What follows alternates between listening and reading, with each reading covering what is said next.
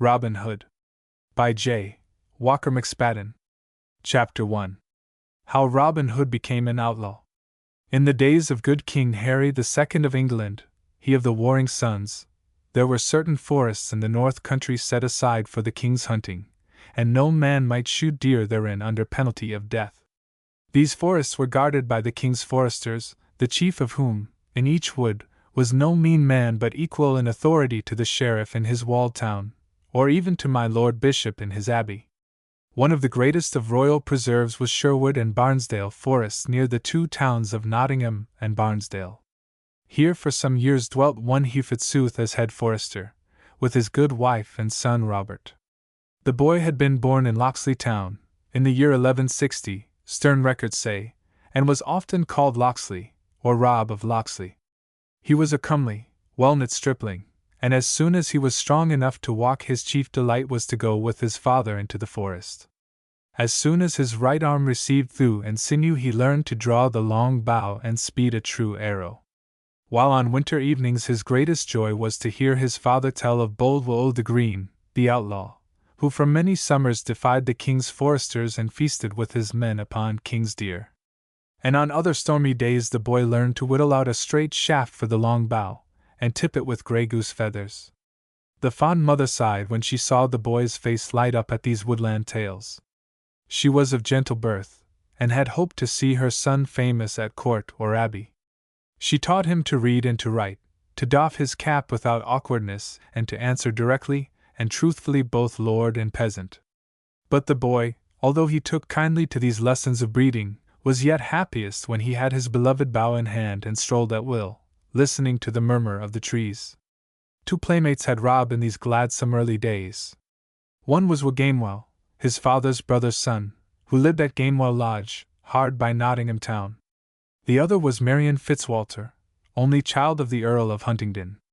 The castle of Huntingdon could be seen from the top of one of the tall trees in Sherwood, and on more than one bright day Rob's white signal from this tree told Marian that he awaited her there, for you must know that Rob did not visit her at the castle.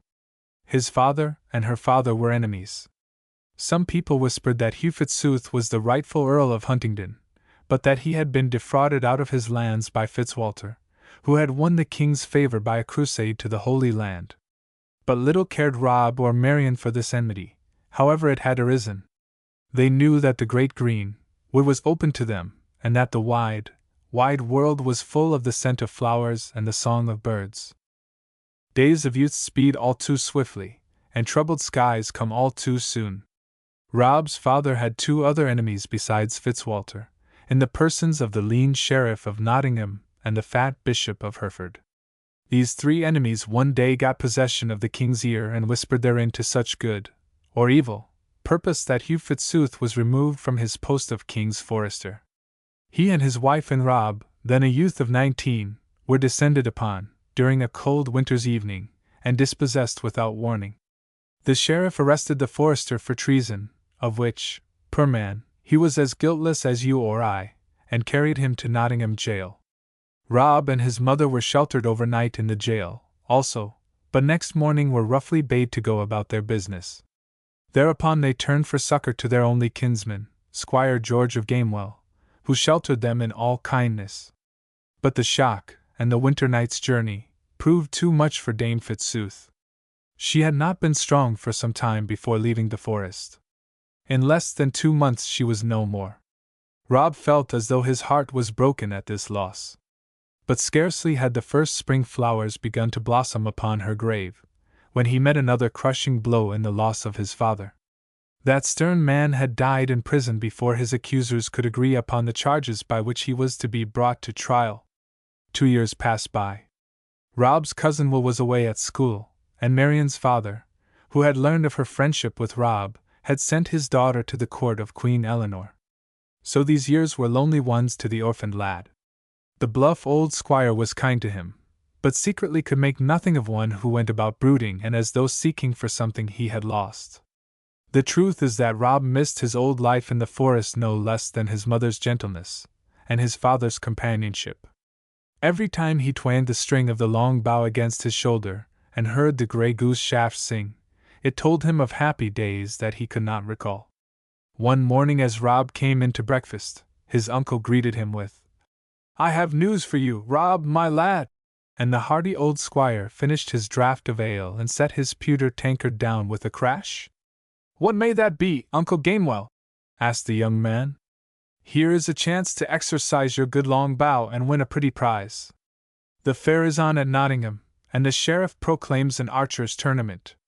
The best fellows are to have places with the king's foresters, and the one who shoots straightest of all will win for prize a golden arrow, a useless bauble enough, but just the thing for your lady love, Rob, my boy." Here the squire laughed, and whacked the table again with his tankard. Rob's eyes sparkled. "'Twere indeed worth shooting for, uncle mine," he said. "I should dearly love to let arrow fly alongside another man. And a place among the foresters is what I have long desired. Will you let me try?" "To be sure," rejoined his uncle. "Well, I know that your good mother would have had me make a clerk of you, but well, I see that the greenwood is where you will pass your days. So, here's luck to you in the bout." And the huge tankard came a third time into play. The young man thanked his uncle for his good wishes, and set about making preparations for the journey. He traveled lightly, but his yew bow must needs have a new string, and his cloth-yard arrows must be of the straightest and soundest.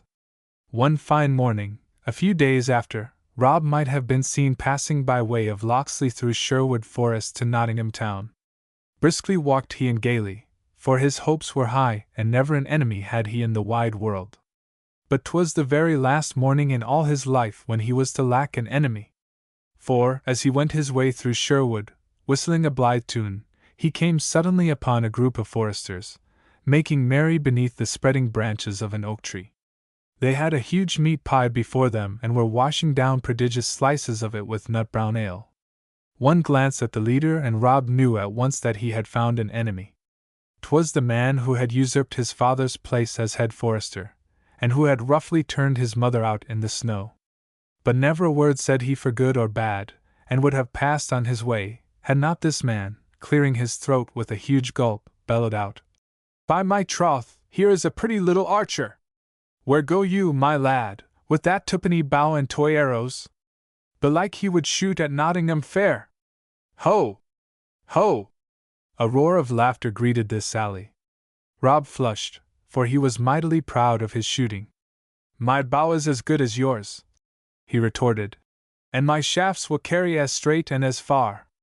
So I'll not take lessons of any of ye." They laughed again loudly at this, and the leader said with frown, "Show us some of your skill, and if you can hit the mark, here's 20 silver pennies for you.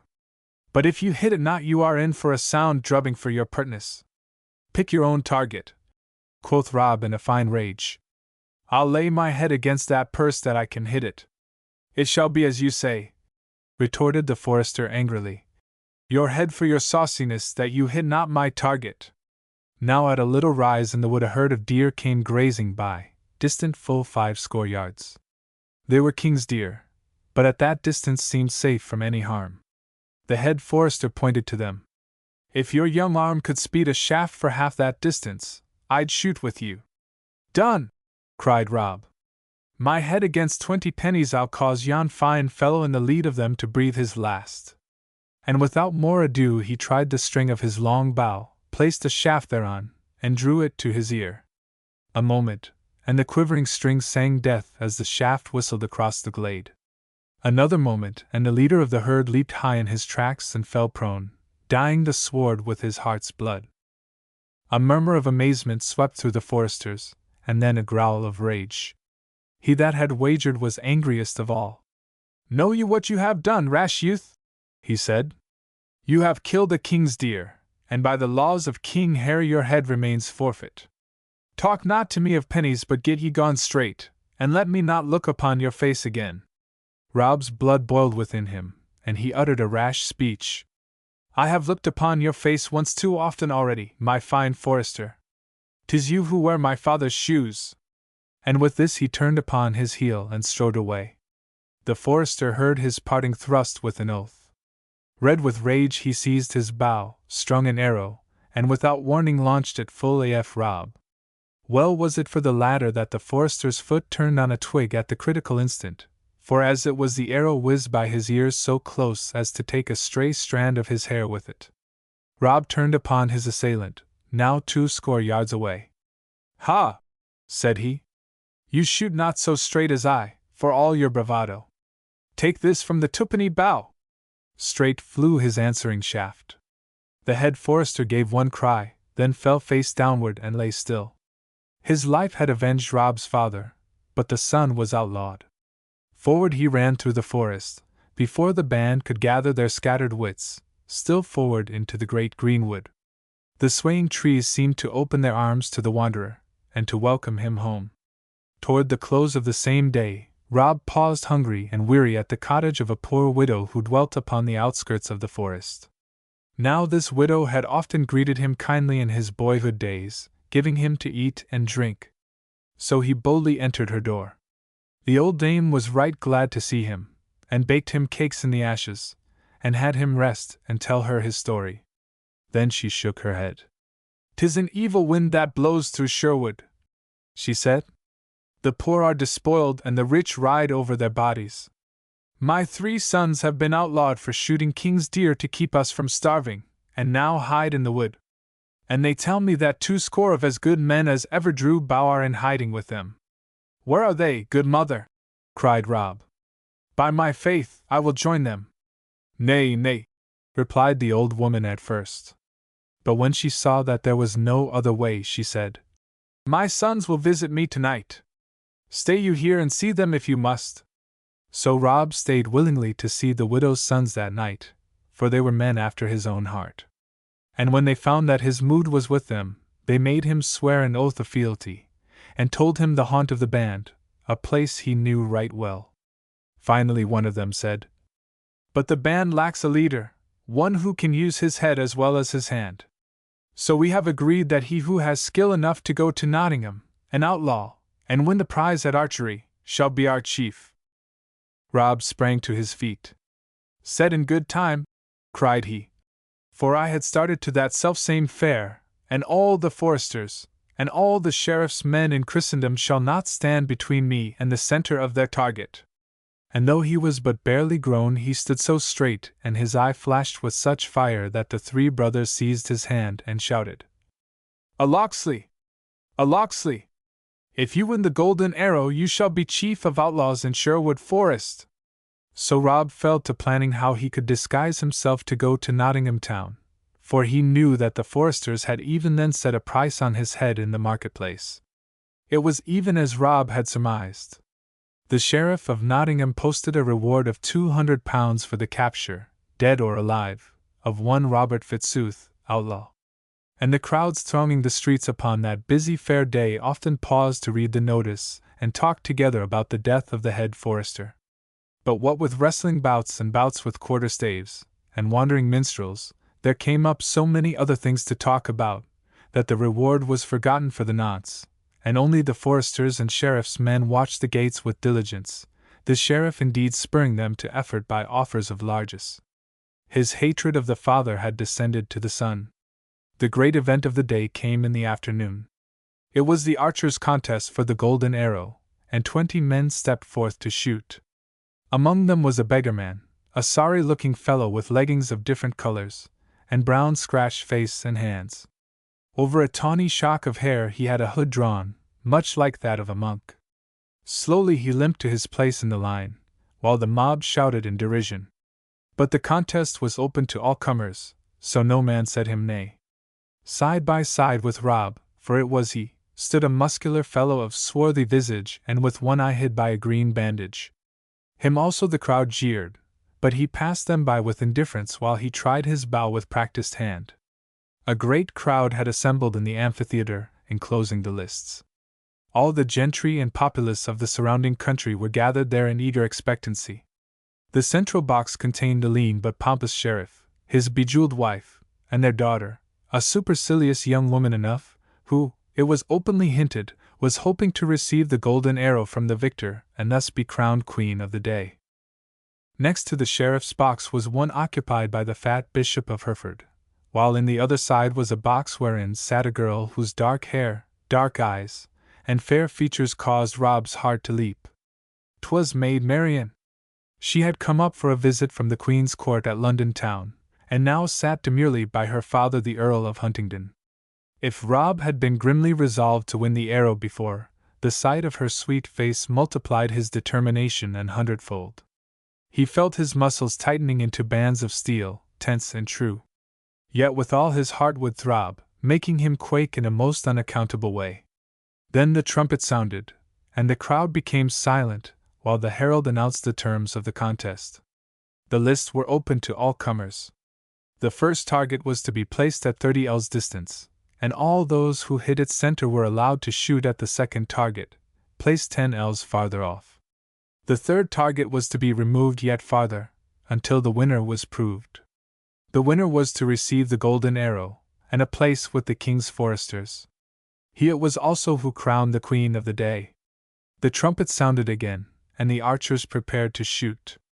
Rob looked to his string, while the crowd smiled and whispered at the odd figure he cut, with his vari-colored legs and little cape. But as the first man shot, they grew silent. The target was not so far but that 12 out of the 20 contestants reached its inner circle. Rob shot sixth in the line and landed fairly, being rewarded by an approving grunt from the man with the green blinder, who shot seventh, and with apparent carelessness, yet true to the bull's-eye. The mob cheered and yelled themselves hoarse at this even marksmanship. The trumpet sounded again, and a new target was set up at 40 ells. The first 3 archers again struck true, amid the loud applause of the onlookers, for they were general favorites, and expected to win. Indeed, 'twas whispered that each was backed by one of the 3 dignitaries of the day. The 4th and 5th archers barely grazed the center. Rob fitted his arrow quietly, and with some confidence sped it unerringly toward the shining circle. "The beggar! The beggar!" yelled the crowd. "Another bull for the beggar!" In truth, his shaft was nearer the center than any of the others.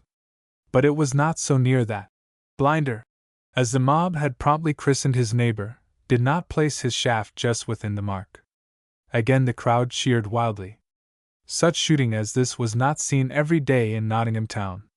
The other archers in this round were disconcerted by the preceding shots, or unable to keep the pace. They missed one after another and dropped moodily back, while the trumpet sounded for the third round, and the target was set up 50 ells distant. "By my halidom, you draw a good bow, young master," said Rob's queer comrade to him in the interval allowed for rest. "Do you wish me to shoot first on this trial?" "Nay," said Rob, "but you are a good fellow by this token, and if I win not, I hope you may keep the prize from yon strutters."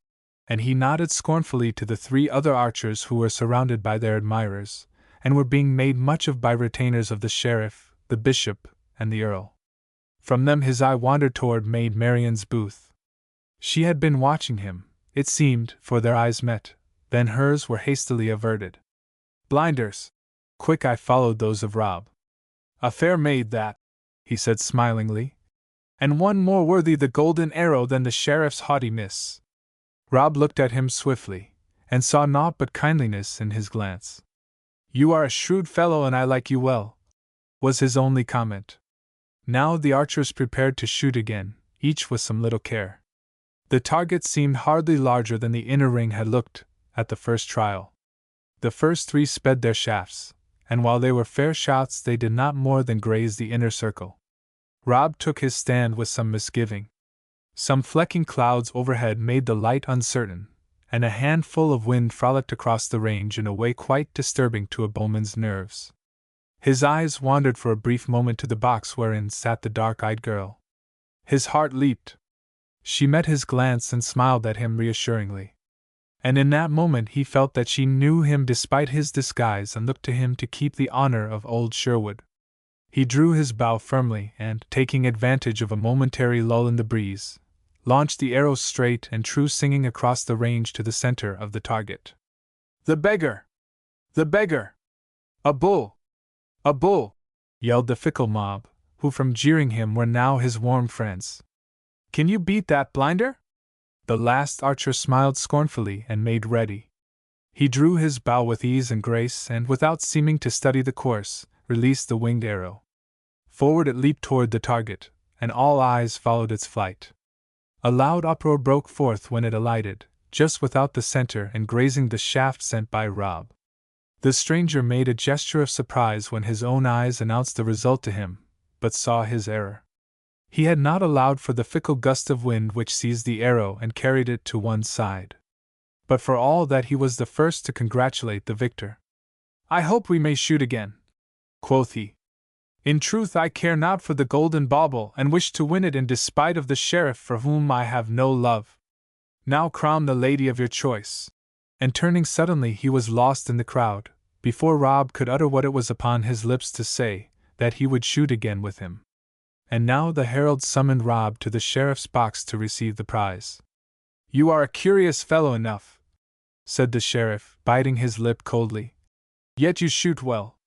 What name go you by?" Marion sat near and was listening intently. "I am called Rob the Stroller, my lord sheriff," said the archer. Marion leaned back and smiled. "Well, Rob the Stroller, with a little attention to your skin and clothes you would not be so bad a man," said the sheriff. "How like you the idea of entering my service?" "Rob the Stroller has ever been a free man, my lord, and desires no service." The sheriff's brow darkened, yet for the sake of his daughter and the golden arrow, he dissembled. "Rob the Stroller," said he, "here is the golden arrow which has been offered to the best of archers this day. You are awarded the prize. See that you bestow it worthily." At this point the herald nudged Rob and half inclined his head toward the sheriff's daughter, who sat with a thin smile upon her lips. But Rob heeded him not. He took the arrow and strode to the next box where sat Maid Marian. "Lady," he said, "pray accept this little pledge from a poor stroller who would devote the best shafts in his quiver to serve you." "My thanks to you, Robin the Hood," replied she with a roguish twinkle in her eye, and she placed the gleaming arrow in her hair, while the people shouted, "The Queen! The Queen!" The sheriff glowered furiously upon this ragged archer who had refused his service, taken his prize without a word of thanks, and snubbed his daughter. He would have spoken, but his proud daughter restrained him. He called to his guard and bade them watch the beggar. But Rob had already turned swiftly, lost himself in the throng, and headed straight for the town gate. That same evening within a forest glade a group of men, some 20 clad in Lincoln green, sat round a fire roasting venison and making merry. Suddenly a twig crackled and they sprang to their feet and seized their weapons. "I look for the widow's sons," a clear voice said, "and I come alone." Instantly the 3 men stepped forward. "'Tis Rob," they cried. "Welcome to Sherwood Forest, Rob," and all the men came and greeted him, for they had heard his story. Then one of the widow's sons, stout Will, stepped forth and said, "Comrades all, ye know that our band has sadly lacked a leader, one of birth, breeding, and skill. Belike we have found that leader in this young man. And I and my brothers have told him that the band would choose that one who should bring the sheriff to shame this day and capture his golden arrow. Is it not so?" The band gave assent. Will turned to Rob. "What news bring you from Nottingham town?" asked he. Rob laughed. "In truth I brought the sheriff to shame for mine own pleasure, and won his golden arrow to boot. But as to the prize ye must e'en take my word, for I bestowed it upon a maid." And seeing the men stood in doubt at this, he continued, "But I'll gladly join your band, and you take me, as a common archer. For there are others older and mayhap more skilled than I." Then stepped one forward from the rest, a tall swarthy man. And Rob recognized him as the man with the green blinder, only this was now removed, and his freed eye gleamed as stoutly as the other one. "Robin the Hood, for such the lady called you," said he, "I can vouch for your tale. You shamed the sheriff e'en as I had hoped to do, and we can forego the golden arrow since it is in such fair hands. As to your shooting and mine, we must let future days decide. But here I will stoutly declare that I will serve none other chief save only you." Then good Will stoutly told the outlaws of Rob's deeds, and gave him his hand of fealty. And the widow's sons did likewise, and the other members every one, right gladly, because Will Stuteley had heretofore been the truest bow in all the company. And they toasted him in that brown ale, and hailed him as their leader, by the name of Robin Hood. and he accepted that name because Maid Marian had said it. By the light of the campfire the band exchanged signs and passwords. They gave Robin Hood a horn upon which he was to blow to summon them. They swore, also, that while they might take money and goods from the unjust rich, they would aid and befriend the poor and the helpless, and that they would harm no woman, be she maid, wife, or widow. They swore all this with solemn oaths, while they feasted about the ruddy blaze, under the greenwood tree. And that is how Robin Hood became an outlaw. Chapter 2. How Robin Hood met Little John. All that summer Robin Hood and his merry men roamed in Sherwood Forest, and the fame of their deeds ran abroad in the land. The sheriff of Nottingham waxed wroth at the report, but all his traps and excursions failed to catch the outlaws. The poor people began by fearing them, but when they found that the men in Lincoln Green who answered Robin Hood's horn meant them no harm, but despoiled the oppressor to relieve the oppressed, they gone to have great liking for them. And the band increased by other stout hearts till by the end of the summer 80 good men and true had sworn fealty. But the days of quiet which came on grew irksome to Robin's adventurous spirit. Up rose he, one gay morn, and slung his quiver over his shoulders. "This fresh breeze stirs the blood, my lads," quoth he, "and I would be seeing what the gay world looks like in the direction of Nottingham town.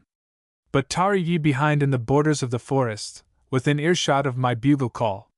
Thus saying he strode merrily forward to the edge of the wood, and paused there a moment, his agile form erect, his brown locks flowing and his brown eyes watching the road, and a goodly sight he made, as the wind blew the ruddy color into his cheeks. The highway led clear in the direction of the town, and thither he boldly directed his steps. But at a bend in the road he knew of a bypath leading across a brook which made the way nearer and less open, into which he turned. As he approached the stream he saw that it had become swollen by recent rains into quite a pretty torrent.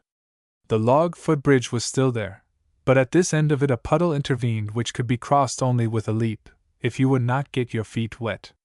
But Robin cared little for such a handicap. Taking a running start, his nimble legs carried him easily over and balanced neatly upon the end of the broad log. But he was no sooner started across than he saw a tall stranger coming from the other side. Thereupon Robin quickened his pace, and the stranger did likewise, each thinking to cross first. Midway they met, and neither would yield an inch. "Give way, fellow!" roared Robin, whose leadership of a band, I am afraid, had not tended to mend his manners. The stranger smiled. He was almost a head taller than the other. "Nay," he retorted, "fair and softly. I give way only to a better man than myself." "Give way, I say," repeated Robin, "or I shall have to show you a better man." His opponent budged not an inch, but laughed loudly. "Now by my halidom," he said good-naturedly, "I would not move after hearing that speech, even if minded to it before, for this better man I have sought my life long. Therefore show him to me, an it please you." "That will I right soon," quoth Robin. "Stay you here a little while, till I come me a cudgel like unto that you have been twiddling in your fingers." So saying he sought his own bank again with a leap, laid aside his long bow and arrows, and cut him a stout staff of oak, straight, knotless, and a good 6 feet in length. But still it was a full foot shorter than his opponent's. Then back came he boldly. "I mind not telling you, fellow," said he, "that a bout with archery would have been an easier way with me. But there are other tunes in England besides that the arrow sings." Here he whirled the staff about his head by way of practice. "So make you ready for the tune I am about to play upon your ribs. Have at you! 1, 2, 3, roared the giant, smiting at him instantly. Well was it for Robin that he was quick and nimble of foot, for the blow that grazed a hair's breadth from his shoulder would have felled an ox. Nevertheless, while swerving to avoid this stroke, Robin was poising for his own, and back came he forthwith. Whack! Whack! Parried the other. Whack! Whack! Whack! Whack! The fight waxed fast and furious. It was strength pitted against subtlety, and the match was a merry one. The mighty blows of the stranger went whistling around Robin's ducking head, while his own swift undercuts were fain to give the other an attack of indigestion. Yet each stood firmly in his place, not moving backward or forward a foot for a good half-hour, nor thinking of crying. Enough! Though some chance blow seemed likely to knock one or the other off the narrow footbridge. The giant's face was getting red, and his breath came snorting forth like a bull's.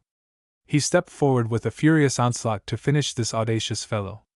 Robin dodged his blows lightly, then sprang in swiftly and unexpectedly and dealt the stranger such a blow upon the short ribs that you would have sworn the tanner was trimming down his hides for market. The stranger reeled and came within an ace of falling, but regained his footing right quickly. "By my life, you can hit hard!" he gasped forth, giving back a blow almost while he was yet staggering. This blow was a lucky one. It caught Robin off his guard. His stick had rested a moment, while he looked to see the giant topple into the water, when down came the other upon his head, whack! Robin saw more stars in that one moment than all the astronomers have since discovered, and forthwith he dropped neatly into the stream. The cool rushing current quickly brought him to his senses, howbeit he was still so dazed that he groped blindly for the swaying reeds to pull himself up on the bank. His assailant could not forbear laughing heartily at his plight, but was also quick to lend his aid. He thrust down his long staff to Robin, crying, "Lay hold of that, and your fists whirl not so much as your head." Robin laid hold and was hauled to dry land for all the world like a fish, except that the fish would never have come forth so wet and dripping. He lay upon the warm bank for a space to regain his senses. Then he sat up and gravely rubbed his pate.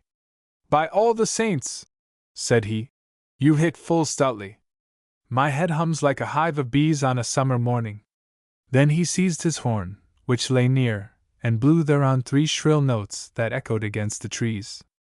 A moment of silence ensued, and then was heard the rustling of leaves and crackling of twigs like the coming of many men, and forth from the glade burst a score or two of stalwart yeomen, all clad in Lincoln green, like Robin, with good Will Stutely and the widow's 3 sons at their head. "Good master," cried Will Stutely, "how is this? In sooth there is not a dry thread on your body." "Why, marry," replied Robin, "this fellow would not let me pass the footbridge, and when I tickled him in the ribs he must needs answer by a pat on the head which landed me overboard." "Then shall he taste some of his own porridge," quoth Will.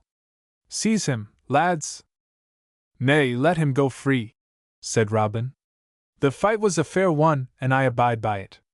I surmise you also are quits?" he continued, turning to the stranger with a twinkling eye. "I am content," said the other, "for verily you now have the best end of the cudgel. Wherefore I like you well, and would fain know your name." "Why," said Robin, "my men and even the sheriff of Nottingham know me as Robin Hood, the outlaw." "Then am I right sorry that I beat you," exclaimed the man, "for I was on my way to seek you and to try to join your merry company. But after my unmannerly use of the cudgel, I fear we are still strangers." "Nay, never say it," cried Robin. "I am glad I fell in with you, though, sooth to say, I did all the falling." And amid a general laugh the 2 men clasped hands, and in that clasp the strong friendship of a lifetime was begun. "But you have not yet told us your name," said Robin, bethinking himself. "Whence I came, men call me John Little." "Enter our company then, John Little, enter and welcome. The rights are few, the fee is large. We ask your whole mind and body and heart even unto death." "I give the bond upon my life," said the tall man. Thereupon Will Stutely, who loved a good jest, spoke up and said, "The infant in our household must be christened, and I'll stand godfather. This fair little stranger is so small of bone and sinew, that his old name is not to the purpose." Here he paused long enough to fill a horn in the stream. "Hark ye, my son," standing on tiptoe to splash the water on the giant. "Take your new name on entering the forest. I christen you Little John."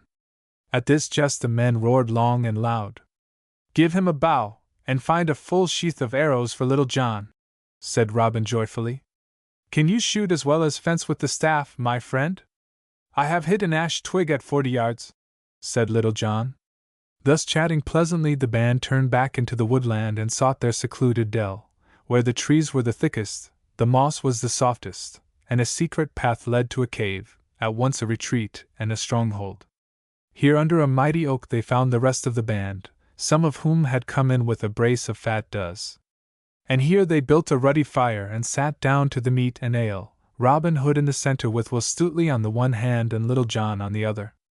And Robin was right well pleased with the day's adventure, even though he had got a drubbing, for sore ribs and heads will heal, and 'tis not every day that one can find a recruit as stout of bone and true of soul as Little John. Chapter 3. How Robin Hood turned butcher, and entered the sheriff's service. The next morning the weather had turned ill, and Robin Hood's band stayed close to their dry and friendly cave. The third day brought a diversion in the shape of a trap by a roving party of the sheriff's men. A fine stag had been struck down by one of Will Stutely's fellows, and he and others had stepped forth from the covert to seize it, when 20 bowmen from Nottingham appeared at the end of the glade. Down dropped Will's men on all fours, barely in time to hear a shower of arrows whistle above their heads. Then from behind the friendly trees they sent back such a welcome that the sheriff's men deemed it prudent not to tarry in their steps. 2 of them, in sooth, bore back unpleasant wounds in their shoulders, from the encounter. When they returned to town the sheriff waxed red with rage. "What?" he gasped. "Do my men fear to fight this Robin Hood face to face? Would that I could get him within my reach, once. We should see then, we should see." What it was the sheriff would see, he did not state. But he was to have his wish granted in short space, and you and I will see how he profited by it. The 4th day and the one following this friendly bout, Little John was missing. One of his men said that he saw him talking with a beggar, but did not know whither they had gone. 2 more days passed. Robin grew uneasy. He did not doubt the faith of Little John, but he was fearful lest a roving band of foresters had captured him. At last Robin could not remain quiet. Up sprang he, with bow and arrows, and a short sword at his side. "I must away to Nottingham town, my men," he cried. "The goodly sheriff has long desired to see me, and mayhap he can tell me tidings of the best quarterstaff in the shire," meaning Little John. Others of the band besought him to let them go with him, but he would not. "Nay," he said smilingly, "the sheriff and I are too good friends to put doubt upon our meeting. But tarry ye in the edge of the wood opposite the west gate of the town, and ye may be of service ere tomorrow night." So saying he strode forward to the road leading to Nottingham, and stood as before looking up and down to see if the way was clear. Back at a bend in the road he heard a rumbling and a lumbering, when up drove a stout butcher, whistling gaily, and driving a mare that sped slowly enough because of the weight of meat with which the cart was loaded. "A good morrow to you, friend," hailed Robin. "Whence come you and where go you with your load of meat?" "A good morrow to you," returned the butcher, civilly enough. "No matter where I dwell. I am but a simple butcher, and to Nottingham am I going my flesh to sell. 'Tis fair week, and my beef and mutton should fetch a fair penny." And he laughed loudly at his jest. "But whence come you?" "A yeoman am I, from Locksley town. Men call me Robin Hood." "The saints forfend that you should treat me ill," said the butcher in terror. "Oft have I heard of you, and how you lighten the purses of the fat priests and knights. But I am naught but a poor butcher, selling this load of meat, perchance, for enough to pay my quarter's rent." "Rest you, my friend, rest you," quoth Robin. "Not so much as a silver penny would I take from you, for I love an honest Saxon face and a fair name with my neighbors. But I would strike a bargain with you." Here he took from his girdle a well-filled purse, and continued, "I would fain be a butcher this day, and sell meat at Nottingham town. Could you sell me your meat, your cart, your mare, and your goodwill, without loss for 5 marks? "Heaven bless ye, good Robin," cried the butcher right joyfully. "That can I." And he leaped down forthwith from the cart, and handed Robin the reins in exchange for the purse. "One moment more," laughed Robin. "We must e'en change garments for the nonce. Take mine and scurry home quickly lest the king's foresters try to put a hole through this Lincoln green." So saying he donned the butcher's blouse and apron, and climbing into the cart, drove merrily down the road to the town. When he came to Nottingham he greeted the scowling gatekeeper blithely, and proceeded to the marketplace. Boldly he led his shuffling horse to the place where the butchers had their stalls. He had no notion of the price to ask for his meat, but put on a foolish and simple air as he called aloud his wares. Now when the folk found what a simple butcher he was, they crowded around his cart, for he really did sell 3 times as much for 1 penny as was sold by the other butchers. And 1 or 2 serving lasses with twinkling eyes liked his comely face so well that they willingly gave boot of a kiss. But the other butchers were wroth when they found how he was taking their trade, and they accordingly put their heads together. One said, "He is a prodigal and has sold his father's land, and this is his first venture in trading." Another said, "He is a thief who has murdered a butcher, and stolen his horse and meat." Robin heard these sayings, but only laughed merrily and sang his song the louder. His good humor made the people laugh also and crowd round his cart closely, shouting uproariously when some buxom lass submitted to be kissed.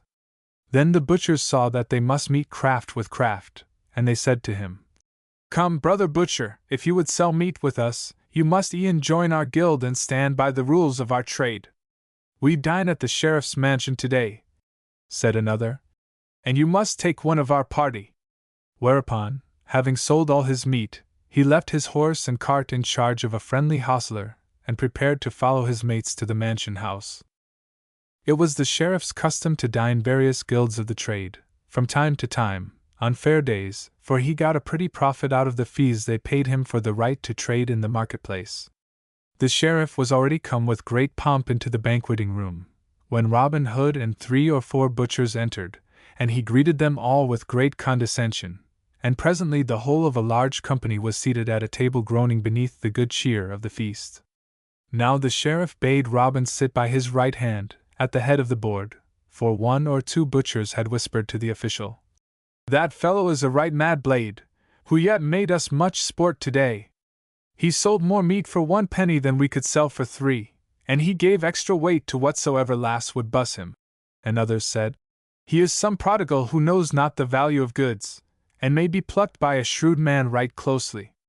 The sheriff was willed to pluck a prodigal with the next man, and he was moreover glad to have a guest who promised to enliven the feast. So, as I have told you, he placed Robin by his side, and he made much of him and laughed boisterously at his jests, though sooth to say, the laugh were come by easily, for Robin had never been in merrier mood, and his quips and jests soon put the whole table at a roar. Then my Lord Bishop of Hereford came in, last of all, to say a ponderous grace and take his seat on the other side of the sheriff, the prelate's fat body showing up in goodly contrast to the other's lean bones. After grace was said, and while the servants clattered in with the meat platters, Robin stood up and said, "And amen say I to my Lord Bishop's thanks. How now, my fine fellows, be merry and drink deep, for the shout I'll pay ere I go my way, though it cost me £5 and more. So my lords and gentlemen all, spare not the wine, but fall to lustily." "Hear! Hear!" shouted the butchers. "Now are you a right jolly soul," quoth the sheriff. "But this feast is mine own. Howbeit you must have many a head of horned beasts, and many an acre of broad land, to spend from your purse so freely." "Aye, that have I," returned Robin, his eyes all a twinkle. 500 horned beasts have I and my brothers, and none of them have we been able to sell. That is why I have turned butcher. But I know not the trade, and would gladly sell the whole herd, and I could find a buyer."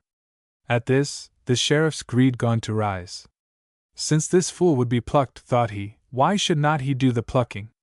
500 beasts, say you? He queried sharply.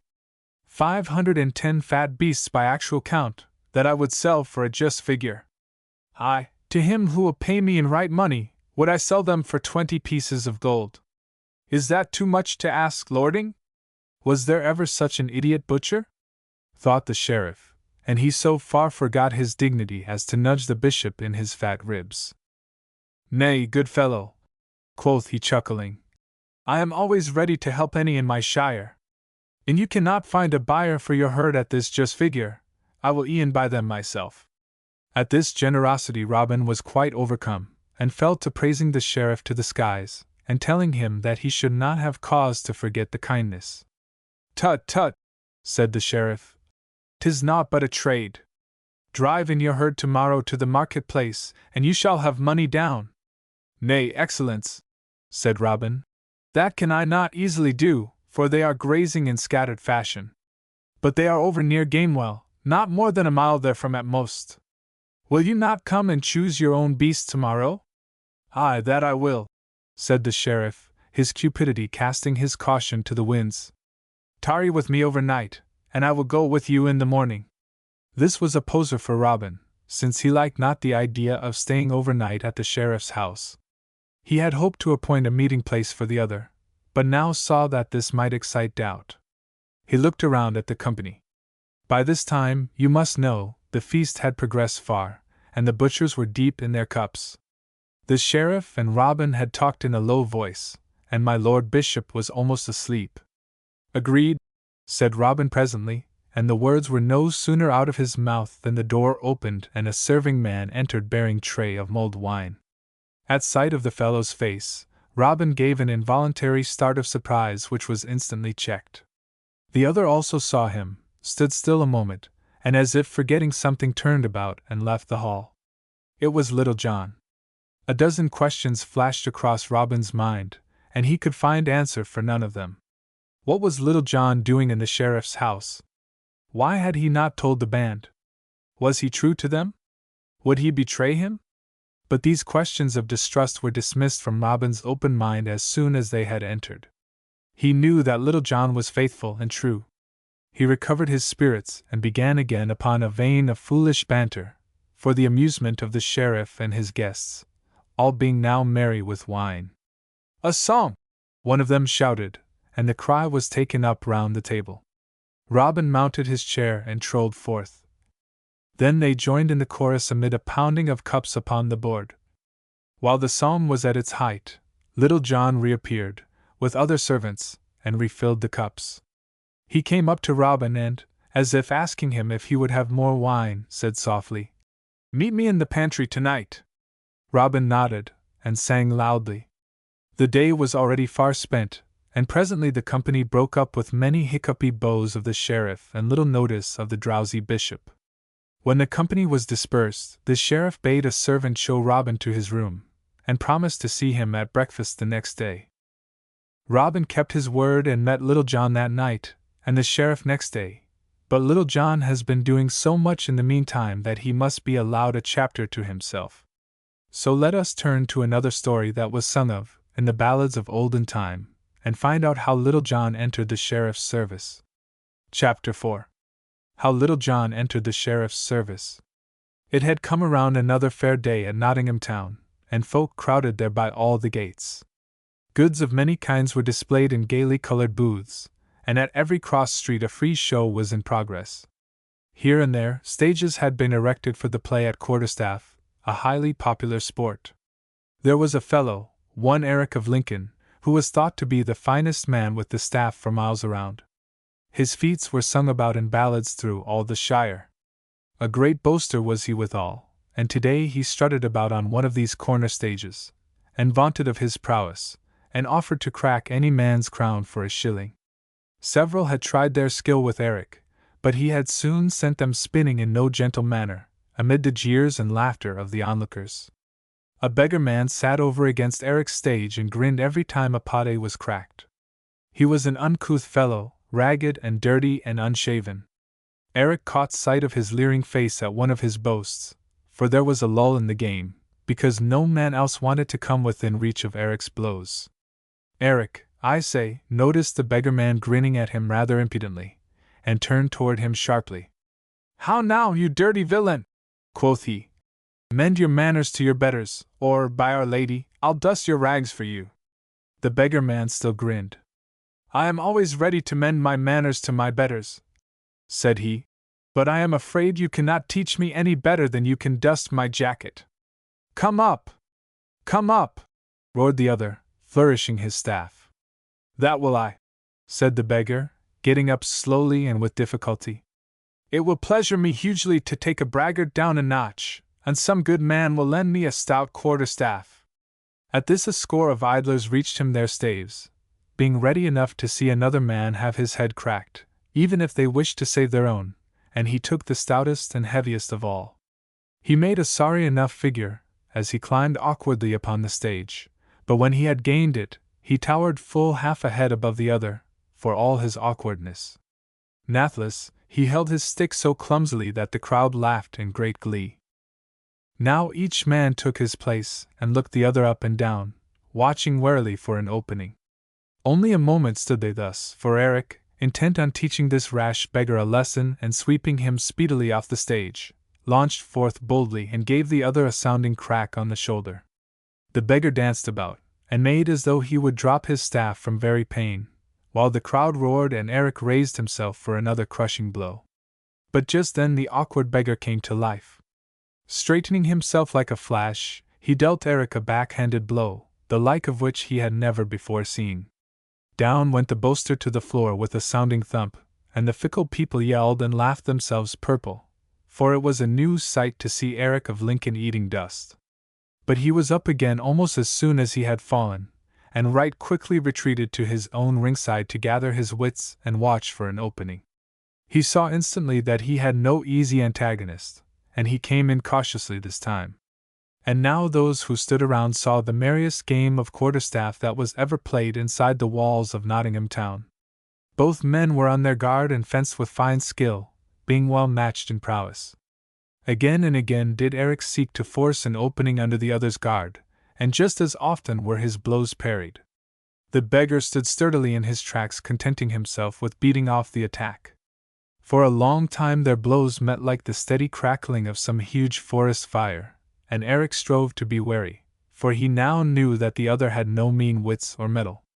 But he grew right mad at last, and began to send down blows so fierce and fast that you would have sworn a great hailstorm was pounding on the shingles over your head. Yet he never so much as entered the tall beggar's guard. Then at last the stranger saw his chance, and changed his tune of fighting. With one upward stroke he sent Eric's staff whirling through the air. With another he tapped Eric on the head, and with a third broad swing, ere the other could recover himself, he swept him clear off the stage, much as you would brush a fly off the window pane. Now the people danced and shouted and made so much ado that the shopkeepers left their stalls and others came running from every direction. The victory of the queer beggar made him immensely popular. Eric had been a great bully, and many had suffered defeat and insult at his hands. So the ragged stranger found money and food and drink everywhere at his disposal, and he feasted right comfortably till the afternoon. Then a long bout contest came on, and to it the beggar went with some of his new friends. It was held in the same arena that Robin had formerly entered, and again the sheriff and lords and ladies graced the scene with their presence, while the people crowded to their places. When the archers had stepped forward, the herald rose and proclaimed the rules of the game, how that each man should shoot 3 shots, and to him who shot best the prize of a yoke of fat steers should belong. A dozen keen-eyed bowmen were there, and among them some of the best fellows in the foresters' and sheriff's companies. Down at the end of the line towered the tall beggar man, who must needs twang a bowstring with the best of them. The sheriff noted his queer figure and asked, "Who is that ragged fellow?" "'Tis he that hath but now so soundly cracked the crown of Eric of Lincoln," was the reply. The shooting presently began, and the targets soon showed a fine reckoning. Last of all came the beggar's turn. "By your leave," he said loudly, "I'd like it well to shoot with any other man here present at a mark of my own placing." And he strode down the lists with a slender peeled sapling which he stuck upright in the ground. "There," said he, "is a right good mark. Will any man try it?" But not an archer would risk his reputation on so small a target. Whereupon the beggar drew his bow with seeming carelessness and split the wand with his shaft. "Long live the beggar!" yelled the bystanders. The sheriff swore a full great oath, and said, "This man is the best archer that ever yet I saw." And he beckoned to him, and asked him, "How now, good fellow, what is your name, and in what country were you born?" "In Holderness I was born," the man replied. "Men call me Reynold Greenleaf." "You are a sturdy fellow, Reynold Greenleaf, and deserve better apparel than that you wear at present. Will you enter my service? I will give you 20 marks a year, above your living, and 3 good suits of clothes." "3 good suits, say you? Then right gladly will I enter your service, for my back has been bare this many a long day." Then Reynold turned him about to the crowd and shouted, Hark ye, good people, I have entered the sheriff's service, and need not the yoke of steers for prize. So take them for yourselves, to feast withal. At this the crowd shouted more merrily than ever, and threw their caps high into the air. And none so popular a man had come to Nottingham town in many a long day as this same Reynold Greenleaf. Now you may have guessed, by this time, who Reynold Greenleaf really was, so I shall tell you that he was none other than Little John. And forth went he to the sheriff's house, and entered his service. But it was a sorry day for the sheriff when he got his new man. For Little John winked his shrewd eye and said softly to himself, "By my faith, I shall be the worst servant to him that ever yet had he." 2 days passed by. Little John, it must be confessed, did not make a good servant. He insisted upon eating the sheriff's best bread and drinking his best wine, so that the steward waxed wroth. Nathless the sheriff held him in high esteem, and made great talk of taking him along on the next hunting trip. It was now the day of the banquet to the butchers, about which we have already heard. The banquet hall, you must know, was not in the main house, but connected with it by a corridor. All the servants were bustling about making preparations for the feast, save only Little John, who must needs lie abed the greater part of the day. But he presented himself at last, when the dinner was half over, and being desirous of seeing the guests for himself, he went into the hall with the other servants to pass the wine. First, however, I am afraid that some of the wine passed his own lips while he went down the corridor. When he entered the banqueting hall, whom should he see but Robin Hood himself? We can imagine the start of surprise felt by each of these bold fellows upon seeing the other in such strange company. But they kept their secrets, as we have seen, and arranged to meet each other that same night. Meanwhile, the proud sheriff little knew that he harbored the 2 chief outlaws of the whole countryside beneath his roof. After the feast was over and night was beginning to advance, Little John felt faint of stomach and remembered him that he had eaten nothing all that day. Back went he to the pantry to see what eatables were laid by. But there, locking up the stores for the night, stood the fat steward. "Good Sir Steward," said Little John, "give me to dine, for it is long for Greenleaf to be fasting." The steward looked grimly at him and rattled the keys at his girdle. "Sirrah lie abed," quoth he. "'Tis late in the day to be talking of eating. Since you have waited thus long to be hungry, you can e'en take your appetite back to bed again." "Now by mine appetite that will I not do," cried Little John. "Your own paunch of fat would be enough for any bear to sleep on through the winter. But my stomach craves food, and food it shall have." Saying this, he brushed past the steward and tried the door, but it was locked fast, whereat the fat steward chuckled and jangled his keys again. Then was Little John right mad, and he brought down his huge fist on the door panel with a sledge-hammer blow that shivered an opening you could thrust your hand into. Little John stooped and peered through the hole to see what food lay within reach, when crack went the steward's keys upon his crown, and the worthy danced around him playing a tattoo that made Little John's ears ring. At this he turned upon the steward and gave him such a rap that his back went nigh in two, and over went the fat fellow rolling on the floor. "Lie there," quoth Little John, "till ye find strength to go to bed. Meanwhile, I must be about my dinner." And he kicked open the buttery door without ceremony and brought to light a venison pasty and cold roast pheasant, goodly sights to a hungry man. Placing these down on a convenient shelf, he fell to with right good will. So Little John ate and drank as much as he would. Now the sheriff had in his kitchen a cook, a stout man and bold, who heard the rumpus and came in to see how the land lay. There sat Little John eating away for dear life, while the fat steward was rolled under the table like a bundle of rags.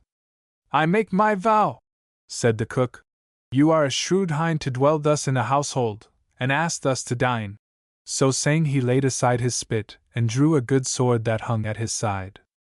"I make my vow," said Little John, "you are a bold man and hardy to come thus between me and my meat. So defend yourself and see that you prove the better man." And he drew his own sword and crossed weapons with the cook. Then back and forth they clashed with sullen sound. The old ballad which tells of their fight says that they thought nothing for to flee, but stiffly for to stand there they fought sore together, 2 miles away and more, but neither might the other harm for the space of a full hour. "I make my vow," cried Little John. "You are the best swordsman that ever yet I saw. What say you to resting a space and eating and drinking good health with me? Then we may fall to again with the swords." "Agreed," said the cook, who loved good fare as well as a good fight, and they both laid by their swords and fell to the food with hearty will. The venison pasty soon disappeared, and the roast pheasant flew at as lively a rate as ever the bird itself had sped. Then the warriors rested a space and patted their stomachs, and smiled across at each other like bosom friends, for a man when he has dined looks out pleasantly upon the world. "And now, good Reynold Greenleaf," said the cook, "we may as well settle this brave fight we have in hand." "A true saying," rejoined the other. "But first tell me, friend, for I protest you are my friend henceforth, what is the score we have to settle?" "Naught save who can handle the sword best," said the cook. "By my troth I had thought to carve you like a capon ere now." "And I had long since thought to shave your ears," replied Little John. "This bout we can settle in right good time. But just now I and my master have need of you, and you can turn your stout blade to better service than that of the sheriff." "Whose service would that be?" asked the cook. "Mine," answered a would-be butcher entering the room. "And I am Robin Hood." Chapter 5. How the Sheriff Lost 3 Good Servants, and Found Them Again. The cook gasped in amazement. This Robin Hood! And under the sheriff's very roof! "Now by my troth you are a brave fellow," he said. "I have heard great tales of your prowess, and the half has not been told. But who might this tall slasher be?" "Men do call me Little John, good fellow." "Then Little John, or Reynold Greenleaf, I like you well, on my honor as much the miller's son, and you too, bold Robin Hood. And you take me, I will enter your service right gladly." "Spoken like a stout man," said Robin, seizing him by the hand. "But I must back to my own bed, lest some sleepy warden stumble upon me, and I be forced to run him through. Lucky for you twain that wine flowed so freely in the house today, else the noise of your combat would have brought other onlookers besides Robin Hood. Now if you would flee the house tonight, I will join you in the good greenwood tomorrow." "But, good master," said the cook, "you would not stay here overnight. Verily, it is running your head into a noose. Come with us. The sheriff has set strict watch on all the gates since 'tis fair week, but I know the warden at the west gate and could bring us through safely. Tomorrow you will be stayed." "Nay, that will I not," laughed Robin, "for I shall go through with no less escort than the sheriff himself. Now do you, Little John, and do you, Much the miller's son, go right speedily. In the borders of the wood you will find my merry men. Tell them to kill 2 fine harts against tomorrow eve, for we shall have great company and lordly sport." And Robin left them as suddenly as he had come. "Comrade," then said Little John, "we may as well bid the sheriff's roof farewell. But ere we go, it would seem a true pity to fail to take such of the sheriff's silver plate as will cause us to remember him, and also grace our special feasts." "'Tis well said indeed," quoth the cook. Thereupon they got a great sack and filled it with silver plate from the shelves where it would not at once be missed, and they swung the sack between them, and away they went, out of the house, out of the town, and into the friendly shelter of Sherwood Forest. The next morning the servants were laid astir in the sheriff's house. The steward awoke from a heavy sleep, but his cracked head was still in such a whirl that he could not have sworn whether the sheriff had ever owned so much as 1 silver dish. So the theft went undiscovered for the nonce. Robin Hood met the sheriff at breakfast, when his host soon spoke of what was uppermost in his heart, the purchase of the fine herd of cattle near Gamewell. 'Twas clear that a vision of them, purchased for 20 paltry gold pieces, had been with him all through the night, in his dreams. And Robin again appeared such a silly fellow that the sheriff saw no need of dissembling, but said that he was ready to start at once to look at the herd. Accordingly they set forth, Robin in his little butcher's cart, behind the lean mare, and the sheriff mounted on a horse. Out of Nottingham town, through gates open wide, they proceeded, and took the hill road leading through Sherwood Forest. And as they went on and plunged deeper among the trees, Robin whistled blithely and sang snatches of tunes. "Why are you so gay, fellow?" said the sheriff, for, sooth to say, the silence of the woods was making him uneasy. I am whistling to keep my courage up, replied Robin. What is there to fear, when you have the Sheriff of Nottingham beside you? Quoth the other pompously. Robin scratched his head. They do say that Robin Hood and his men care little for the sheriff, he said. Pooh, said the sheriff. I would not give that for their lives, if I could once lay hands upon them. And he snapped his fingers angrily. But Robin Hood himself was on this very road the last time I came to town, said the other. The sheriff started at the crackling of a twig under his horse's feet, and looked around. Did you see him? He asked. Aye, that did I. He wanted the use of this mare and cart to drive to Nottingham. He said he would fain turn butcher. But see! As he spoke he came to a turn in the road, and there before them stood a herd of the king's deer, feeding. Robin pointed to them and continued, There is my herd of cattle, good Master Sheriff. How do you like them? Are they not fat and fair to see? The sheriff drew rein quickly. Now, fellow, quoth he, I would I were well out of this forest, for I care not to see such herds as these, or such faces as yours. Choose your own way, therefore, whoever you be, and let me go mine. Nay, laughed Robin, seizing the sheriff's bridle. I have been at too much pains to cultivate your company to forego it now so easily. Besides, I wish you to meet some of my friends and dine with me, since you have so lately entertained me at your board. So saying, he clapped a horn on his lips and winded 3 merry notes. The deer bounded away, and before the last of them was seen, there came a running and a rustling, and out from behind covert and tree came full 20 of men, clad in Lincoln green, and bearing good yew bows in their hands and short swords at their sides. Up they ran to Robin Hood and doffed their caps to him respectfully, while the sheriff sat still from very amazement. Welcome to the greenwood, said one of the leaders, bending the knee with mock reverence before the sheriff. The sheriff glared. It was Little John. Woe the worth, Reynold Greenleaf, he said. You have betrayed me. I make my vow, said Little John, that you are to blame, master. I was misserved of my dinner when I was at your house. But we shall set you down to a feast we hope you will enjoy. Well spoken, Little John, said Robin Hood. Take you his bridle and let us do honor to the guest who has come to feast with us. Then turning abruptly the whole company plunged into the heart of the forest. After twisting and turning till the sheriff's bewildered head sat dizzily upon his shoulders, the greenwood men passed through a narrow alley amid the trees which led to a goodly open space flanked by wide-spreading oaks. Under the largest of these a pleasant fire was crackling, and near it 2 fine hearths lay ready for cooking. Around the blaze were gathered another company of yeomen quite as large as that which came with Robin Hood. Up sprang they as the latter advanced and saluted their leader with deference, but with hearty gladness to see him back again.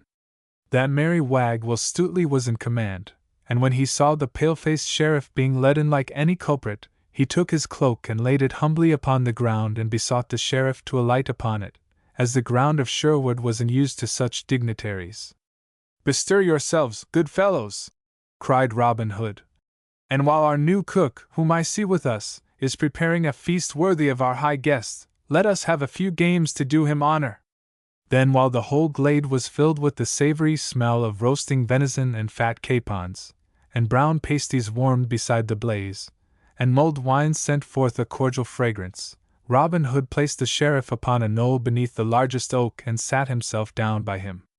First stepped forward several pairs of men armed with the quarterstaff, the widow's sons among them, and so skillfully did they thrust and parry and beat down guards, that the sheriff, who loved a good game as well as any man, clapped his hands, forgetting where he was, and shouted, Well struck! Well struck! Never have I seen such blows at all the fairs of Nottingham. Then the best archers of the band set up a small wand at 80 paces distant, and thereon they affixed a wreath of green. And the archers began to shoot, and he who shot not through the garland without disturbing its leaves and tendrils was fain to submit to a good sound buffet from Little John. But right cunning was the shooting, for the men had spent a certain time in daily practice, and many were the shafts which sped daintily through the circle. Nathless now and again some luckless fellow would shoot awry and would be sent winding from a long arm blow from the tall lieutenant, while the glade roared with laughter. And none more hearty a guffaw was given than came from the sheriff's own throat, for the spirit of the greenwood was upon him. But presently his high mood was dashed. The company sat down to meat, and the guest was treated to two more disturbing surprise. The cook came forward to serve the food, when the sheriff beheld in him his own former servant, and one whom he supposed was at the moment in the scullery at Nottingham. Much the miller's son grinned by way of answer to the sheriff's amazement, and served the plates, and placed them before the party. Then did the sheriff gasp and fairly choke with rage. The service was his own silverware from the mansion house. "You rascals! You rogues!" he spluttered. "Was it not enough to defraud me out of 3 of my servants, that you must also rob me of my best silver service? Nay, by my life, but I will not touch your food." But Robin Hood bade him pause. "Gramercy," quoth he. "Servants come and go, in merry England, and so does service. The platters are but used to do your worship honor. And as for your life, it is forfeit to your eagerness to buy my herd of cattle so cheaply. Now sit you down again and make good cheer, sheriff, for charity. And for the love of Little John your life is granted you." So the sheriff sat him down again, with the best face he could assume, and soon the cook's viands were disappearing down his gullet as rapidly as the next man's. And they feasted royally and clinked each other's cups until the sun had ceased to print the pattern of the leaves upon the forest carpet. Then the sheriff arose and said, "I thank you, Robin Hood, one-time butcher, and you, Little John, one-time beggar, and you, Much, one-time cook, and all you good men who have entertained me in Sherwood so well. Promises I make not as to how I shall requite you when next you come to Nottingham, for I am in the king's service. So for the present the score rests with you.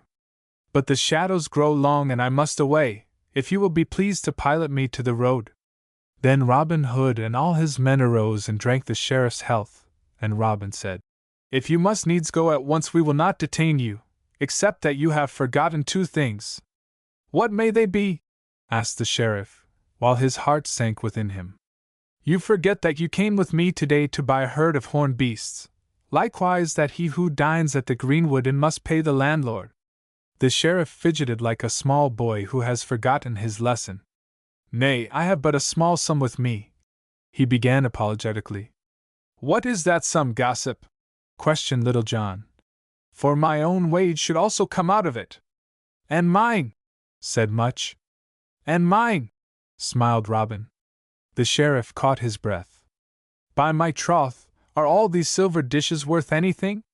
The outlaws roared heartily at this. "I'll tell you what it is, worship," said Robin. "We 3 rascally servants will compound our back wages for those plates. And we will keep the herd of cattle free for our own use, and the king's. But this little tavern bill should be settled. Now, what sum have you about you?" "I have only those 20 pieces of gold, and 20 others," said the sheriff, and well it was that he told the truth for once, for Robin said, "Count it, Little John." Little John turned the sheriff's wallet inside out. "'Tis true enough," he said. "Then you shall pay no more than 20 pieces for your entertainment, excellence," decreed Robin. "Speak I soothly, men of Greenwood?" "Good," echoed the others.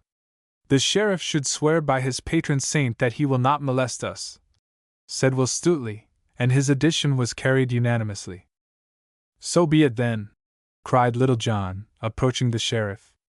"Now swear by your life and your patron saint." "I will swear it by St. George, who is patron of us all," said the sheriff vigorously, "that I will never disturb or distress the outlaws in Sherwood. But let me catch any of you out of Sherwood," thought he to himself. Then the 20 pieces of gold were paid over, and the sheriff once more prepared to depart. "Never had we so worshipful a guest before," said Robin, "and as the new moon is beginning to silver the leaves, I shall bear you company myself for part of the way. 'Twas I who brought you into the wood." "Nay, I protest against your going needlessly far," said Sheriff. "But I protest that I am loath to lose your company," replied Robin. "The next time I may not be so pleased." And he took the sheriff's horse by the bridle rein, and led him through the lane and by many a thicket till the main road was reached. "Now fare you well, good sheriff," he said.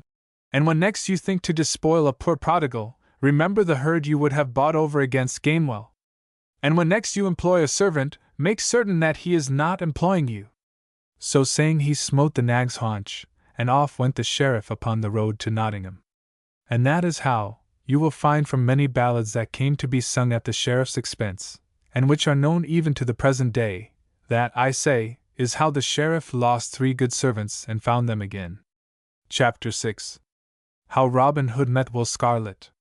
One fine morning, soon after the proud sheriff had been brought to grief, Robin Hood and Little John went strolling down a path through the wood.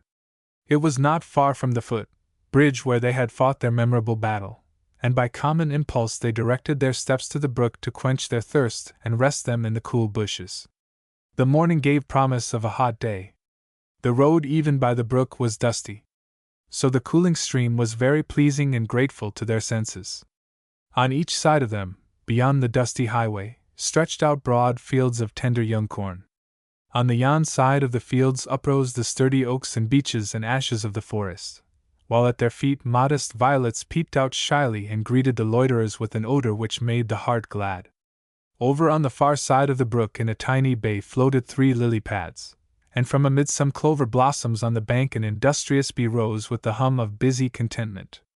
It was a day so brimful of quiet joy that the 2 friends lay flat on their backs gazing up at the scurrying clouds, and neither caring to break the silence. Presently they heard some one coming up the road whistling gaily, as though he owned the whole world and 'twas but made to whistle in. Anon he chanted a roundelay with a merry note. "By my troth, a gay bird!" quoth Robin, raising up on his elbow. "Let us lie still, and trust that his purse is not as light as his heart." So they lay still, and in a minute more up came a smart stranger dressed in scarlet and silk and wearing a jaunty hat with a curling cock feather in it. His whole costume was of scarlet, from the feather to the silk hosen on his legs. A goodly sword hung at his side, its scabbard all embossed with tilting knights and weeping ladies. His hair was long and yellow and hung clustering about his shoulders, for all the world like a schoolgirl's, and he bore himself with as mincing a gait as the pertest of them. Little John clucked his teeth drolly at this sight. "By my troth, a gay bird!" he said, echoing the other's words, then added, "But not so bad a build for all his prettiness. Look you, those calves and thighs are well rounded and straight. The arms, for all that gold-wrought cloak, hang stoutly from full shoulders. I warrant you the fop can use his dainty sword right well on occasion."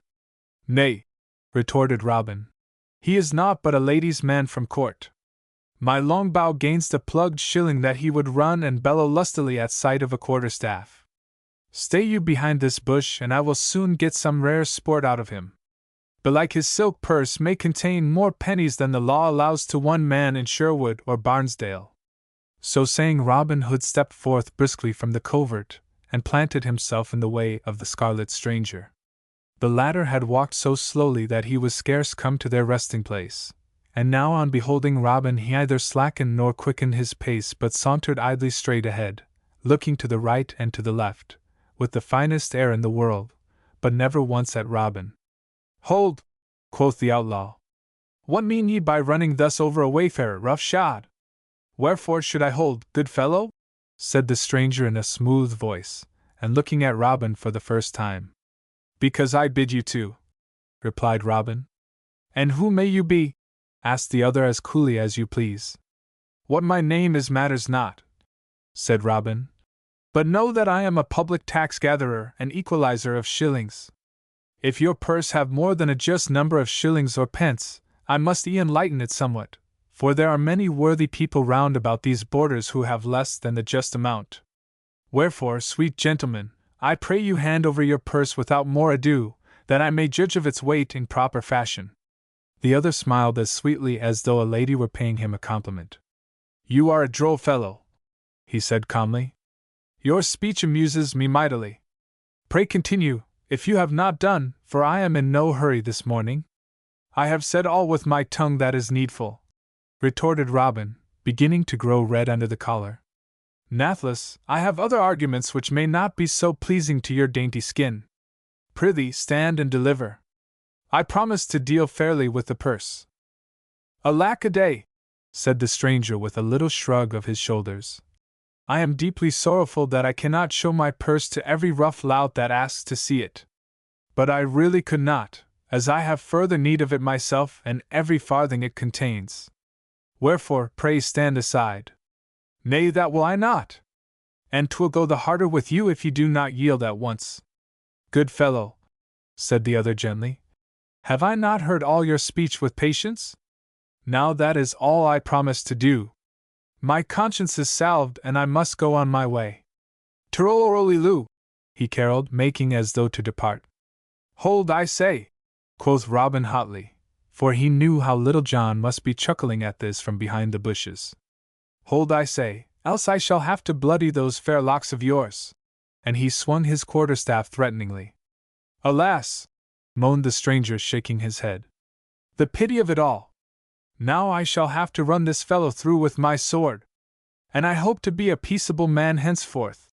And sighing deeply, he drew his shining blade and stood on guard. Put by your weapon, said Robin. It is too pretty a piece of steel to get cracked with common oak cudgel, and that is what would happen on the first pass I made at you. Get you a stick like mine out of yon undergrowth, and we will fight fairly, man to man.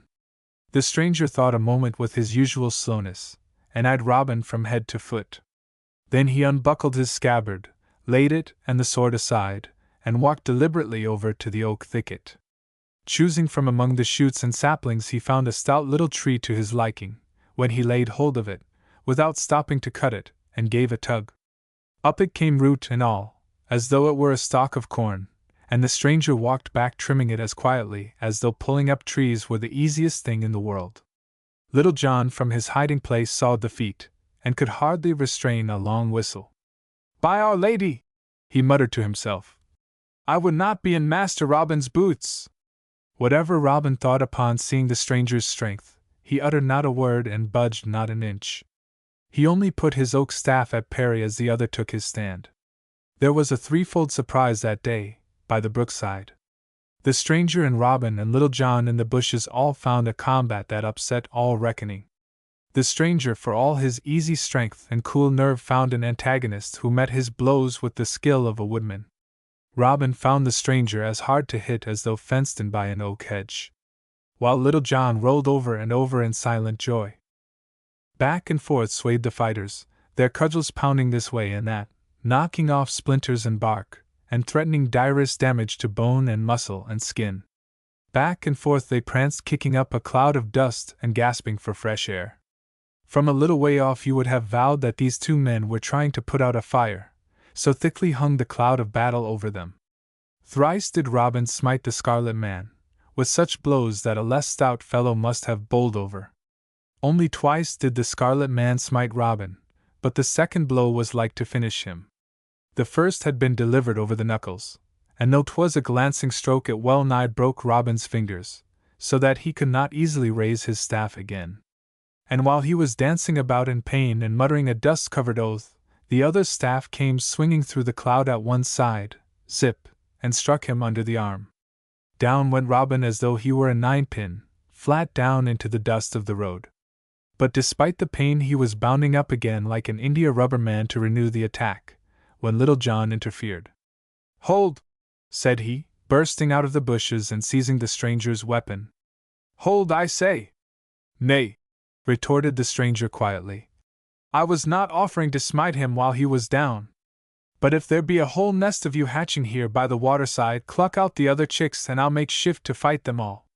Not for all the deer in Sherwood, cried Robin. You are a good fellow and a gentleman. I'll fight no more with you, for verily I feel sore in wrist and body. Nor shall any of mine molest you henceforth. Sooth to say, Robin did not look in good fighting trim. His clothes were coated with dirt, one of his hosen had slipped halfway down from his knee, the sleeve of his jerkin was split, and his face was streaked with sweat and dirt. Little John eyed him drolly. How now, good master? Quoth he. The sport you were to kick up has left you in sorry plight. Let me dust your coat for you. Marry, it has been dusted enough already, replied Robin. And I now believe the scripture saying that all men are but dust, for it has sifted me through and lined my gullet an inch deep. By your leave. And he went to the brookside and drank deep and laved his face and hands. All this while the stranger had been eyeing Robin attentively and listening to his voice as though striving to recall it. If I mistake not, he said slowly at last, you are that famous outlaw, Robin Hood of Barnesdale.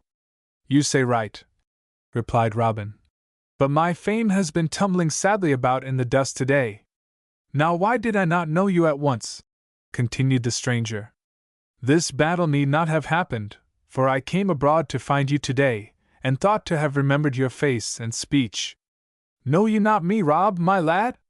Hast ever been to Gamewell Lodge? Ha! Will Gainwell! My dear old chum, Will Gainwell! Shouted Robin, throwing his arms about the other in sheer affection. What an ass I was not to recognize you! But it has been years since we parted, and your gentle schooling has polished you off mightily. Will embraced his cousin no less heartily. We are quits on not knowing kinsmen, he said, for you have changed and strengthened much from the stripling with whom I used to run foot races in old Sherwood. But why seek you me? Asked Robin. You know I am an outlaw and dangerous company. And how left you mine uncle? And have you heard aught of late of Maid Marian? Your last question first, answered Will, laughing, for I perceive that it lies nearest your heart. I saw Maid Marian not many weeks after the great shooting at Nottingham, when you won her the golden arrow. She prizes the bauble among her dearest possessions, though it has made her an enemy in the sheriff's proud daughter. Maid Marian bade me tell you, if I ever saw you, that she must return to Queen Eleanor's court, but she could never forget the happy days in the greenwood. As for the old squire, he is still hale and hearty, though rheumatic withal. He speaks of you as a sad young dog, but for all that is secretly proud of your skill at the bow and of the way you are pestering the sheriff, whom he likes not. 'Twas for my father's sake that I am now in the open, an outlaw like yourself. He has had a steward, a surly fellow enough, who, while I was away at school, boot-licked his way to favor until he lorded it over the whole house. Then he grew right saucy and impudent, but my father minded it not, deeming the fellow indispensable in managing the estate. But when I came back it irked me sorely to see the fellow strut about as though he owned the place. He was sly enough with me at first, and would browbeat the squire only while I was out of earshot. It chanced one day, however, that I heard loud voices through an open window and paused to hearken. That vile servant called my father a meddling old fool. Fool and meddler art thou thyself, varlet, I shouted, springing through the window, that for thy impudence, and in my heat I smote him a blow mightier than I intended, for I have some strength in mine arm. The fellow rolled over and never breathed afterwards. I think I broke his neck or something the like. Then I knew that the sheriff would use this as a pretext to hound my father, if I tarried. So I bade the squire farewell and told him I would seek you in Sherwood. Now by my halidom, said Robin Hood, for a man escaping the law, you took it about as coolly as one could wish. To see you come tripping along decked out in all your gay plumage and trolling forth a roundelay, one would think you had not a care in all the world. Indeed, I remarked to Little John here that I hoped your purse was not as light as your heart. Belike you meant head, laughed Will. And is this Little John the Great? Shake hands with me, and you will, and promise me to cross a staff with me in friendly bout some day in the forest. That will I, quoth Little John heartily. Here's my hand on it. What is your last name again, say you? 'Tis to be changed, interposed Robin. Then shall the men armed with warrants go hang for all of us. Let me bethink myself. Ah, I have it! In scarlet he came to us, and that shall be his name henceforth. Welcome to the greenwood, Will Scarlet! Aye, welcome, Will Scarlet! Said Little John, and they all clasped hands again and swore to be true each to the other, and to Robin Hood's men in Sherwood Forest. Chapter 7. How Robin Hood met Friar Tuck. In summer time, when leaves grow green, and flowers are fresh and gay, Robin Hood and his merry men were all disposed to play. Thus runs a quaint old ballad which begins the next adventure. Then some would leap, and some would run, and some try archery, and some ply the quarterstaff, and some fall to with the good broadsword.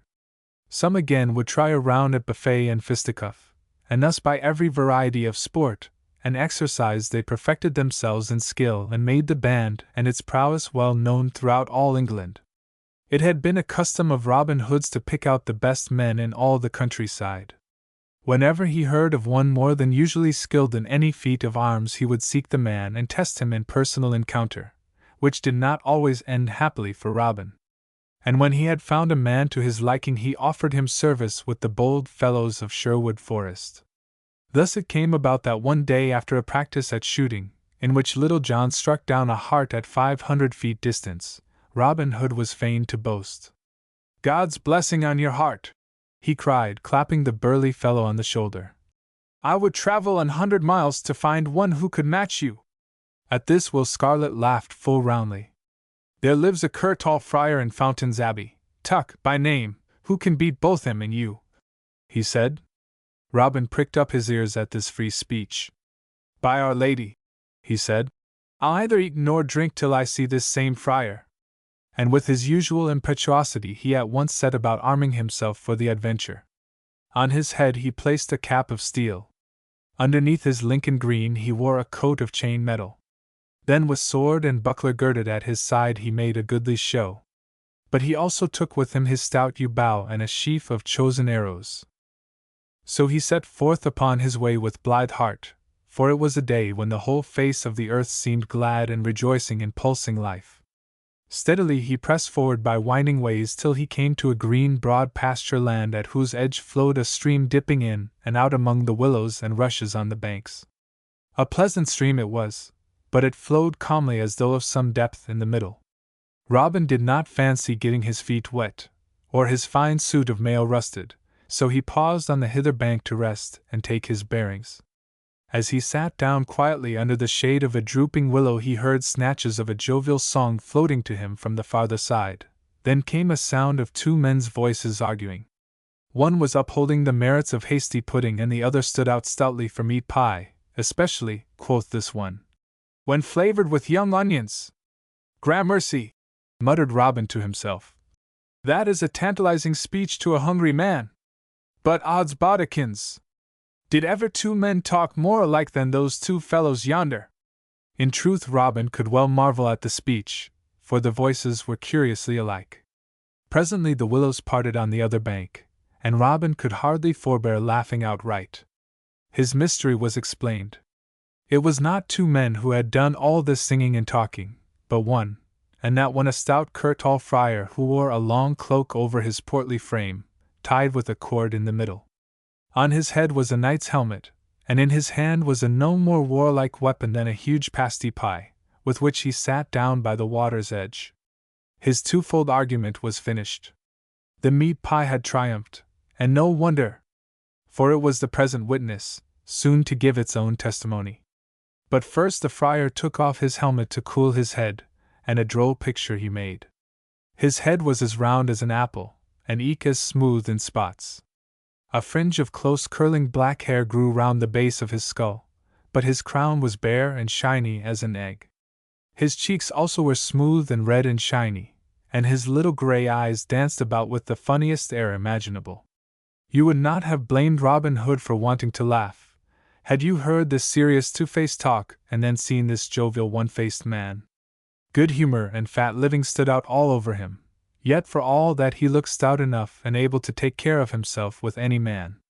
His short neck was thick like that of a Berkshire bull, his shoulders were set far back, and his arms sprouted therefrom like two oak limbs.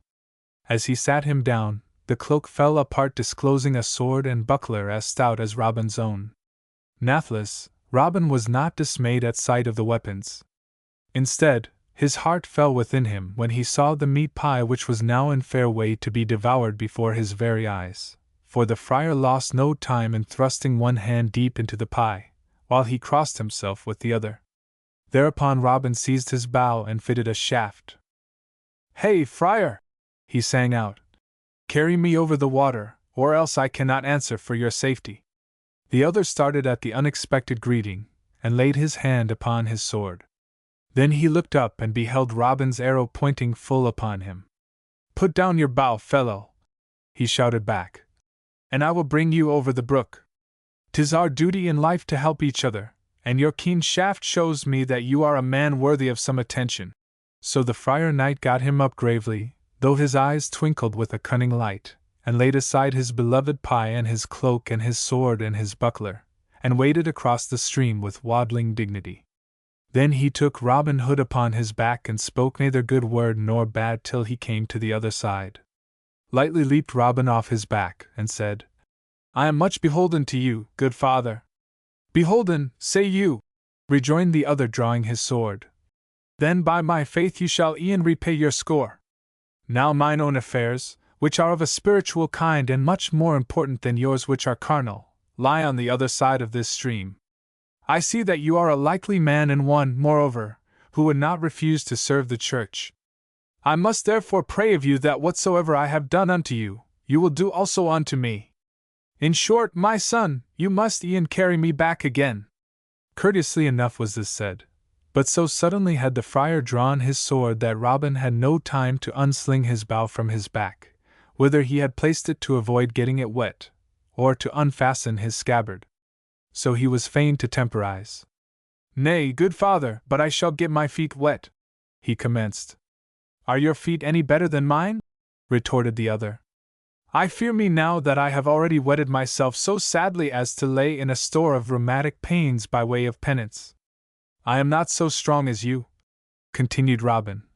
That helmet and sword and buckler would be my undoing on the uncertain footing amidstream, to say nothing of your holy flesh and bones. Then I will lighten up somewhat, replied the other calmly. Promise to carry me across, and I will lay aside my war gear. Agreed, said Robin, and the friar thereupon stripped himself, and Robin bent his stout back and took him up even as he had promised. Now the stones at the bottom of the stream were round and slippery, and the current swept along strongly, waist deep, in the middle. Moreover, Robin had a heavier load than the other had borne, nor did he know the ford. So he went stumbling along, now stepping into a deep hole, now stumbling over a boulder in a manner that threatened to unseat his rider or plunge them both clear under current. But the fat friar hung on and dug his heels into his steed's ribs in as gallant manner as if he were riding in a tournament, while as for poor Robin the sweat ran down him in torrents, and he gasped like the winded horse he was. But at last he managed to stagger out on the bank and deposit his unwieldy load. No sooner had he set the friar down than he seized his own sword. Now, holy friar, quoth he, panting and wiping the sweat from his brow, what say the scriptures that you quote so glibly? Be not weary of well-doing. You must carry me back again, or I swear that I will make a cheesecloth out of your jacket. The friar's grey eyes once more twinkled with a cunning gleam that boded no good to Robin, but his voice was as calm and courteous as ever. Your wits are keen, my son, he said, and I see that the waters of the stream have not quenched your spirit. Once more will I bend my back to the oppressor and carry the weight of the haughty. So Robin mounted again in high glee, and carried his sword in his hand, and went prepared to tarry upon the other side. But while he was bethinking himself what great words to use, when he should arrive thither, he felt himself slipping from the friar's broad back. He clutched frantically to save himself, but had too round a surface to grasp, besides being hampered by his weapon. So down went he with a loud splash into the middle of the stream, where the crafty friar had conveyed him. There, quoth the holy man. Choose you, my fine fellow, whether you will sink or swim. And he gained his own bank without more ado, while Robin thrashed and spluttered about until he made shift to grasp a willow wand and thus haul himself ashore on the other side. Then Robin's rage waxed furious, despite his wetting, and he took his bow and his arrows and let fly one shaft after another at the worthy friar. But they rattled harmlessly off his steel buckler, while he laughed and minded them no more than if they had been hailstones. Shoot on, good fellow, he sang out. Shoot as you have begun. If ye shoot here a summer's day, your mark I will not shun. So Robin shot, and passing well, till all his arrows were gone, when from very rage he began to revile him. You bloody villain! Shouted he. You psalm-singing hypocrite! You reviler of good hasty pudding! Come but within reach of my sword-arm, and friar or no friar, I'll shave your tonsure closer than ever bald-pated monk was shaven before. Soft you and fair! said the friar unconcernedly. Hard words are cheap, and you may need your wind presently. And you would like a bout with swords, meet me halfway I' the stream. And with this speech the friar waded into the brook, sword in hand, where he was met halfway by the impetuous outlaw. Thereupon began a fierce and mighty battle. Up and down, in and out, back and forth they fought. The swords flashed in the rays of the declining sun, and then met with a clash that would have shivered less sturdy weapons or disarmed less sturdy wielders. Many a smart blow was landed, but each perceived that the other wore an undercoat of linked mail which might not be pierced. Nathless, their ribs ached at the force of the blows. Once and again they paused by mutual consent and caught breath and looked hard each at the other, for never had either met so stout a fellow. Finally, in a furious onset of lunge and parry, Robin's foot stepped on a rolling stone, and he went down upon his knees. But his antagonist would not take this advantage. He paused until Robin should get upon his feet. "Now, by Our Lady!" cried the outlaw, using his favorite oath, "you are the fairest swordsman that I have met in many a long day. I would beg a boon of you." "What is it?" said the other. "Give me leave to set my horn to my mouth and blow 3 blasts thereon." "That will I do," said the curtal friar. "Blow till your breath fails, and it please you." Then, says the old ballad, Robin Hood set his horn to mouth and blew mighty blasts, and 100 yeomen, bows bent, came raking over the lea. "Whose men are these?" said the friar, "that come so hastily?" "These men are mine," said Robin Hood, feeling that his time to laugh was come at last.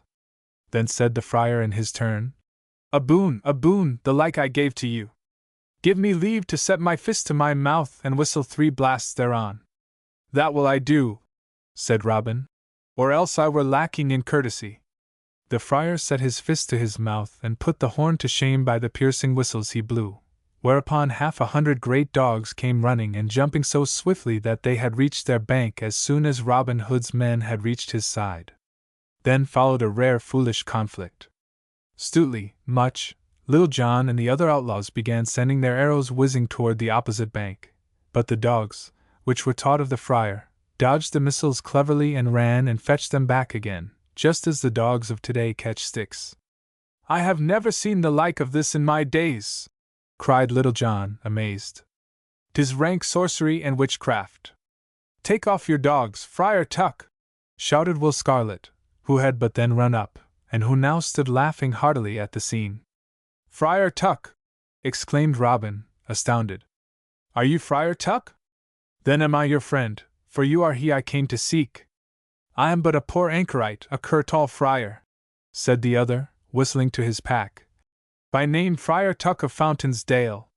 For 7 years have I tended the abbey here, preached o' Sundays, and married and christened and buried folk, and fought too, if need were, and if it smacks not too much of boasting, I have not yet met the knight or trooper or yeoman that I would yield before. But yours is a stout blade. I would fain know you."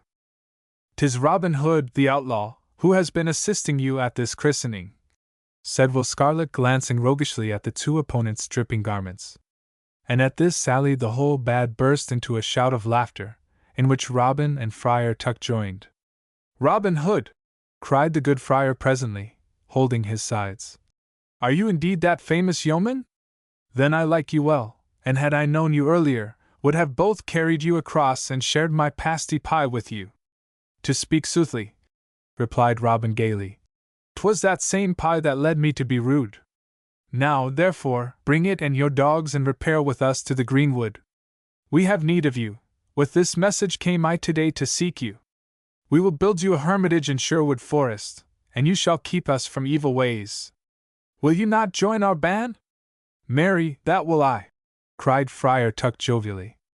"Once more will I cross this much beford stream, and go with you to the good greenwood." Chapter 8. How Allan a Dale's wooing was prospered. Friar Tuck and Much the miller's son soon became right good friends over the steaming stew they jointly prepared for the merry men that evening. Tuck was mightily pleased when he found a man in the forest who could make pasties and who had cooked for no less person than the High Sheriff himself, while Much marveled at the friar's knowledge of herbs and simples and woodland things which savored a stew greatly. So they gabbled together like two old gossips, and between them, made such a tasty mess that Robin Hood and his stout followers were like never to leave off eating. And the friars said grace too, with great unction, over the food, and Robin said amen. And that henceforth they were always to have mass of Sundays. So Robin walked forth into the wood that evening with his stomach full and his heart, therefore, in great contentment and love for other men. He did not stop the first passer-by, as his manner often was, and desire a fight. Instead, he stepped behind a tree, when he heard a man's voice in song, and waited to behold the singer. Perhaps he remembered, also, the merry chanting of Will Scarlet, and how he had tried to give it pause a few days before. Like Will, this fellow was clad in scarlet, though he did not look quite as fine a gentleman.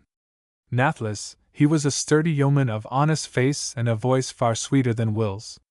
He seemed to be a strolling minstrel, for he bore a harp in his hand, which he thrummed, while his lusty tenor voice rang out with.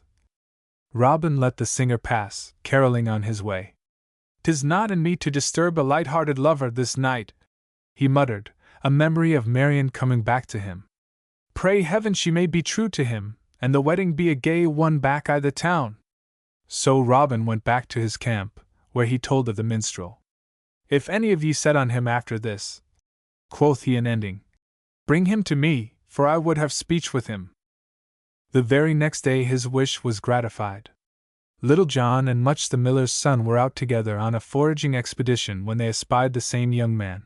At least, they thought it must be he, for he was clad in scarlet, and carried a harp in his hand. But now he came drooping along the way. His scarlet was all in tatters, and at every step he fetched a sigh. "Alack and a well-a-day!" Then stepped forth Little John and Much the miller's son. "Ho! Do not wet the earth with your weeping," said Little John, "else we shall all have lumbago." No sooner did the young man catch sight of them than he bent his bow, and held an arrow back to his ear. "Stand off! Stand off!" he said. "What is your will with me?" "Put by your weapon," said Much. "We will not harm you. But you must come before our master straight, under yon greenwood tree." So the minstrel put by his bow and suffered himself to be led before Robin Hood. "How now?" quoth Robin, when he beheld his sorry countenance. "Are you not he whom I heard no longer ago than yesternight carolling so blithely about a lassie back I' the town?" "The same in body, good sir," replied the other sadly. "But my spirit is grievously changed." "Tell me your tale," said Robin courteously. "Belike I can help you." "That can no man on earth, I fear," said the stranger. "Nathless, I'll tell you the tale. Yesterday I stood pledged to a maid, and thought soon to wed her. But she has been taken from me and is to become an old knight's bride this very day, and as for me, I care not what ending comes to my days, or how soon, without her." "Marry, come up," said Robin.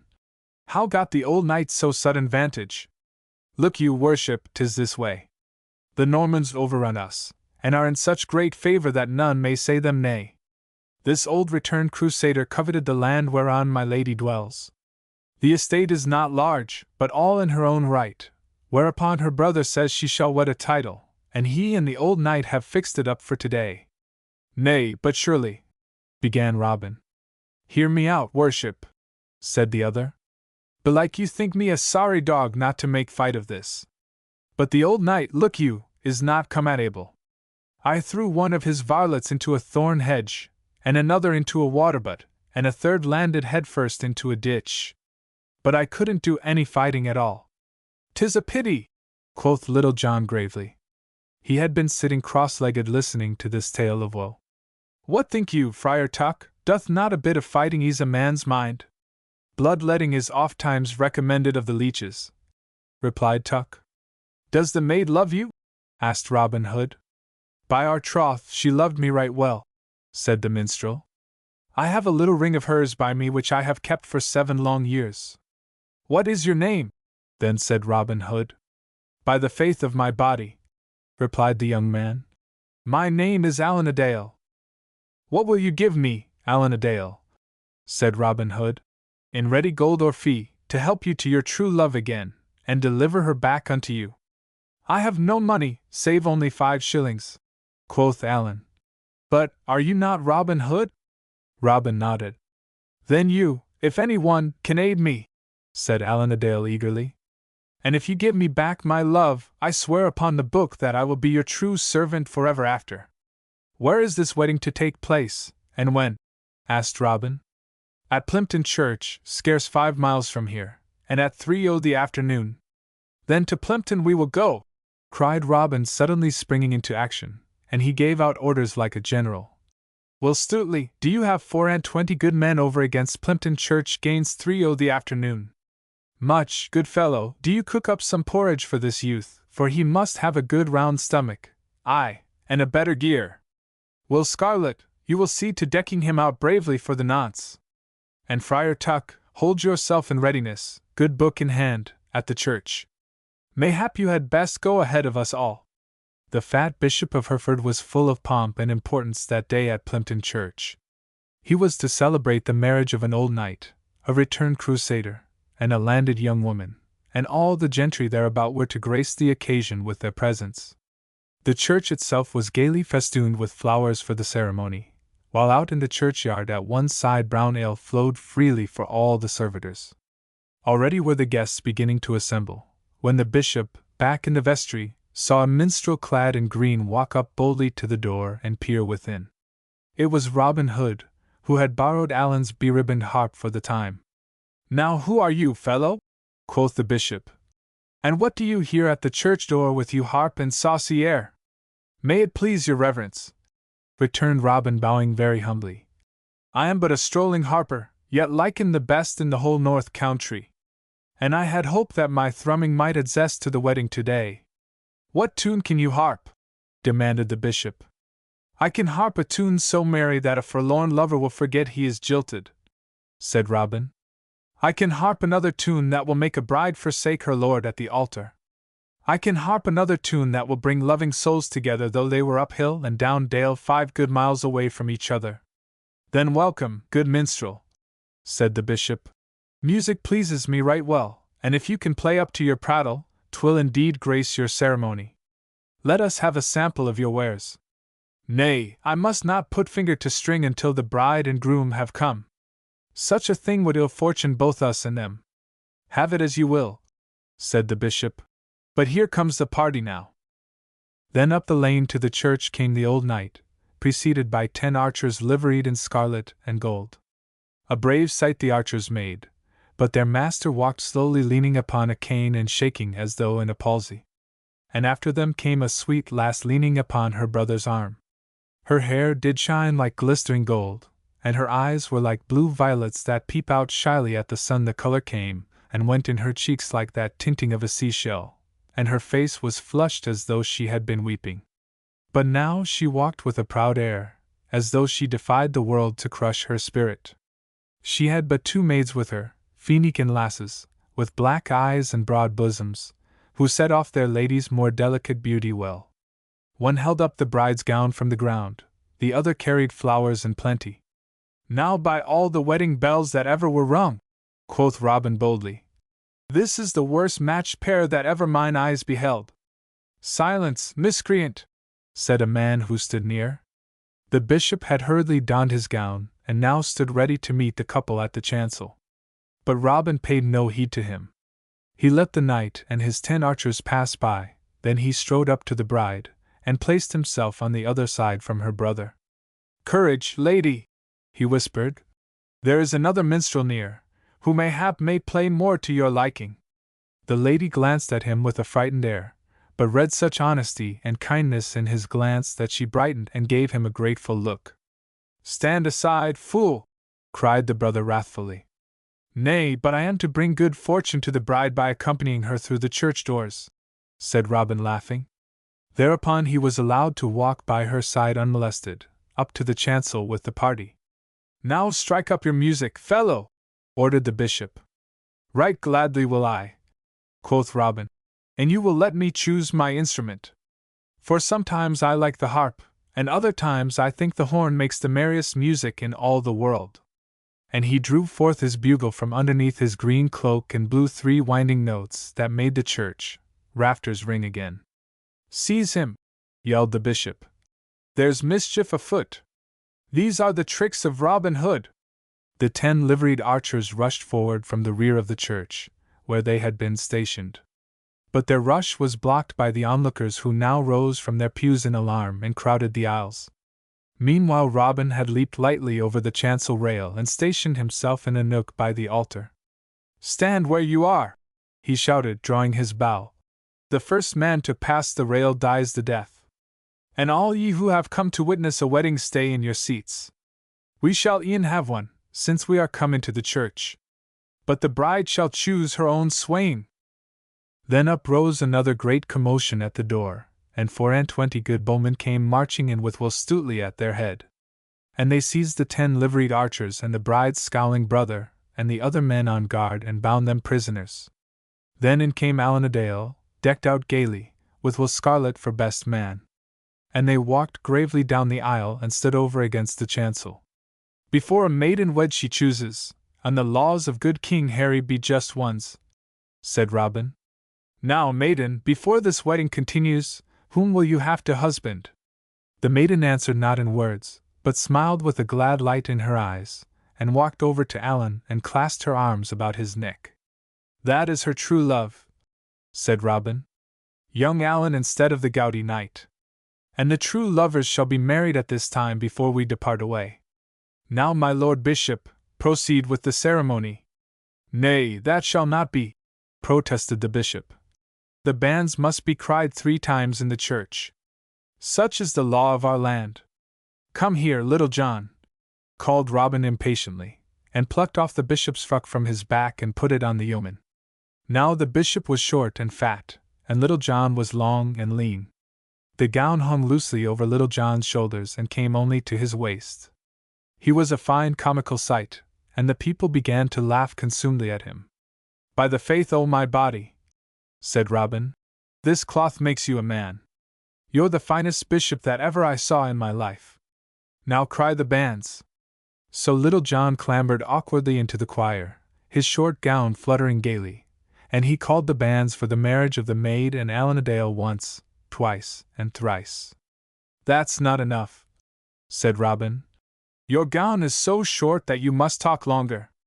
Then Little John asked them in the church 4, 5, 6, and 7 times. "Good enough," said Robin. "Now belike I see a worthy friar in the back of this church who can say a better service than ever my Lord Bishop of Hereford. My Lord Bishop shall be witness and seal the papers, but do you, good friar, bless this pair with book and candle."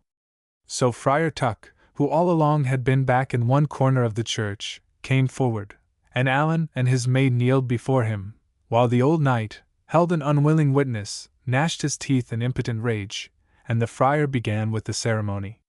When he asked, "Who giveth this woman?" Robin stepped up and answered in a clear voice, "I do. I, Robin Hood of Barnesdale and Sherwood. And he who takes her from Allan a Dale shall buy her full dearly." So the twain were declared man and wife and duly blessed, and the bride was kissed by each sturdy yeoman, beginning with Robin Hood. Now I cannot end this jolly tale better than in the words of the ballad which came out of the happening, and which has been sung in the villages and countryside ever since. Chapter 9. How the Widow's 3 Sons Were Rescued. The wedding party was a merry one that left Plympton Church, I ween, but not so merry were the ones left behind.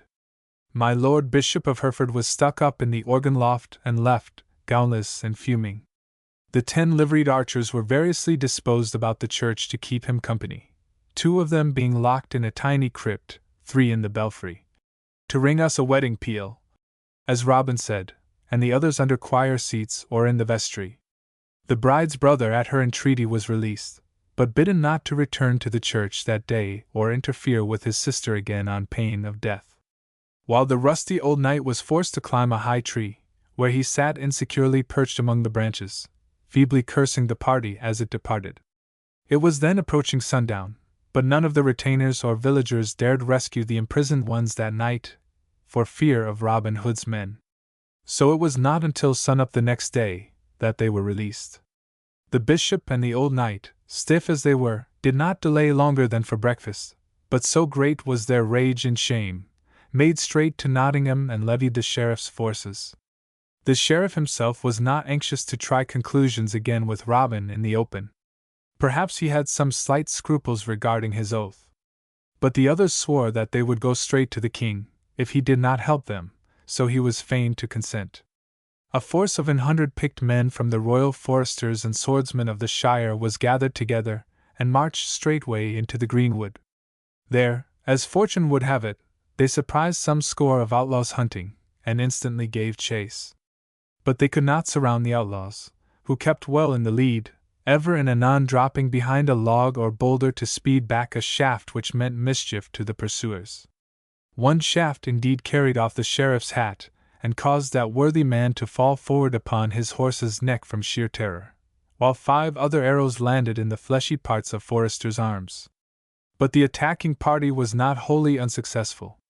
One outlaw in his flight stumbled and fell, when 2 others instantly stopped and helped to put him on his feet again. They were the widow's 3 sons, Stout Will, and Lester, and John. The pause was an unlucky one for them, as a party of sheriff's men got above them and cut them off from their fellows. Swordsmen came up in the rear, and they were soon hemmed in on every side. But they gave good account of themselves, and before they had been overborne by force of numbers they had killed 2 and disabled 3 more. The infuriated attackers were almost on the point of hewing the stout outlaws to pieces, when the sheriff cried, "Hold! Bind the villains! We will follow the law in this and take them to the town jail. But I promise ye the biggest public hanging that has been seen in this shire for many changes of the moon." So they bound the widow's 3 sons and carried them back speedily to Nottingham. Now Robin Hood had not chanced to be near the scene of the fight, or with his men, so for a time he heard nothing of the happening. But that evening while returning to the camp he was met by the widow herself, who came weeping along the way. What news, good woman?" said Robin hastily but courteously, for he liked her well. "God save ye, Master Robin," said the dame wildly. "God keep ye from the fate that has met my 3 sons. The sheriff has laid hands on them, and they are condemned to die. Now, by Our Lady! That cuts me to the heart. Stout Will, and Lester, and Merry John, the earliest friends I had in the band, and still among the bravest. It must not be. When is this hanging set?" "Middle the tinker tells me that it is for tomorrow noon," replied the dame. "By the truth o' my body," quoth Robin, "you could not tell me in better time. The memory of the old days when you freely bade me sup and dine would spur me on, even if 3 of the bravest lads in all the shire were not imperiled. Trust to me, good woman." The old widow threw herself on the ground and embraced his knees. "'Tis dire danger I am asking ye to face," she said weeping, "and yet I knew your brave true heart would answer me. Heaven help ye, good Master Robin, to answer a poor widow's prayers." Then Robin Hood sped straightway to the forest camp, where he heard the details of the skirmish, how that his men had been outnumbered 5 to 1, but got off safely, as they thought, until a count of their members had shown the loss of the widow's 3 sons. "We must rescue them, my men," quoth Robin, "even from out the shadow of the rope itself." Whereupon the band set to work to devise ways and means. Robin walked apart a little way with his head leaned thoughtfully upon his breast, for he was sore troubled, when whom should he meet but an old begging palmer, one of a devout order which made pilgrimages and wandered from place to place, supported by charity. This old fellow walked boldly up to Robin and asked alms of him, since Robin had been wont to aid members of his order. What news, thou foolish old man?" said Robin. "What news, I do thee pray?" 3 squires in Nottingham town," quoth the palmer, "are condemned to die. Belike that is greater news than the shire has had in some Sundays." Then Robin's long-sought idea came to him like a flash. "Come, change thine apparel with me, old man," he said, "and I'll give thee 40 shillings in good silver to spend in beer or wine." "Oh, thine apparel is good," the palmer protested, "and mine is ragged and torn. The Holy Church teaches that thou shouldst ne'er laugh an old man to scorn. I am in simple earnest, I say. Come, change thine apparel with mine. Here are 20 pieces of good broad gold to feast they brethren right royally." So the palmer was persuaded, and Robin put on the old man's hat, which stood full high in the crown, and his cloak, patched with black and blue and red, like Joseph's coat of many colors in its old age, and his breeches, which had been sewed over with so many patterns that the original was scarce discernible, and his tattered hose, and his shoes, cobbled above and below. And while as he made the change in dress he made so many whimsical comments also about a man's pride and the dress that makes a man, that the palmer was like to choke with cackling laughter. I warrant you, the two were comical sights when they parted company that day. Nathless, Robin's own mother would not have known him, had she been living.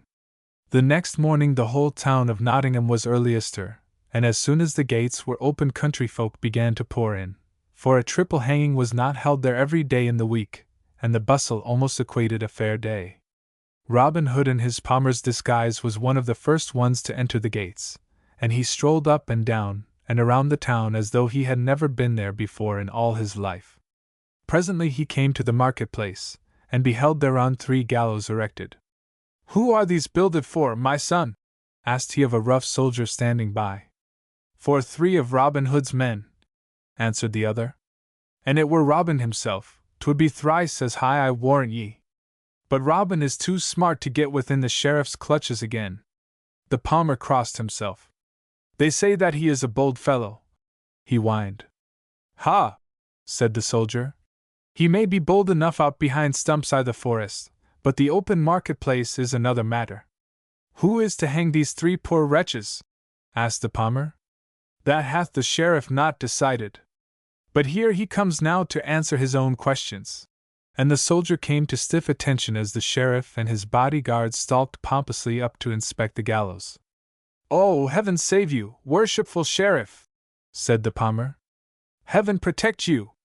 What will you give a silly old man today to be your hangman?" "Who are you, fellow?"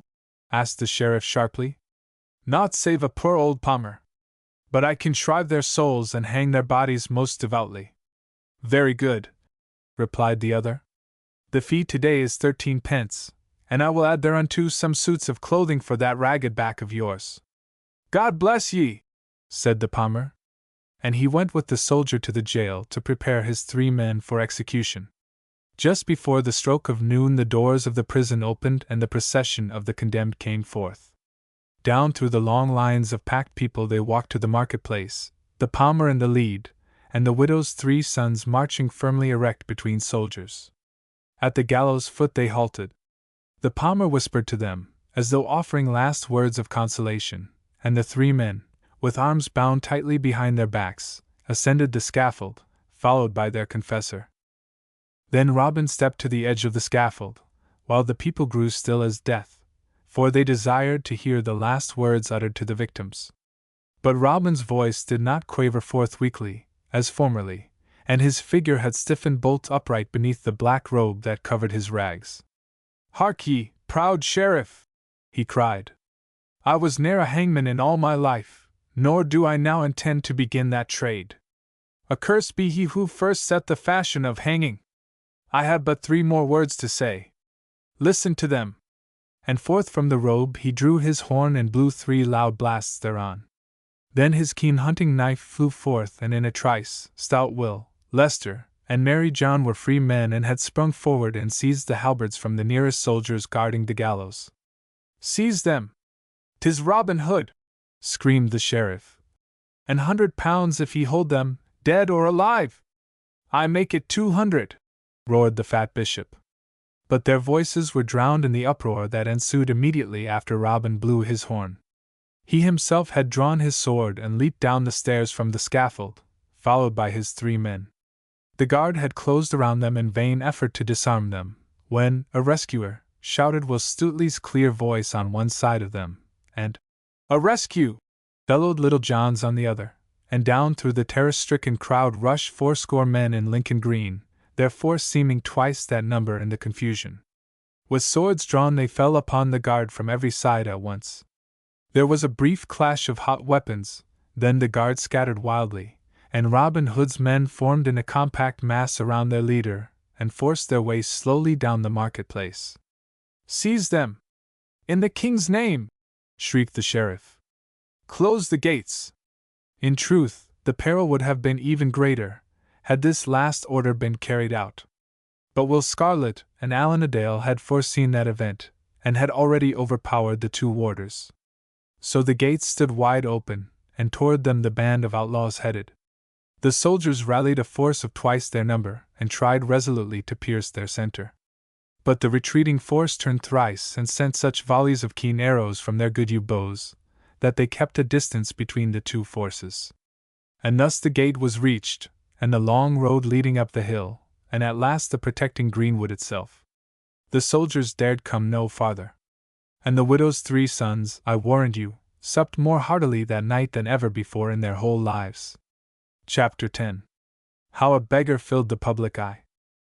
One bright morning, soon after the stirring events told in the last chapter, Robin wandered forth alone down the road to Barnesdale, to see if aught had come of the sheriff's pursuit. But all was still and serene and peaceful. No one was in sight save a solitary beggar who came sturdily along his way in Robin's direction. The beggar caught sight of Robin, at the same moment, as he emerged from the trees, but gave no sign of having seen him. He neither slackened nor quickened his pace, but jogged forward merrily, whistling as he came, and beating time by punching holes in the dusty road with the stout pike-staff in his hand. The curious look of the fellow arrested Robin's attention, and he decided to stop and talk with him. The fellow was bare-legged and bare-armed, and wore a long shift of a shirt, fastened with a belt. About his neck hung a stout, bulging bag, which was buckled by a good piece of leather thong.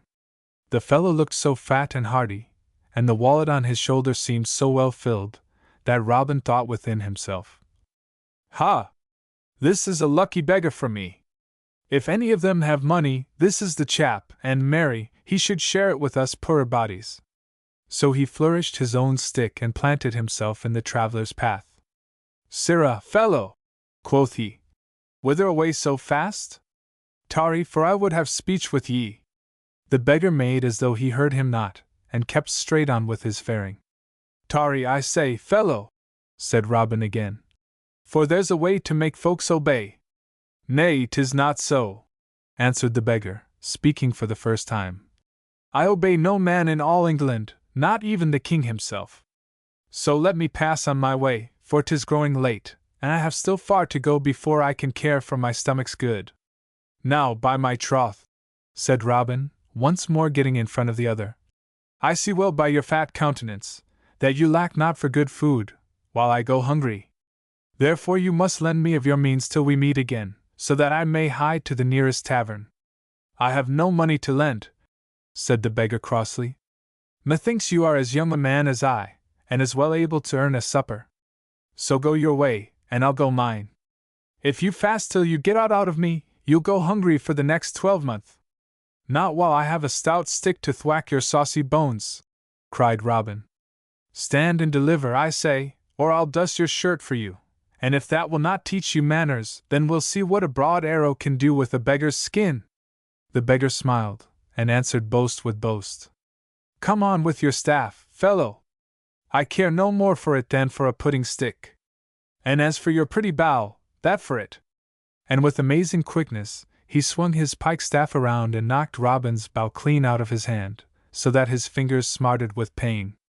Robin danced and tried to bring his own staff into action, but the beggar never gave him a chance. Biff! Whack! Came the pike-staff, smiting him soundly and beating down his guard. There were but two things to do, either stand there and take a sound drubbing, or beat a hasty retreat.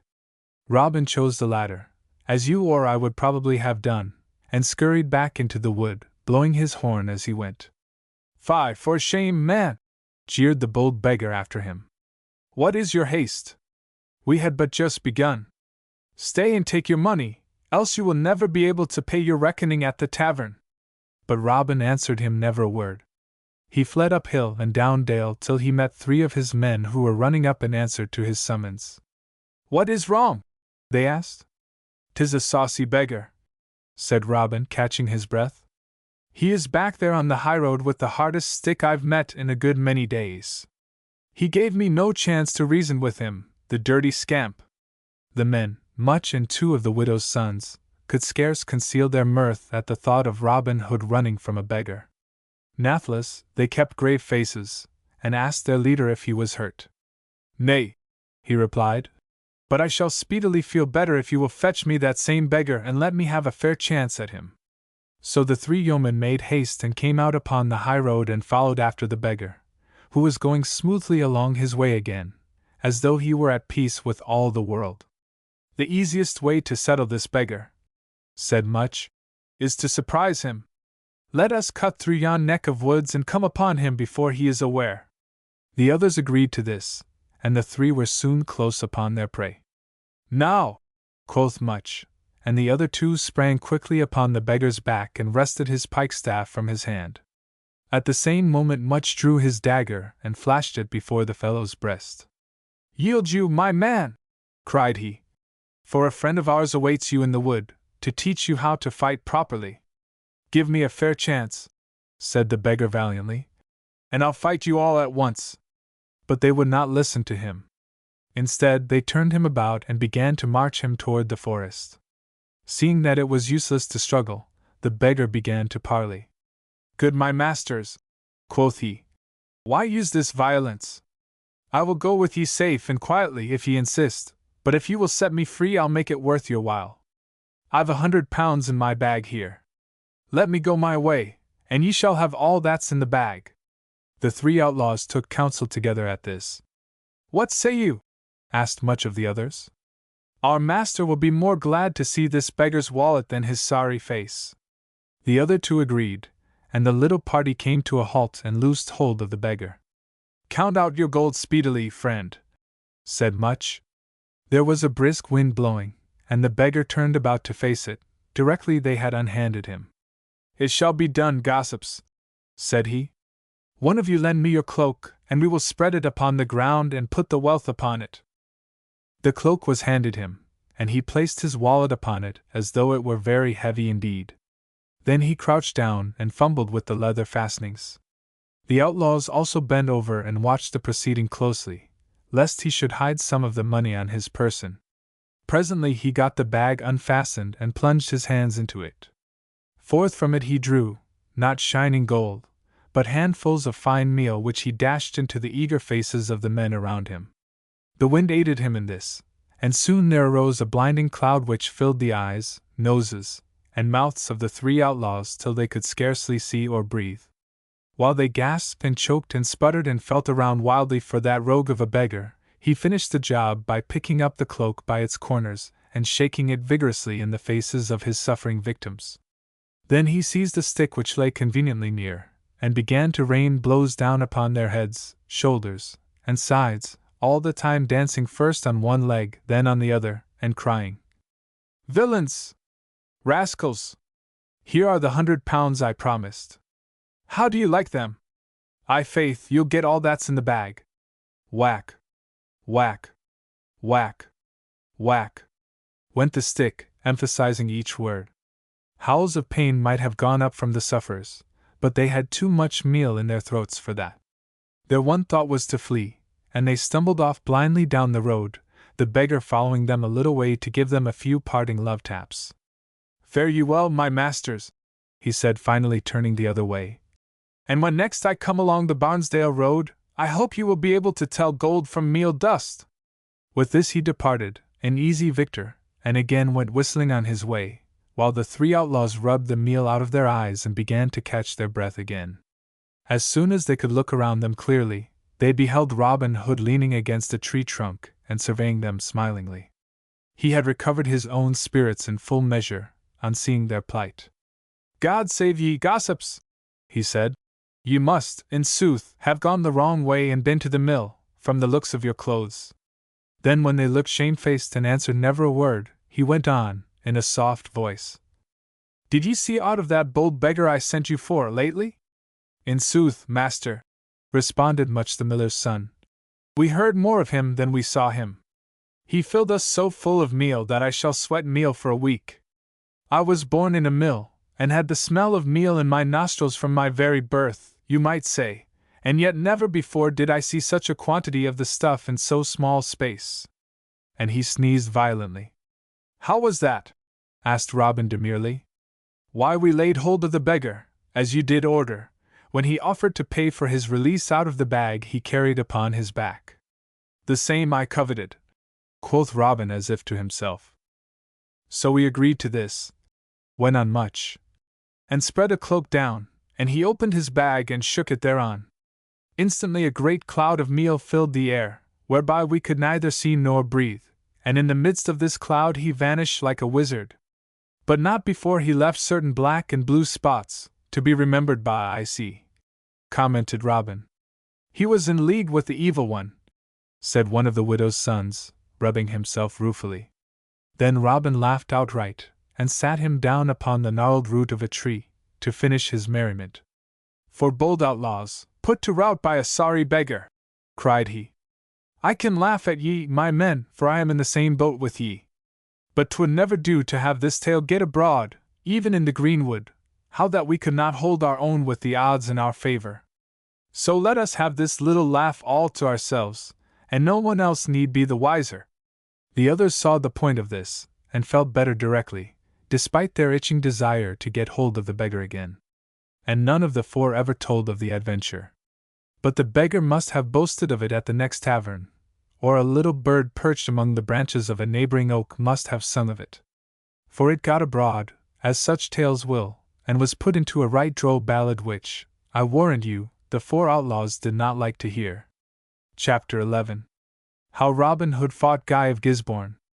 Some weeks passed after the rescue of the widow's 3 sons, weeks spent by the sheriff in the vain effort to entrap Robin Hood and his men.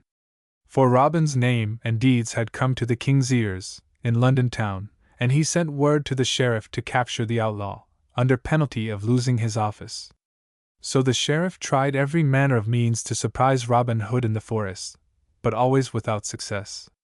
And he increased the price put upon Robin's head, in the hope that the best men of the kingdom could be induced to try their skill at a capture. Now there was a certain Guy of Gisborne, a hireling knight of the king's army, who heard of Robin and of the price upon his head. Sir Guy was one of the best men at the bow and the sword in all the king's service. But his heart was black and treacherous.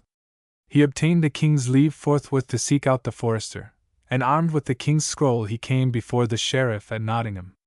I have come to capture Robin Hood, quoth he, and mean to have him, dead or alive. Right gladly would I aid you, answered the sheriff, even if the king's seal were not sufficient warrant. How many men need you? None, replied Sir Guy, for I am convinced that forces of men can never come at the bold robber. I must needs go alone.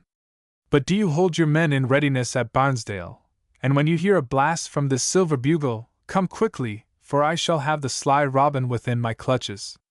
Very good, said the sheriff. Marry, it shall be done. And he set about giving orders, while Guy of Gisborne sallied forth disguised. Now, as luck would have it, Will Scarlet and Little John had gone to Barnesdale that very day to buy suits of Lincoln green for certain of the yeomen who had come out at the knees and elbows. But not deeming it best for both of them to run their necks into a noose, together, they parted just outside the town, and Will went within the gates, while John tarried and watched at the brow of the hill on the outside. Presently whom should he see but this same Will flying madly forth from the gates again, closely pursued by the sheriff and 60 men. Over the moat Will sprang, through the bushes and briars, across the swamp, over stocks and stones, up the woodland roads in long leaps like a scared jack-rabbit. And after him puffed the sheriff and his men, their force scattering out in the flight as one man would tumble headfirst into a ditch, another mire up in the swamp, another trip over a rolling stone, and still others sit down on the roadside and gasp for wind like fish out of water. Little John could not forbear laughing heartily at the scene, though he knew that 'twould be anything but a laughing matter if Will should stumble. And in truth one man was like to come upon him.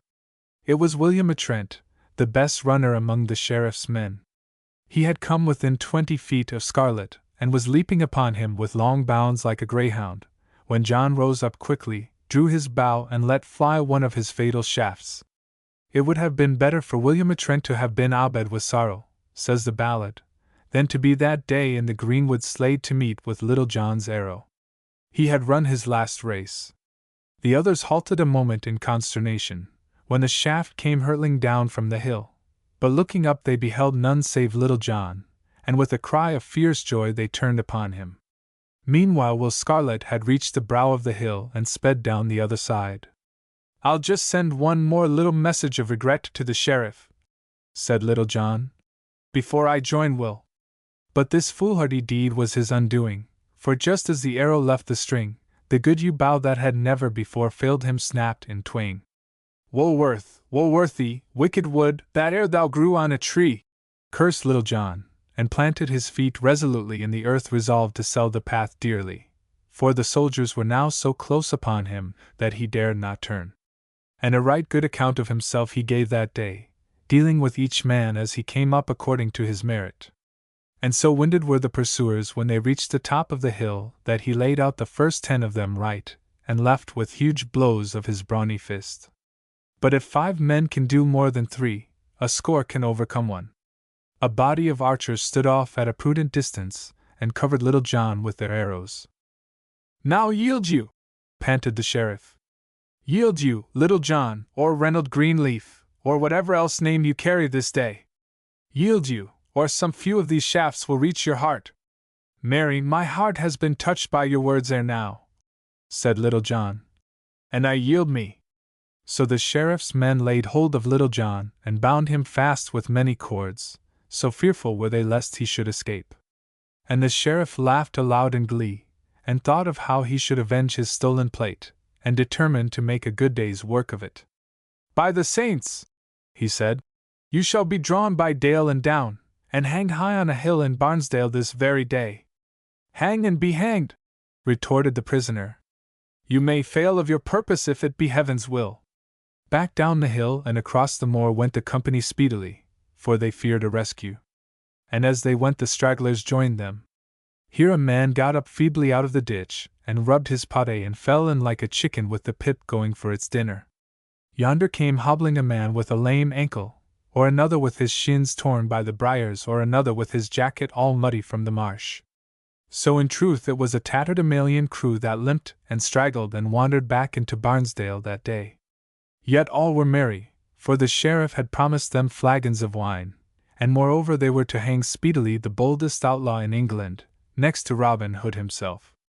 The gallows was quickly put up and a new rope provided. "Now up with you," commanded the sheriff, "and let us see if your greenwood tricks will avail you tomorrow." "I would that I had bold Robin's horn," muttered poor John.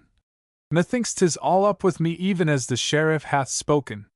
In good sooth the time was dire and pressing. The rope was placed around the prisoner's neck, and the men prepared to haul away. "Are you ready?" called the sheriff. "1, 2. But before the 3 left his lips the faint sound of a silver bugle came floating over the hill. "By my troth, that is Sir Guy of Gisborne's horn," quoth the sheriff. "And he bade me not to delay answering its summons. He has caught Robin Hood." "Pardon, Excellency," said one of his men, "but if he has caught Robin Hood, this is a merry day indeed. And let us save this fellow and build another gallows and hang them both together." "That's a brave thought," said the sheriff, slapping his knee. "Take the rascal down and bind him fast to the gallows tree against our return." So Little John was made fast to the gallows tree, while the sheriff and all his men who could march or hobble went out to get Robin Hood and bring him in for the double hanging. Let us leave talking of Little John and the sheriff, and see what has become of Robin Hood. In the first place, he and Little John had come near having a quarrel that selfsame morning because both had seen a curious-looking yeoman, and each wanted to challenge him singly. But Robin would not give way to his lieutenant, and that is why John, in a huff, had gone with Will to Barnesdale. Meanwhile Robin approached the curious-looking stranger. He seemed to be a 3-legged creature at first sight, but on coming nearer you would have seen that 'twas really naught but a poorly clad man, who for a freak had covered up his rags with a capul hide, nothing more nor less than the sun-dried skin of a horse, complete with head, tail, and mane. The skin of the head made a helmet, while the tail gave the curious 3-legged appearance. "Good morrow, good fellow," said Robin cheerily. "Methinks by the bow you bear in your hand that you should be a good archer." "Indifferent good," said the other, returning his greeting. But 'tis not of archery that I am thinking this morning, for I have lost my way and would fain find it again. By my faith, I could have believed 'twas your wits you'd lost, thought Robin, smiling. Then aloud, I'll lead you through the wood, quoth he, and you will tell me your business. For belike your speech is much gentler than your attire. Who are you to ask me my business? Asked the other roughly.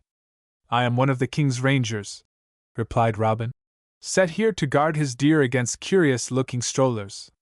Curious-looking I may be, returned the other, but no stroller. Hark ye, since you are a ranger, I must e'en demand your service. I am on the king's business and seek an outlaw. Men call him Robin Hood. Are you one of his men? Eyeing him keenly. Nay, God forbid, said Robin. But what want you with him? That is another tale. But I'd rather meet with that proud outlaw than 40 good pounds of the king's money.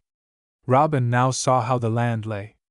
Come with me, good yeoman, said he, and belike, a little later in the day, I can show you Robin's haunts when he is at home. Meanwhile let us have some pastime under the greenwood tree. Let us first try the mastery at shooting arrows. The other agreed, and they cut down 2 willow wands of a summer's growth that grew beneath a briar, and set them up at a distance of 60 yards. Lead on, good fellow, quoth Robin. The first shot to you. Nay, by my faith, said the other, I will follow your lead. So Robin stepped forth and bent his bow carelessly, and sent his shaft whizzing toward the wand, missing it by a scant inch. He of the horsehide followed with more care, yet was a good 3 fingers' breadth away.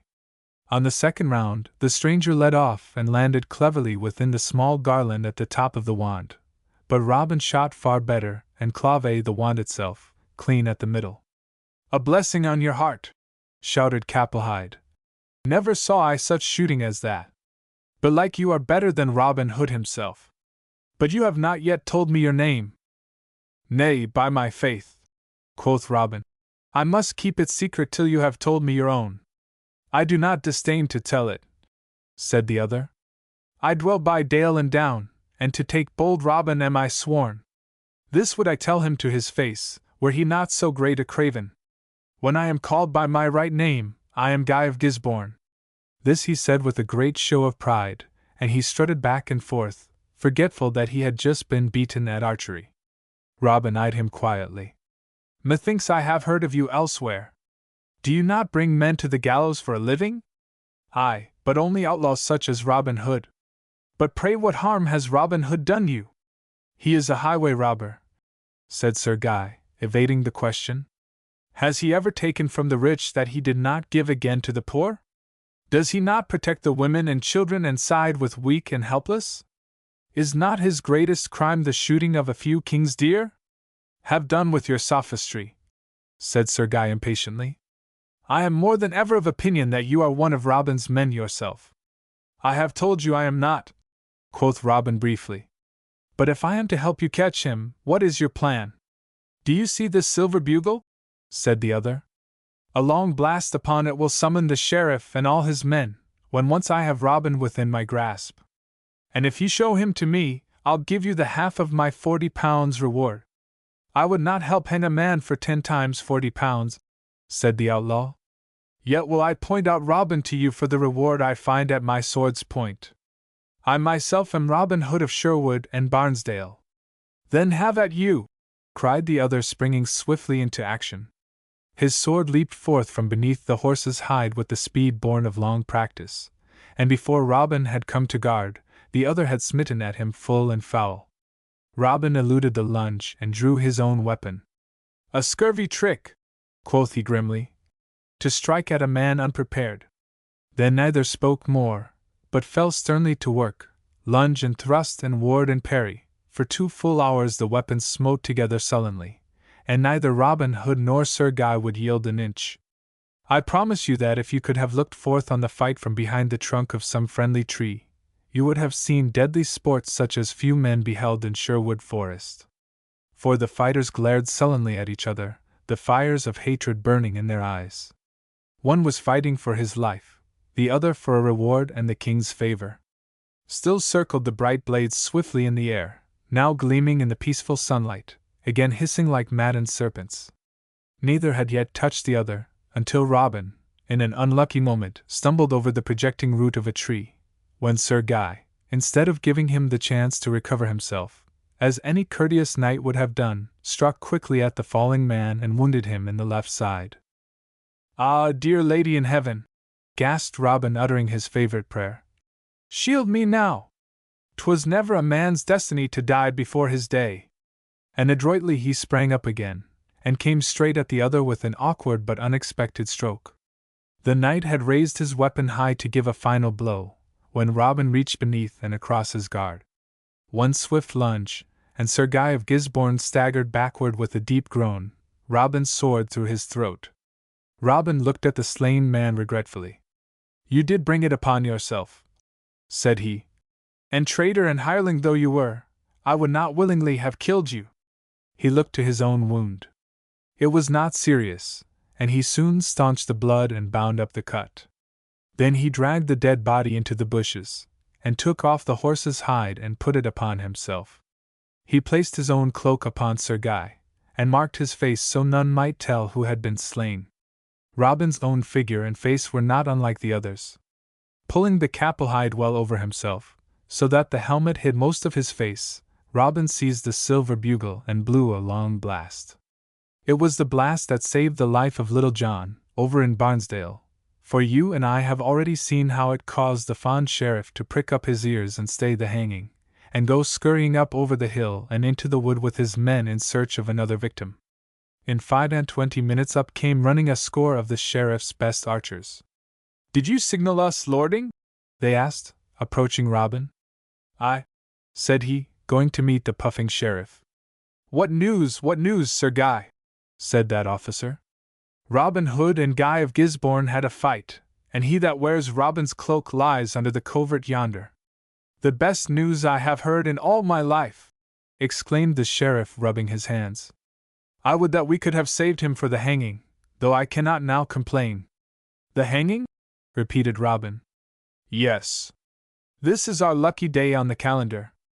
After you left me we narrowly missed running one of the fellows, I believe 'twas Will Scarlet, to earth, and another who came to his relief we were just about to hang, when your horn blew." "Who was the other?" asked the disguised outlaw. "Whom do you suppose?" laughed the sheriff. "The best man in the greenwood, next to Robin Hood himself, Little John, Reynold Greenleaf." For the sheriff could not forget the name Little John had borne under his own roof at Nottingham. "Little John!" thought Robin with a start. Verily that was a lucky blast of the bugle. "But I see you have not escaped without a scratch," continued the sheriff, becoming talkative through pure glee. "Here, one of you men! Give Sir Guy of Gisborne your horse, while others of you bury that dog of an outlaw where he lies. And let us hasten back to Barnesdale and finish hanging the other." So they put spurs to their horses, and as they rode Robin forced himself to talk merrily, while all the time he was planning the best way to succor Little John. "A boon, sheriff," he said as they reached the gates of the town. "What is it, worthy sir?" "You have but to speak. I do not want any of your gold, for I have had a brave fight. But now that I have slain the master, let me put an end to the man, so it shall be said that Guy of Gisborne dispatched the two greatest outlaws of England in one day." "Have it as you will," said the sheriff. "But you should have asked a knight's fee and double your reward, and it would have been yours. It isn't every man that can take Robin Hood." "No, Excellency," answered Robin. "I say it without boasting, that no man took Robin Hood yesterday and none shall take him tomorrow." Then he approached Little John, who was still tied to the gallows tree, and he said to the sheriff's men, "Now stand you back here till I see if the prisoner has been shrived." And he stooped swiftly, and cut Little John's bonds, and thrust into his hands Sir Guy's bow and arrows, which he had been careful to take. "'Tis I, Robin," he whispered. But in truth, Little John knew it already, and had decided there was to be no hanging that day. Then Robin blew 3 loud blasts upon his own horn, and drew forth his own bow, and before the astonished sheriff and his men could come to arms the arrows were whistling in their midst in no uncertain fashion. And look! Through the gates and over the walls came pouring another flight of arrows. Will Scarlet and Will Stutely had watched and planned a rescue ever since the sheriff and Robin rode back down the hill. Now in good time they came, and the sheriff's demoralized force turned tail and ran, while Robin and Little John stood under the harmless gallows, and sped swift arrows after them, and laughed to see them go. Then they joined their comrades and hasted back to the good greenwood, and there rested. They had got enough sport for one day. Chapter 12. How Maid Marian came back to Sherwood Forest. Also, how Robin Hood came before Queen Eleanor. Now it fell out that one day not long thereafter, Robin was minded to try his skill at hunting. And not knowing whom he might meet in his rambles, he stained his face and put on a sorry-looking jacket and a long cloak before he sallied forth. As he walked, the peacefulness of the morning came upon him, and brought back to his memory the early days so long ago when he had roamed these same glades with Marian. How sweet they seemed to him now, and how far away! Marian, too, the dainty friend of his youth, would he ever see her again? He had thought of her very often of late, and each time with increasing desire to hear her clear voice and musical laugh, and see her eyes light up at his coming. Perhaps the happiness of Allanadale and his lady had caused Robin's heartstrings to vibrate more strongly, perhaps, too, the coming of Will Scarlet. But, certes, Robin was anything but a hunter this bright morning as he walked along with head drooping in a most lovelorn way. Presently a hart entered the glade in full view of him, grazing peacefully, and instantly the man of action awoke. His bow was drawn and a shaft all but loosed, when the beast fell suddenly, pierced by a clever arrow from the far side of the glade. Then a handsome little page sprang gleefully from the covert, and ran toward the dying animal. This was plainly the archer, for he flourished his bow aloft, and likewise bore a sword at his side, though for all that he looked a mere lad. Robin approached the hart from the other side. "How dare you shoot the king's beasts, stripling?" he asked severely. "I have as much right to shoot them as the king himself," answered the page haughtily. "How dare you question me?" The voice stirred Robin strongly. It seemed to chime into his memories of the old days. He looked at the page sharply, and the other returned the glance, straight and unafraid. "Who are you, my lad?" Robin said more civilly. "No lad of yours, and my name's my own," retorted the other with spirit. "Softly. Fair and softly, sweet page, or we of the forest will have to teach you manners," said Robin. "Not if you stand for the forest," cried the page, whipping out his sword. "Come, draw, and defend yourself." He swung his blade valiantly, and Robin saw nothing for it but to draw likewise. The page thereupon engaged him quite fiercely, and Robin found that he had many pretty little tricks at fencing. Nathless, Robin contented himself with parrying, and was loath to exert all his superior strength upon the lad. So the fight lasted for above a quarter of an hour, at the end of which time the page was almost spent, and the hot blood flushed his cheeks in a most charming manner. The outlaw saw his distress, and to end the fight allowed himself to be pricked slightly on the wrist. "Are you satisfied, fellow?" asked the page, wincing a little at sight of the blood. "Aye, honestly," replied Robin. "And now perhaps you will grant me the honor of knowing to whom I owe this scratch?" "I am Richard Partington, page to Her Majesty, Queen Eleanor," answered the lad with dignity, and again the sound of his voice troubled Robin sorely. "Why come you to the greenwood alone, Master Partington?" The lad considered his answer while wiping his sword with a small lace kerchief. The action brought a dim, confused memory to Robin. The lad finally looked him again in the eye. "Forester, whether or no you be a king's man, know that I seek one Robin Hood, an outlaw, to whom I'd bring amnesty from the Queen. Can you tell me aught of him?" And while awaiting his answer, he replaced the kerchief in his shirt. As he did so, the gleam of a golden trophy caught the outlaw's eye. Robin started forward with a joyful cry. "Ah! I know you now! By the sight of yon golden arrow won at the sheriff's tourney, you are she on whom I bestowed it, and none other than Maid Marian." "You are?" gasped Marian, for it was she. "Not Robin!"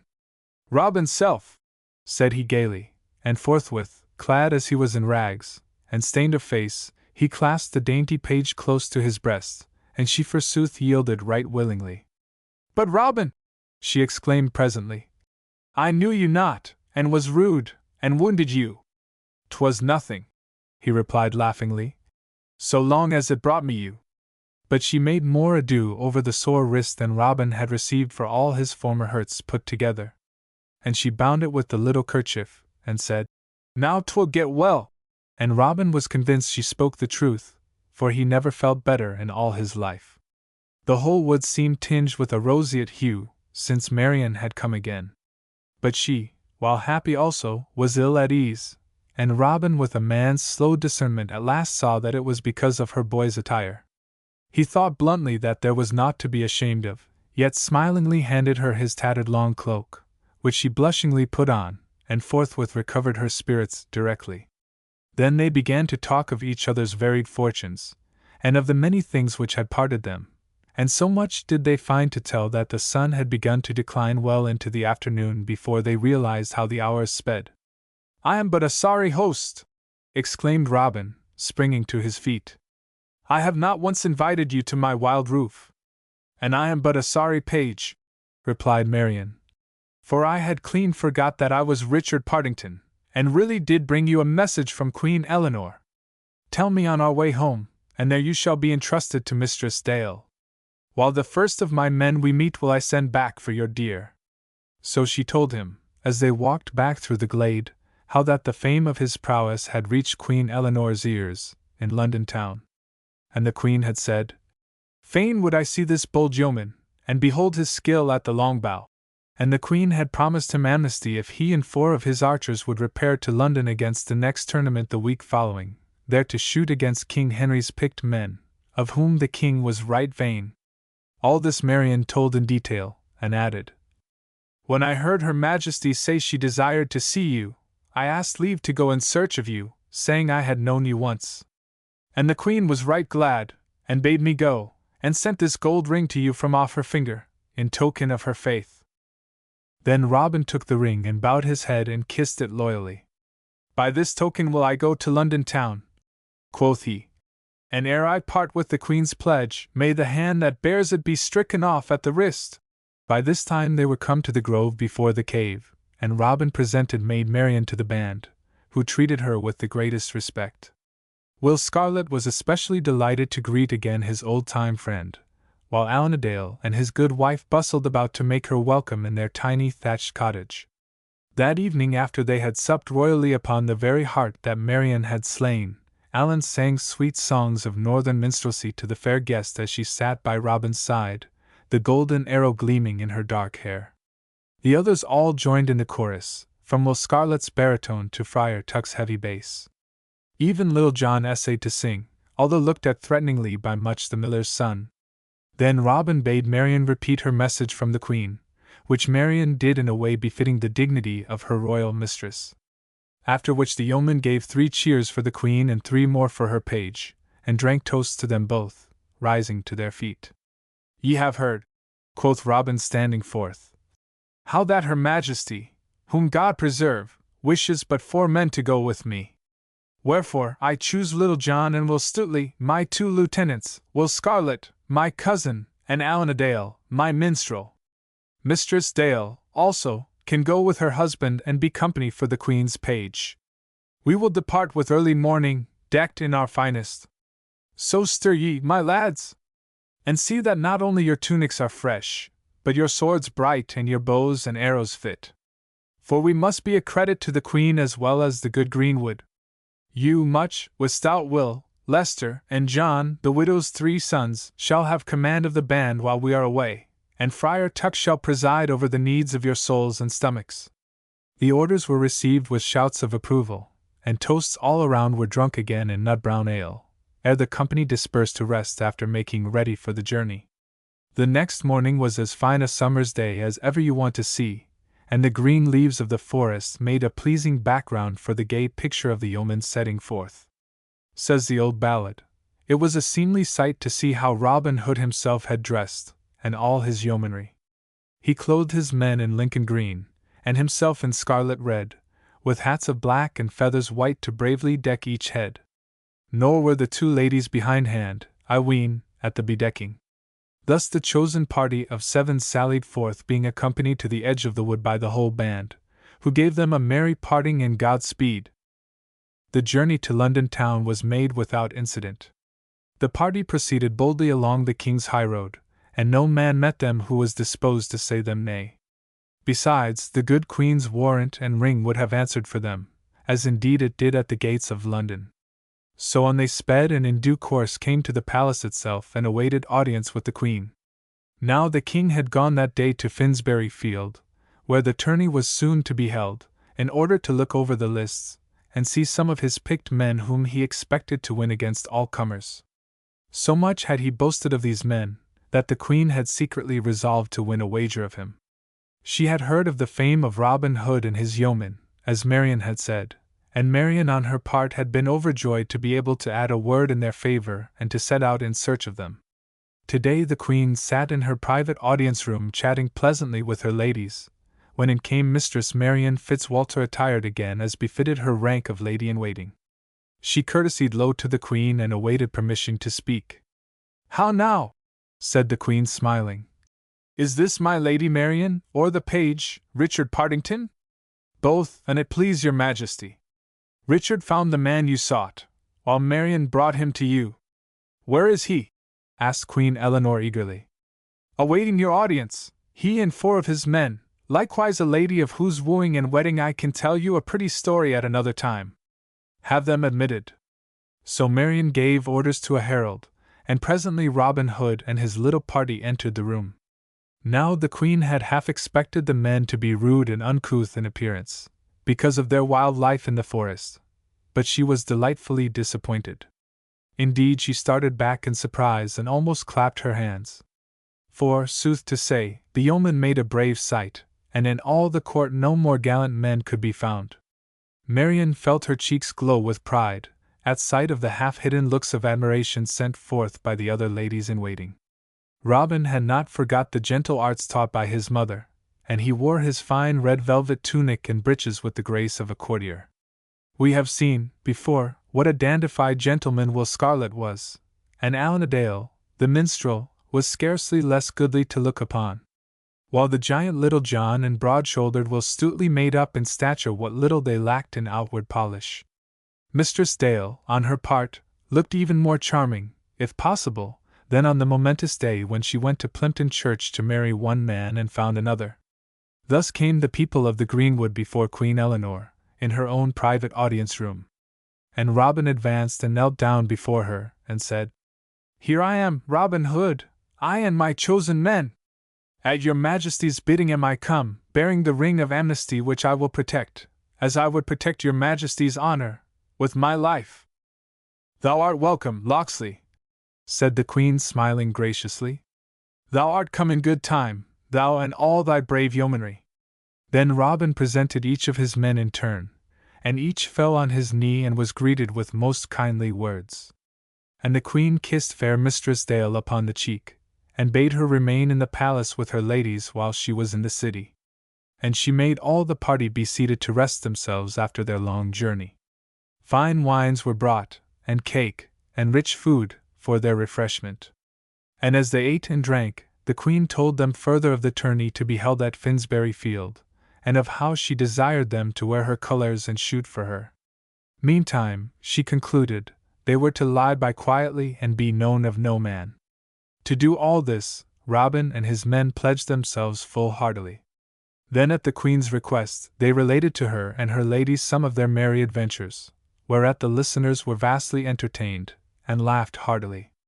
Then Marian, who had heard of the wedding at Plympton Church, told it so drolly that tears stood in the Queen's eyes from merriment. "My Lord Bishop of Hereford," she said, "'twas indeed a comical business for him. I shall keep that to twit his bones, I promise you. So this is our minstrel?" she added presently, turning to Allan a Dale. "Methinks I have already heard of him. Will he not harp a while for us today?" Allan bowed low, and took a harp which was brought to him, and he thrummed the strings and sang full sweetly the border songs of the North Country. And the Queen and all her ladies listened in rapt silence till all the songs were ended. Chapter 13.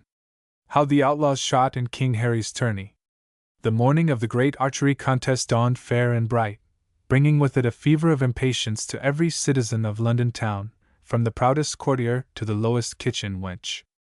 Aye, and all the surrounding country was early awake, too, and began to wend their way to Finsbury Field, a fine broad stretch of practice ground near Moorfields.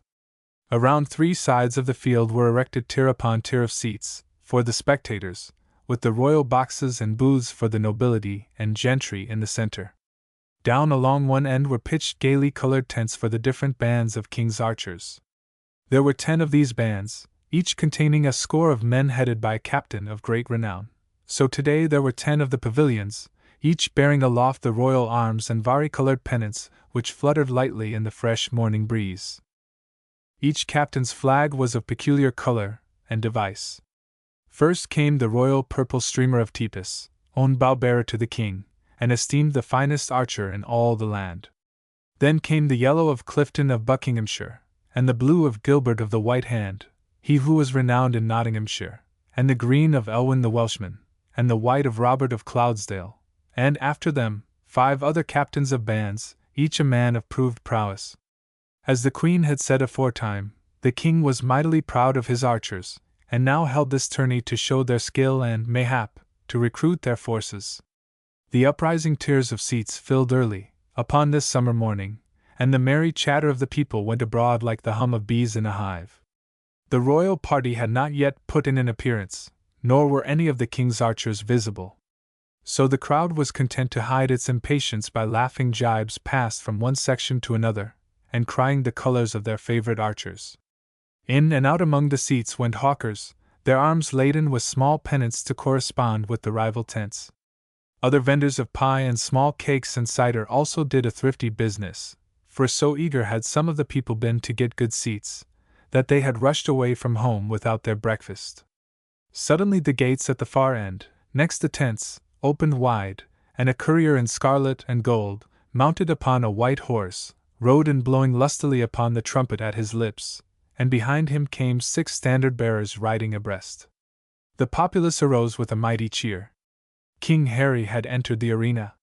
He bestrode a fine white charger and was clad in a rich dark suit of slashed velvet with satin and gold facings. His hat bore a long curling ostrich plume of pure white, and he doffed it graciously in answer to the shouts of the people. By his side rode Queen Eleanor, looking regal and charming in her long brocade riding habit, while immediately behind them came Prince Richard and Prince John, each attired in knightly coats of mail and helmets. Lords and ladies of the realm followed, and finally, the 10 companies of archers, whose progress round the field was greeted with hardly less applause than that given the king himself. The king and queen dismounted from their steeds, ascended the steps of the royal box, and seated themselves upon 2 thrones, decked with purple and gold trapping, upon a dais sheltered by striped canvas. In the booths at each side the members of the court took their places, while comely pages ran hither and thither bearing the royal commands. 'Twas a lordly sight, I ween, this shifting of proud courtiers, flashing of jeweled fans, and commingling of bright colors with costly gems. Now the herald arose to command peace, and soon the clear note of his bugle rose above the roar of the crowd and hushed it to silence. The 10 score archers ranged themselves in 2 long rows on each side of the lists, a gallant array, while their captains, as a special mark of favor, stood near the royal box. "Come hither, Tepus," said the king to his bow-bearer. "Come, measure me out this line, how long our mark must be." "What is the reward?" then asked the queen. "That will the herald presently proclaim," answered the king. "For first prize we have offered a purse containing 20 golden pounds, for second, a purse containing 20 silver pennies, and for third a silver bugle, inlaid with gold. Moreover, if the king's companies keep these prizes, the winning companies shall have, first, 2 tons of Rhenish wine, second, 2 tons of English beer, and third, 5 of the fattest harts that run on Dalham Lea. Methinks that is a princely wager," added King Harry laughingly. Up spake bold Clifton, secure in the king's favor. "Measure no marks for us, most sovereign liege," quoth he. "For such largess as that, we'll shoot at the sun and the moon." 'Twill not be so far as that, said the king. But get a line of good length, Tepus, and set up the targets at 10 score paces. Forthwith, Tepus bowed low, and set up 10 targets, each bearing the pennant of a different company, while the herald stood forth again and proclaimed the rules and prizes. The entries were open to all comers. Each man, also, of the king's archers should shoot 3 arrows at the target bearing the colors of his band, until the best bowman in each band should be chosen. These 10 chosen archers should then enter a contest for an open target, 3 shots apiece, and here any other bowman whatsoever was asked to try his skill. The result at the open targets should decide the tourney. Then all the people shouted again, in token that the terms of the contest pleased them, and the archers waved their bows aloft, and wheeled into position facing their respective targets.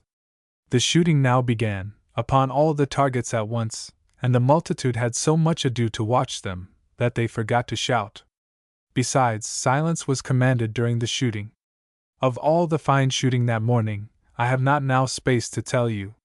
The full score of men shot 3 times at each target, and then 3 times again to decide a tie. For, more than once, the arrows shot by one man would be split wide open by his successor. Every man's shaft bore his number to ease the counting, and so close would they stick at the end of a round, that the target looked like a big bristle hairbrush.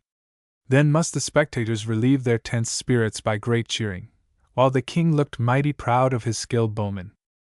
At last the company targets were decided, and Tepus, as was expected, led the score, having made 6 exact centers in succession. Gilbert of the White Hand followed with 5, and Clifton with 4. 2 other captains had touched their center 4 times, but not roundly. While in the other companies it so chanced that the captains had been outshot by some of the men under them. The winners then saluted the king and queen, and withdrew for a space to rest and renew their bowstrings for the keenest contest of all, while the lists were cleared and a new target, the open one, was set up at 12 score paces. At the bidding of the king, the herald announced that the open target was to be shot at, to decide the title of the best archer in all England, and any man there present was privileged to try for it. But so keen had been the previous shooting, that many yeomen who had come to enter the lists now would not do so, and only a dozen men stepped forth to give in their names. "By my halidom," said the king, "these must be hardy men to pit themselves against my archers." "Think you that your 10 chosen fellows are the best bowmen in all England?" asked the queen. "Aye, and in all the world beside," answered the king. "And thereunto I would stake 500 pounds. "I am minded to take your wager," said the queen musingly, "and will e'en do so if you grant me a boon." "What is it?" asked the king. "If I produce 5 archers who can outshoot your 10, will you grant my men full grace and amnesty?" "Assuredly," quoth the king in right good humor.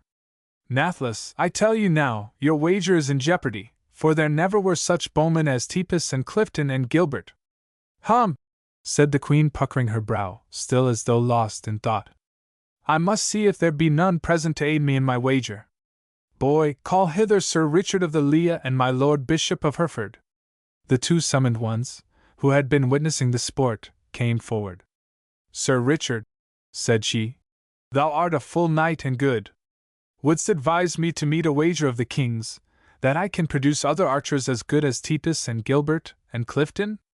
"Nay, your majesty," he said, bending his knee, "there be none present that can match them.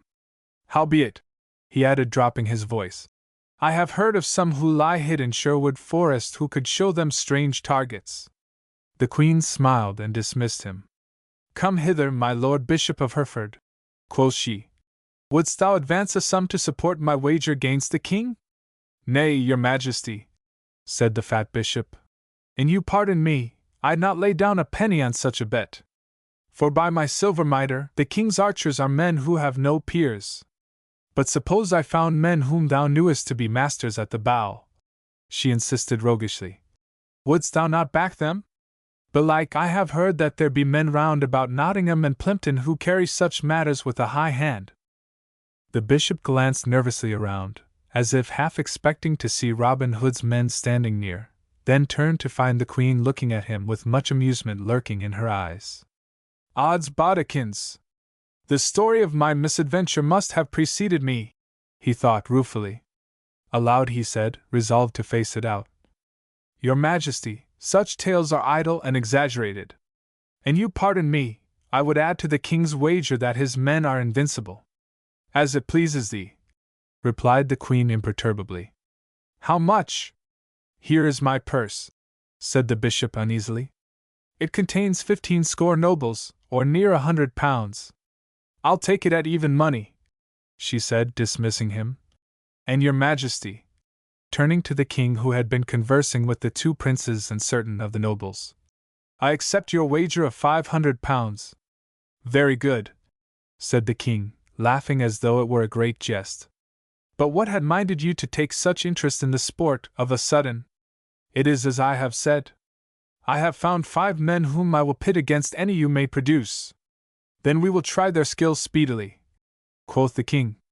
How say you, if first we decide this open target, and then match the 5 best thereat against your unknown champions? Agreed, said the queen. Thereupon she signed to Maid Marian to step forward, from a nearby booth where she sat with other ladies in waiting, and whispered something in her ear. Marian courtesied and withdrew. Now the 10 chosen archers from the king's bands came forth again and took their stand, and with them stood forth the 12 untried men from the open lists. Again the crowd was stilled, and every eye hung upon the speeding of the shafts. Slowly but skillfully each man shot, and as his shaft struck within the inner ring a deep breath broke from the multitude like the sound of the wind upon the seashore.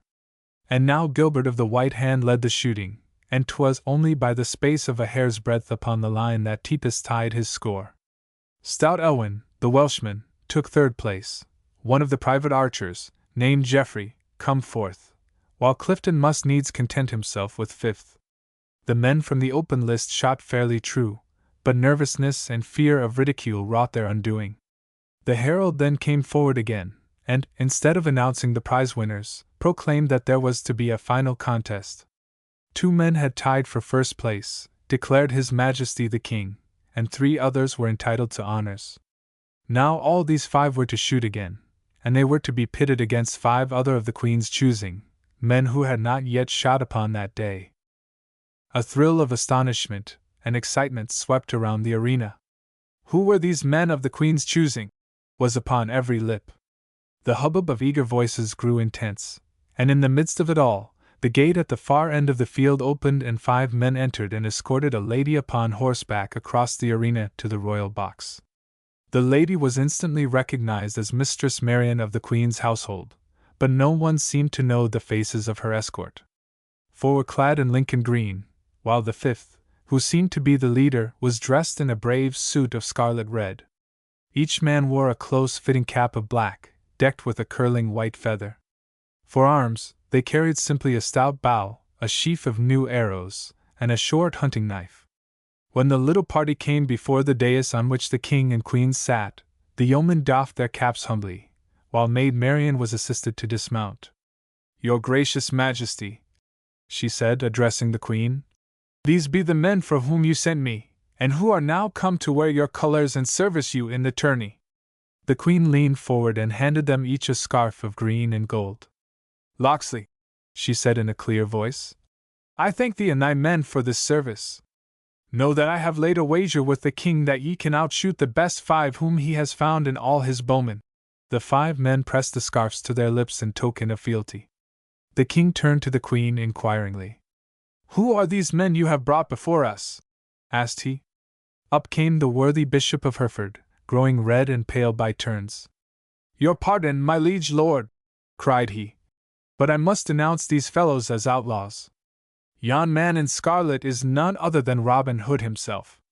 The others are Little John and Will Stutely and Will Scarlet and Allan a Dale, all famous in the North Country for their deeds of violence. As my Lord Bishop personally knows, added the Queen significantly. The king's brows grew dark. The name of Robin Hood was well known to him, as to every man there present. Is this true? He demanded sternly. Aye, my lord, responded the Queen demurely.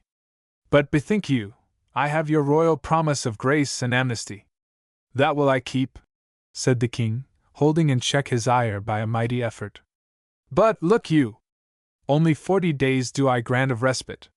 When this time has elapsed, let these bold outlaws look to their safety. Then turning to his 5 victorious archers, who had drawn near, he added, Ye have heard, my men, how that I have a wager with the Queen upon your prowess.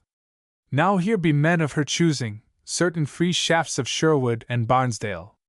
Wherefore look well to it, Gilbert and Tepus and Geoffrey and Elwyn and Clifton. If ye outshoot these knaves, I will fill your caps with silver pennies, aye, and knight the man who stands first. But if ye lose, I give the prizes, for which ye have just striven, to Robin Hood and his men, according to my royal word. Robin Hood and his men!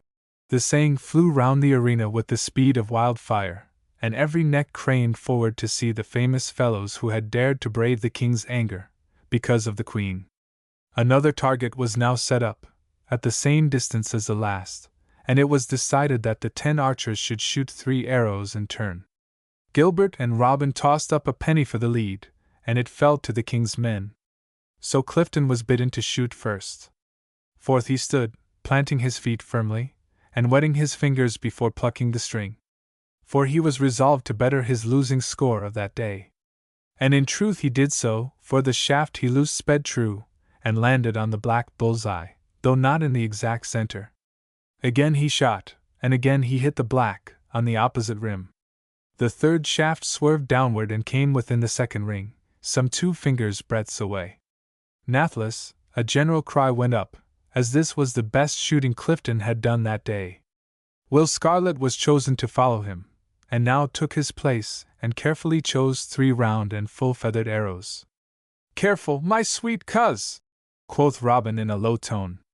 The knave has left wide space at the center for all of your darts. But Robin gave Will the wrong caution, for overmuch care spoiled his aim. His first shaft flew wide and lodged in the second ring even further away than the worst shot of Clifton. Your pardon, coz, quoth Robin hastily. Bid care go to the bottom of the sea, and do you loose your string before it sticks to your fingers. And Will profited by this hint, and loosed his next 2 shafts as freely as though they flew along a Sherwood glade. Each struck upon the bull's eye, and one even nearer the center than his rival's mark. Yet the total score was adjudged in favor of Clifton. At this Will Scarlet bit his lip, but said no word, while the crowd shouted and waved yellow flags for very joy that the king's man had overcome the outlaw. They knew, also, that this demonstration would please the king. The target was now cleared for the next 2 contestants, Geoffrey and Alan-a-Dale. Whereat, it was noticed that many ladies in the Queen's booths boldly flaunted Alan's colors, much to the honest pride which glowed in the cheeks of one who sat in their midst. In good truth, said more than one lady to Mistress Dale, if thy husband can handle the longbow as skillfully as the harp, his rival has little show of winning. The saying augured well. Geoffrey had shot many good shafts that day, and indeed had risen from the ranks by virtue of them. But now each of his 3 shots, though well placed in triangular fashion around the rim of the bull's eye, yet allowed an easy space for Alan to graze within. His shooting, moreover, was so prettily done that he was right heartily applauded, the ladies and their gallants leading in the hand-clapping. Now you must know that there had long been a friendly rivalry in Robin Hood's band as to who was the best shot, next after Robin himself. He and Will Stutely had lately decided their marksmanship, and Will had found that Robin's skill was now so great as to place the leader at the head of all good bowmen in the forest. But the second place lay between Little John and Stutely, and neither wished to yield to the other. So today they looked narrowly at their leader to see who should shoot third. Robin read their faces at a glance, and laughing merrily, broke off 2 straws and held them out. The long straw goes next, he decided, and it fell to Stutely. Elwyn the Welshman was to precede him, and his score was no whit better than Geoffrey's. But Stutely failed to profit by it. His besetting sin at archery had ever been an undue haste and carelessness. Today these were increased by a certain moodiness, that Little John had outranked him. So his first 2 shafts flew swiftly, one after the other, to lodging places outside the Welshman's mark. Man! Man! Cried Robin entreatingly. You do forget the honor of the Queen, and the credit of Sherwood. I ask your pardon, master, quoth Will humbly enough, and loosing as he spoke his last shaft. It whistled down the course unerringly and struck in the exact center, the best shot yet made.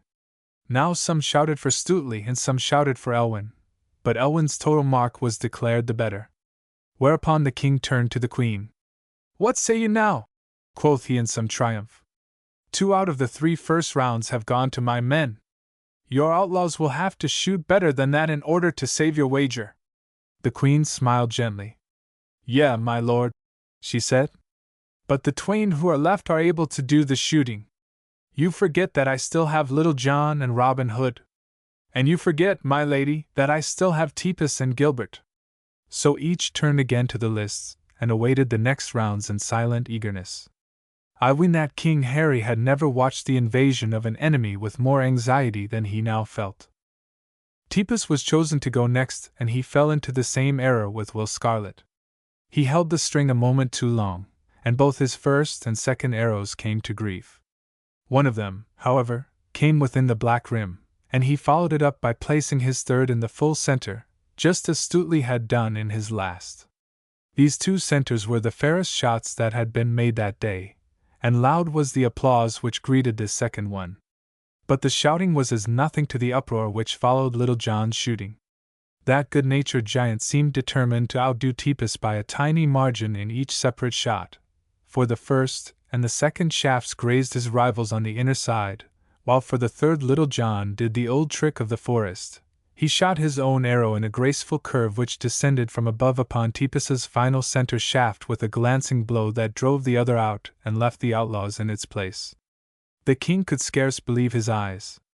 "By my halidom," quoth he, "that fellow deserves either a dukedom or a hanging.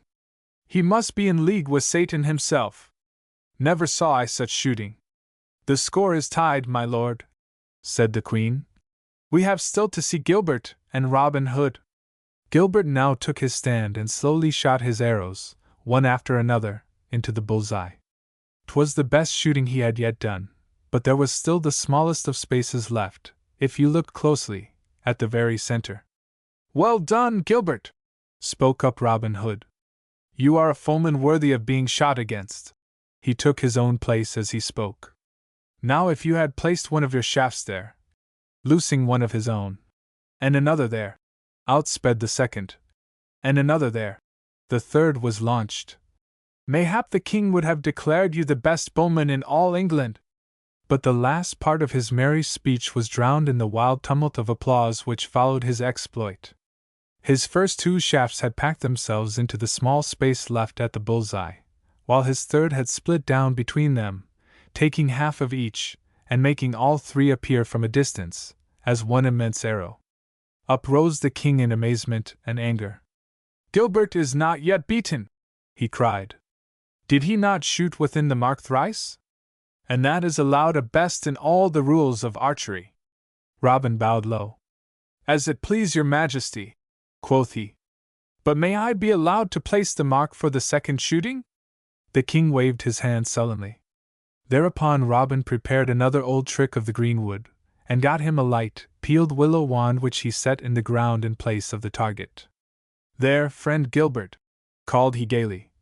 "Belike you can hit that."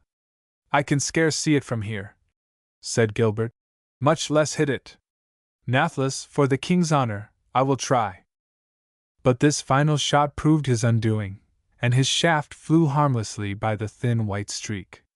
Then came Robin to his stand again, and picked his arrow with exceeding care, and tried his string. Amid a breathless pause he drew the good yew bow back to his ear, glanced along the shaft, and let the feathered missile fly. Straight it sped, singing a keen note of triumph as it went. The willow wand was split in twain, as though it had met a hunter's knife. "Verily, I think your bow is armed with witchcraft," cried Gilbert. "For I did not believe such shooting possible." "You should come to see our merry lads in the greenwood," retorted Robin lightly. "For willow wands do not grow upon the cobblestones of London town." Meanwhile the king in great wrath had risen to depart, first signing the judges to distribute the prizes. Never a word said he, of good or ill, to the queen, but mounted his horse and, followed by his sons and knights, rode off the field. The archers dropped upon one knee as he passed, but he gave them a single baleful look and was gone. Then the queen beckoned the outlaws to approach, and they did so and knelt at her feet. "Right well have ye served me," she said, "and sorry am I that the king's anger is aroused thereby. But fear ye not. His word and grace hold true. As to these prizes ye have gained, I had others of mine own, the wagers I have won from His Majesty the King and from the Lord Bishop of Hereford. Buy with some of these moneys the best swords ye can find in London, for all your band, and call them the swords of the Queen. And swear with them to protect all the poor and the helpless and the women, kind who come your way." "We swear," said the 5 yeomen solemnly. Then the Queen gave each of them her hand to kiss, and arose and departed with all her ladies. And after they were gone, the king's archers came crowding around Robin and his men, eager to get a glimpse of the fellows about whom they had heard so much. And back of them came a great crowd of the spectators pushing and jostling in their efforts to come nearer.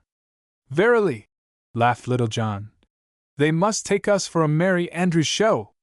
Now the judges came up, and announced each man his prize, according to the king's command. To Robin was give the purse containing 20 golden pounds, to Little John the 20 silver pennies, and to Alanadale the fine inlaid bugle, much to his delight, for he was skilled at blowing sweet tunes upon the horn hardly less than handling the harp strings. But when the Rhenish wine and English beer and hearts of Dalham Lea were spoken of, Robin said, "Nay, what need we of wine or beer, so far from the greenwood? And 'twould be like carrying coals to Newcastle, to drive those hearts to Sherwood. Now Gilbert and Tepus and their men have shot passing well. Wherefore, the meat and drink must go to them, and they will accept it of us." "Right gladly," replied Gilbert, grasping his hand. "Ye are good men all, and we will toast you every one, in memory of the greatest day at archery that England has ever seen, or ever will see." Thus said all the king's archers, and the hand of good fellowship was given amid much shouting and clapping on the shoulder blades. And so ended King Harry's tourney, whose story has been handed down from sire to son, even unto the present day. Chapter 14. How Robin Hood was sought of the tinker. King Henry was as good as his word. Robin Hood and his party were suffered to depart from London, the parting bringing keen sorrow to Marion, and for 40 days no hand was raised against them. But at the end of that time, the royal word was sent to the worthy sheriff at Nottingham that he must lay hold upon the outlaws without further delay, as he valued his office. Indeed, the exploits of Robin and his band, ending with the great tourney in Finsbury Field, had made a mighty stir through all England, and many there were to laugh boldly at the Nottingham official for his failures to capture the outlaws. The sheriff thereupon planned 3 new expeditions into the greenwood, and was even brave enough to lead them, since he had 15 score men at his beck and call each time.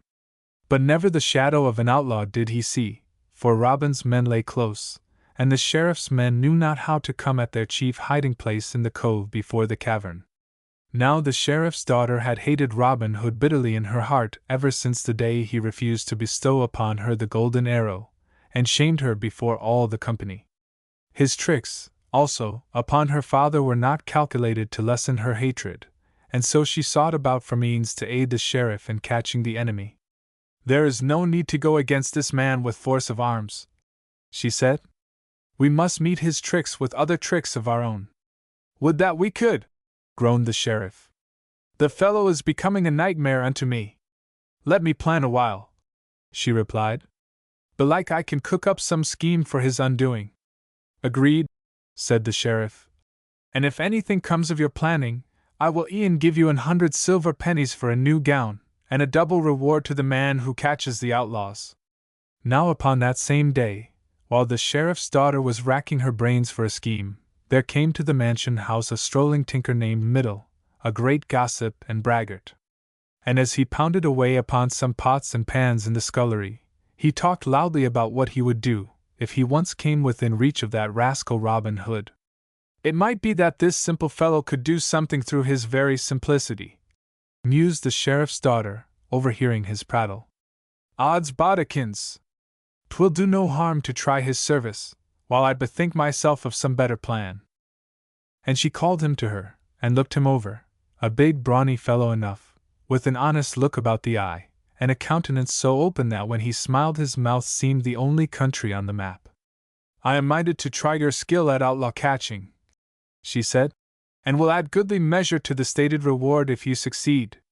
Do you wish to make good your boasted prowess?" The tinker grinned broadly. "Yes, your ladyship," he said. "Then here is a warrant made out this morning by the sheriff himself. See that you keep it safely and use it to good advantage." And she dismissed him. Middle departed from the house mightily pleased with himself, and proud of his commission. He swung his crabtree staff recklessly in his glee, so recklessly that he imperiled the shins of more than one angry passer-by, and vowed he'd crack the ribs of Robin Hood with it, though he was surrounded by every outlaw in the whole greenwood. Spurred on by the thoughts of his own coming bravery, he left the town and proceeded toward Barnesdale. The day was hot and dusty, and at noontime he paused at a wayside inn to refresh himself. He began by eating and drinking and dozing, in turn, then sought to do all at once. Mine host of the 7 Does stood by, discussing the eternal Robin with the drover. "Folk do say that my Lord Sheriff has sent into Lincoln for more men-at-arms and horses, and that when he has these behind him, he'll soon rid the forest of these fellows." "Of whom speak you?" asked the tinker, sitting up. "Of Robin Hood and his men," said the host. "But go to sleep again. You will never get the reward." "And why not?" asked the tinker, rising with great show of dignity. "Where our sheriff has failed, and the stout Guy of Gisborne, and many more beside, it behoves not a mere tinker to succeed." The tinker laid a heavy hand upon the innkeeper's fat shoulder, and tried to look impressive. "There is your reckoning, host, upon the table. I must e'en go upon my way, because I have more important business than to stand here gossiping with you. But be not surprised if, the next time you see me, I shall have with me no less person than Robin Hood himself." And he strode loftily out the door and walked up the hot white road toward Barnesdale. He had not gone above a quarter of a mile when he met a young man with curling brown hair and merry eyes. The young man carried his light cloak over his arm, because of the heat, and was unarmed save for a light sword at his side. The newcomer eyed the perspiring tinker in a friendly way, and seeing he was a stout fellow accosted him. "Good day to you," said he. "Good day to you," said the tinker, and a more or less heating. "Aye," laughed the other. "Whence come you?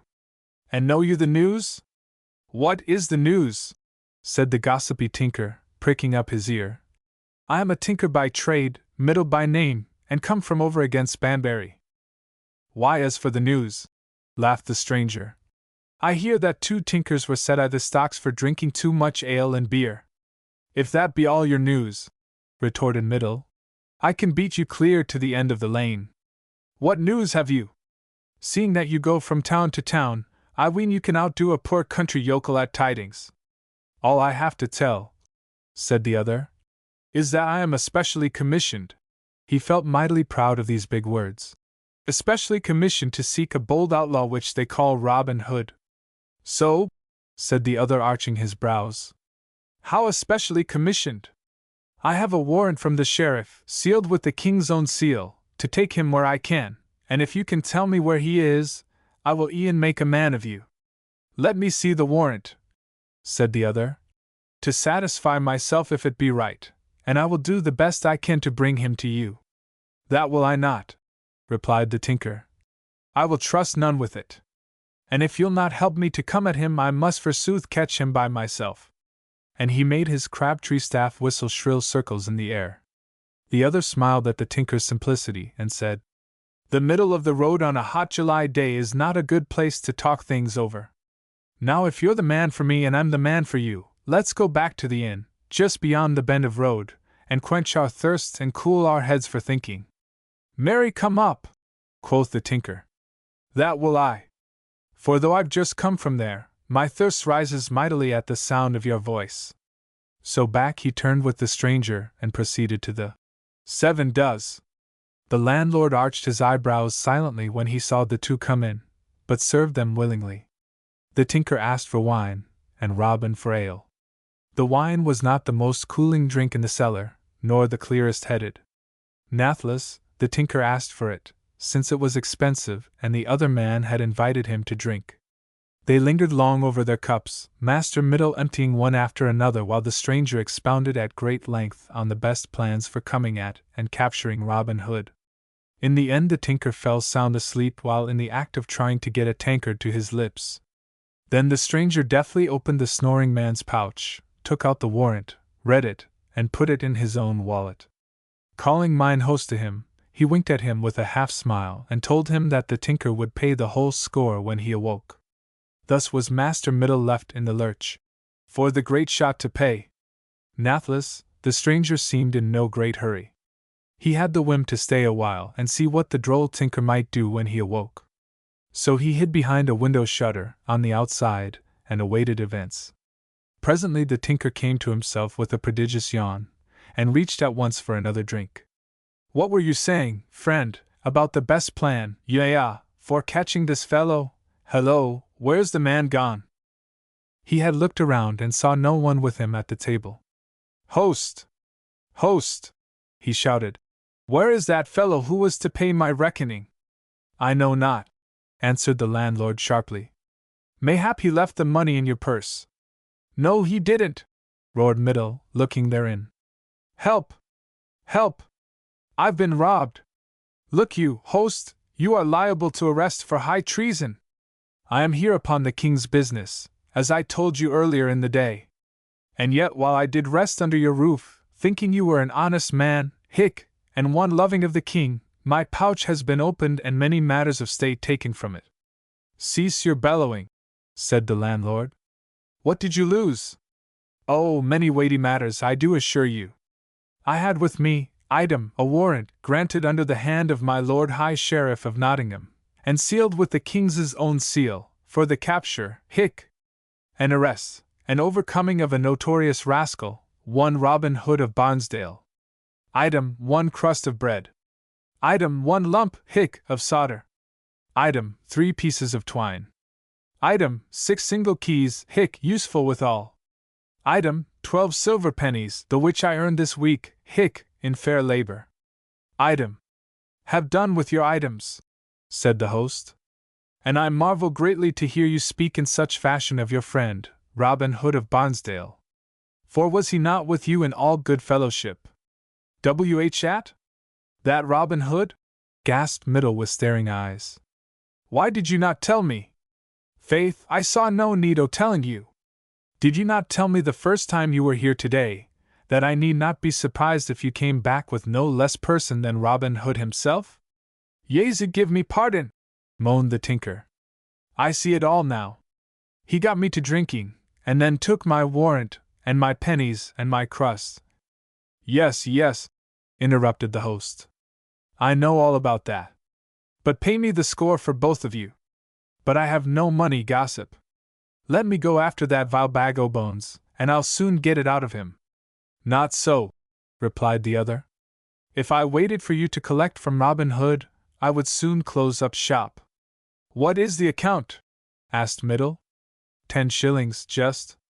"Then take here my working bag and my good hammer too, and if I light upon that knave I will soon come back after them." "Give me your leathern coat as well," said mine host. "The hammer and bag of tools are as naught to me." "Gramercy!" cried Master Middle, losing what was left of his temper. "It seems that I have escaped one thief only to fall into the hands of another. If you will but walk with me out into the middle of the road, I'll give you such a crack as shall drive some honesty into your thick skull." "You are wasting your breath and my time," retorted the landlord. "Give me your things, and get you gone after your man, speedily." Middle thought this to be good advice, so he strode forth from the Seven Does, in a black mood. Ere he had gone half a mile, he saw Robin Hood walking demurely among the trees a little in front of him. "Ho there, you villain!" roared the tinker. "Stay your steps. I am desperately in need of you this day." Robin turned about with a surprised face. "What knave is this?" he asked gently. "Who comes shouting after me?" "No knave! No knave at all!" panted the other, rushing up. "But an honest man, who would have that warrant, and the money for drink. Why, as I live, it is our honest tinker who was seeking Robin Hood." Did you find him, gossip? Marry, that did I. And I'm now going to pay him my respects. And he plunged at him, making a sweeping stroke with his crabtree cudgel. Robin tried to draw his sword, but could not do it for a moment through dodging the other's furious blows. When he did get it in hand, the tinker had reached him thrice with resounding thwacks. Then the tables were turned, for he dashed in right manfully with his shining blade and made the tinker give back again. The greenwood rang with the noise of the fray.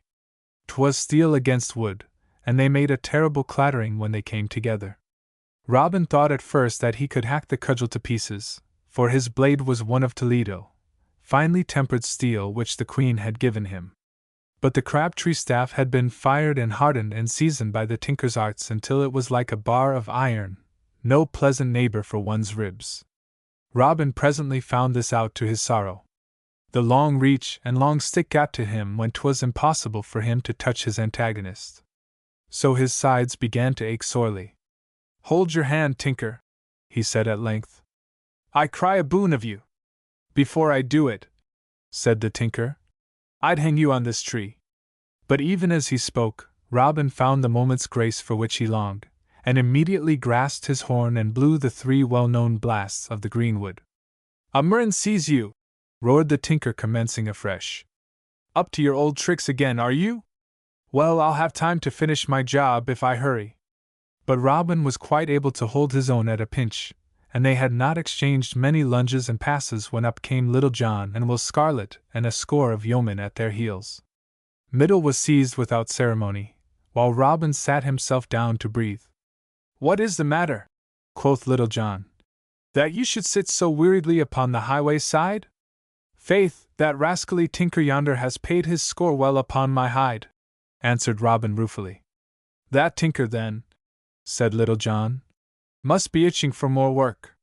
Fain would I try if he can do as much for me." "Or me," said Will Scarlet, who like Little John was always willing to swing a cudgel. "Nay," laughed Robin. "Belike I could have done better, and he had given me time to pull a young tree up by the roots. But I hated to spoil the Queen's blade upon his tough stick or no less tough hide. He had a warrant for my arrest which I stole from him." "Also, item, 12 silver pennies," interposed the tinker unsubdued. "Item, 1 crust of bread gainst my supper. Item, 1 lump of solder. Item, 3 pieces of twine. Item, 6 single keys. Item." "Yes, I know," quoth the merry Robin. "I stood outside the landlord's window and heard you count over your losses. Here they are again, and the silver pennies are turned by magic into gold. Here also, if you will, is my hand." "I take it heartily, with the pence," cried Middle. "By my leathern coat and tools, which I shall presently have out of that sly host, I swear that I never yet met a man I liked as well as you. And you and your men here will take me, I swear I'll serve you honestly. Do you want a tinker? Nay, but verily you must. Who else can mend and grind your swords and patch your pannikins, and fight, too, when occasions serve? Mend your pots. Mend your pans. And he ended his speech with the sonorous cry of his craft. By this time the whole band was laughing uproariously at the tinker's talk. "What say you, fellows?" asked Robin. "Would not this tinker be a good recruit?" "That he would," answered Will Scarlet, clapping the new man on the back. "He will keep Friar Tuck and Much the miller's son from having the blues." So amid great merriment and right good fellowship the outlaws shook Middle by the hand, and he took oath of fealty, and thought no more of the sheriff's daughter. Chapter 15. How Robin Hood was tanned of the tanner. The sheriff's daughter bided for several days in the faint hope that she might hear tidings of the prattling tinker. But never a word heard she, and she was forced to the conclusion that her messenger had not so much as laid eyes upon the outlaw. Little recked she that he was, even then, grinding sword points and sharpening arrows out in the good greenwood, while whistling blithely or chatting merrily with the good Friar Tuck. Then she bethought herself of another good man, one Arthur Bland, a tanner who dwelt in Nottingham town and was far famed in the tourneys round about. He had done some pretty tricks at archery, but was strongest at wrestling and the quarter-staff. For 3 years he had cast all comers to the earth in wrestling until the famous Eric O. Lincoln broke a rib for him in a mighty tussle. Howsoever, at quarterstaff he had never yet met his match, so that there was never a squire in Nottinghamshire dare bid bold Arthur stand.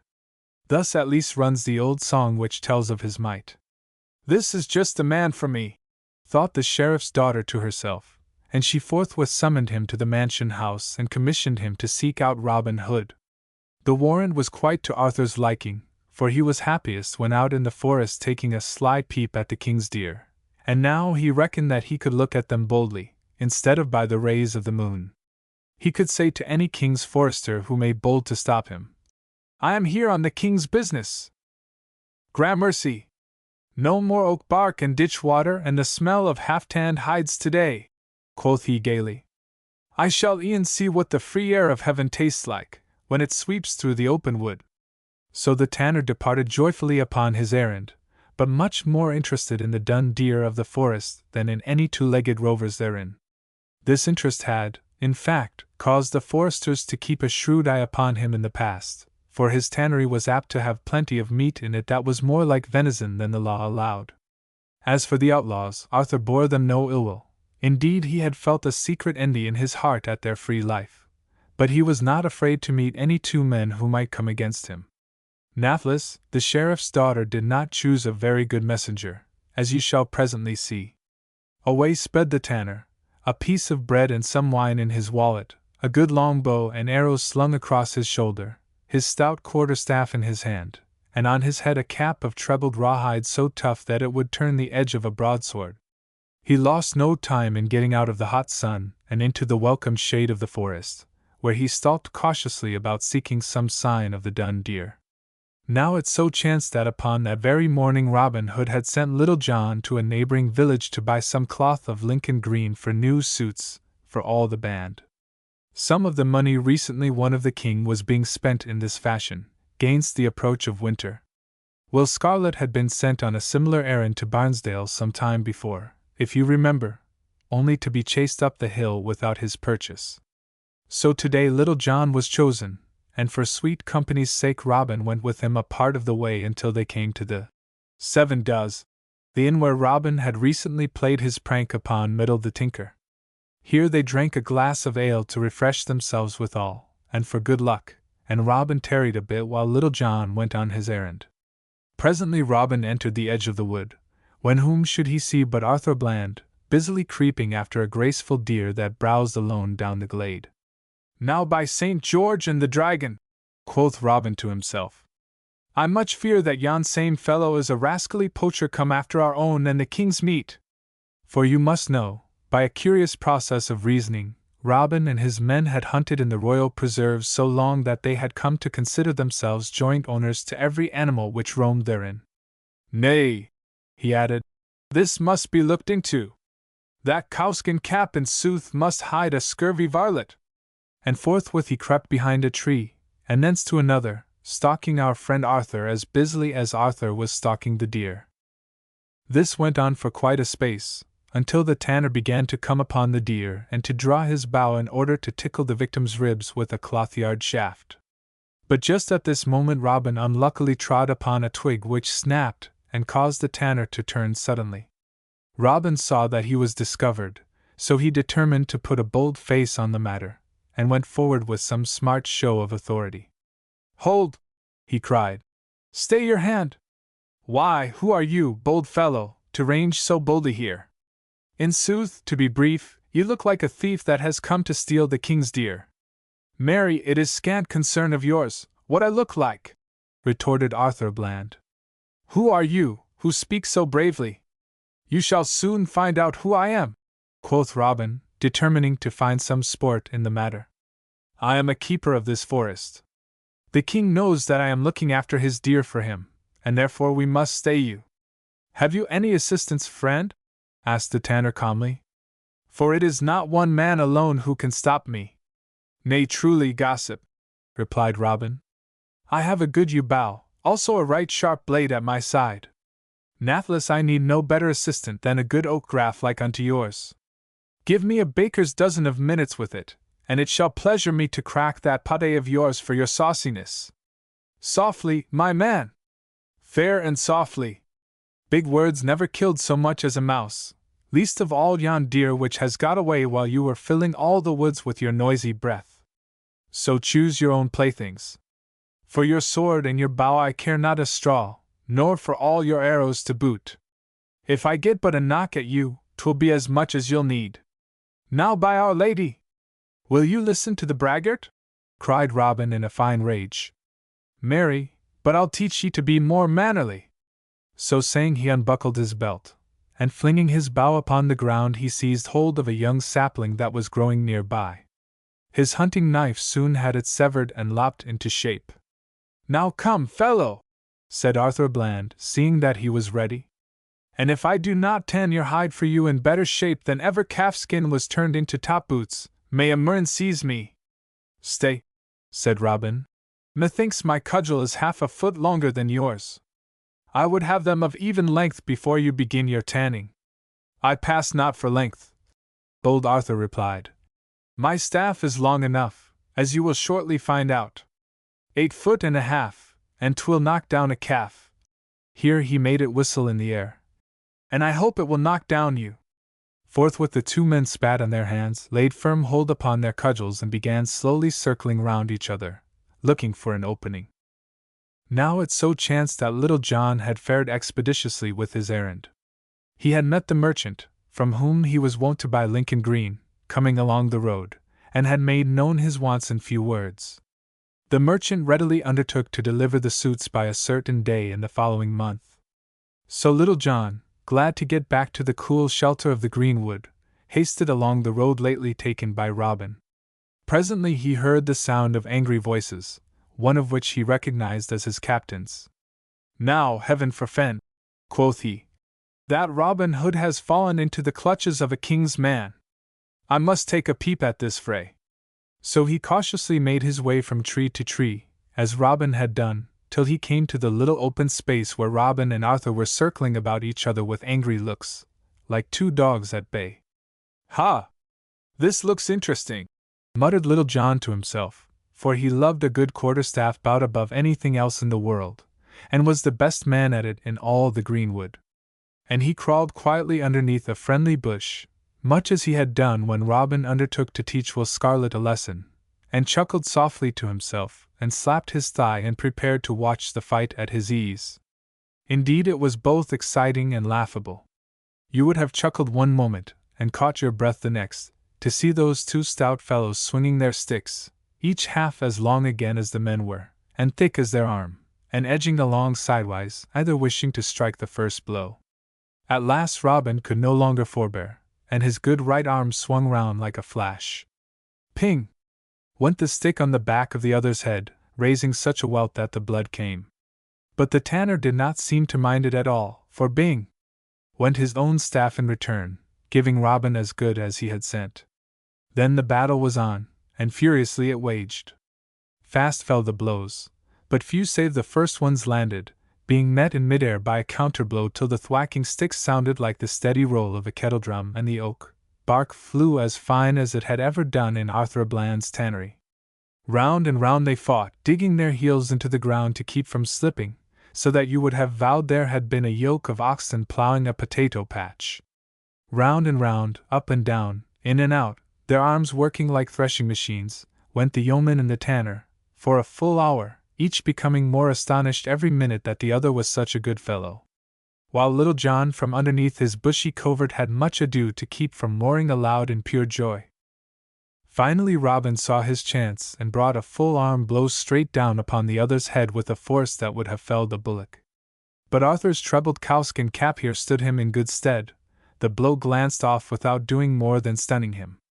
Nathless, he reeled and had much ado to keep from falling, seeing which Robin stayed his hand, to his own sorrow, for the tanner recovered his wits in a marvelous quick space and sent back a sidelong blow which fairly lifted Robin off his feet and sent him tumbling on to the grass. "Hold your hand! Hold your hand!" roared Robin with what little breath he had left. "Hold, I say, and I will give you the freedom of the greenwood." "Why, God a mercy," said Arthur, "I may thank my staff for that, not you." "Well, well, gossip let be as it may. But prithee tell me your name and trade. I like to know fellows who can hit a blow like that same last. I am a tanner, replied Arthur Bland. In Nottingham long have I wrought, and if you'll come to me I swear I'll tan your hides for naught. Odds bodikins, quoth Robin ruefully. Mine own hide is tanned enough for the present. Howsoever, there be others in this wood I would fain see you tackle. Harkee, if you will leave your tan-pots and come with me, as sure as my name is Robin Hood, you shan't want gold or fee. By the breath o' my body, said Arthur, that will I do, and he gripped him gladly by the hand. But I am minded that I clean forgot the errand that brought me to Sherwood. I was commissioned by some, under the sheriff's roof, to capture you. So was a certain tinker, now in our service, said Robin smilingly. Verily 'tis a new way to recruit forces, said the tanner laughing loudly. But tell me, good Robin Hood, where is Little John? I fain would see him, for he is a kinsman on my mother's side. Here am I, good Arthur Bland, said a voice, and Little John literally rolled out from under the bush to the sward. His eyes were full of tears from much laughter which had well nigh left him powerless to get on his feet. As soon as the astonished tanner saw who it was, he gave Little John a mighty hug around the neck, and lifted him up on his feet, and the two pounded each other on the back soundly, so glad were they to meet again. Oh, man, said Little John as soon as he had got his breath. Never saw I so fine a sight in all my born days. You did knock him over like as he were a ninepin. And you do joy to see me thwacked about on the ribs? Asked Robin with some choler. Nay, not that, master, said Little John. But 'tis the second time I have had special tickets to a show from beneath the bushes, and I cannot forbear my delight. Howsoever, take no shame unto yourself, for this same Arthur Bland is the best man at the quarterstaff in all Nottinghamshire. It commonly takes 2 or 3 men to hold him.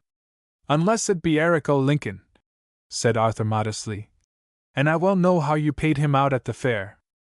Say no more, said Robin springing to his feet, for well I know that I have done good business this day, and a few bruises are easy payment for the stout cudgel I am getting into the band.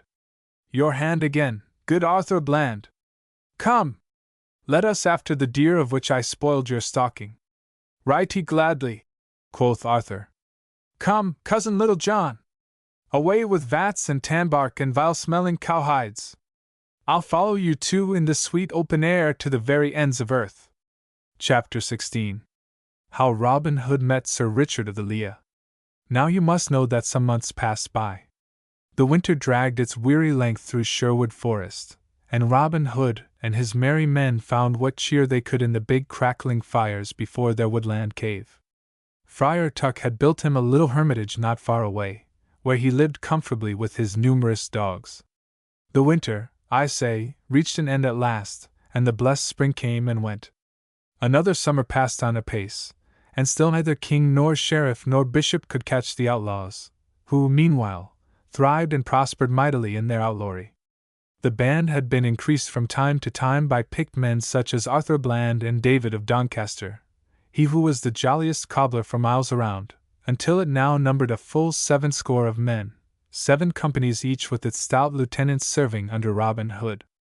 And still they relieved the purses of the rich, and aided the poor, and feasted upon king's deer until the lank sheriff of Nottingham was well nigh distracted. Indeed, that official would probably have lost his office entirely, had it not been for the fact of the king's death.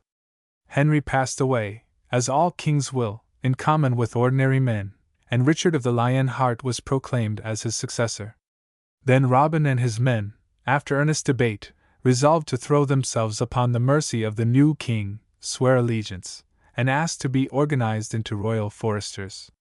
So Will Scarlet and Will Stuteley and Little John were sent to London with this message, which they were first to entrust privately to Maid Marian. But they soon returned with bad tidings. The new king had formerly set forth upon a crusade to the Holy Land, and Prince John, his brother, was impossible to deal with, being crafty, cruel, and treacherous. He was laying his hands upon all the property which could easily be seized, among other estates, that of the Earl of Huntingdon, Robin's old enemy and Marian's father, who had lately died. Marian herself was in sore straits. Not only had her estates been taken away, and the maid been deprived of the former protection of the queen, but the evil Prince John had persecuted her with his attentions. He thought that since the maid was defenseless he could carry her away to one of his castles and none could gainsay him. No word of this peril reached Robin's ears, although his men brought him word of the seizure of the Huntingdon lands. Nathless he was greatly alarmed for the safety of Maid Marian, and his heart cried out for her strongly. She had been continually in his thoughts ever since the memorable shooting at London town. One morning in early autumn, when the leaves were beginning to turn gold at the edges, the chestnut pods to swell with promise of fatness, and the whole wide woodland was redolent with the ripe fragrance of fruit and flower, Robin was walking along the edge of a small open glade busy with his thoughts. The peace of the woods was upon him, despite his broodings of Marian, and he paid little heed to a group of does quietly feeding among the trees at the far edge of the glade. But presently this sylvan picture was rudely disturbed for him. A stag, wild and furious, dashed suddenly forth from among the trees, scattering the does in swift alarm.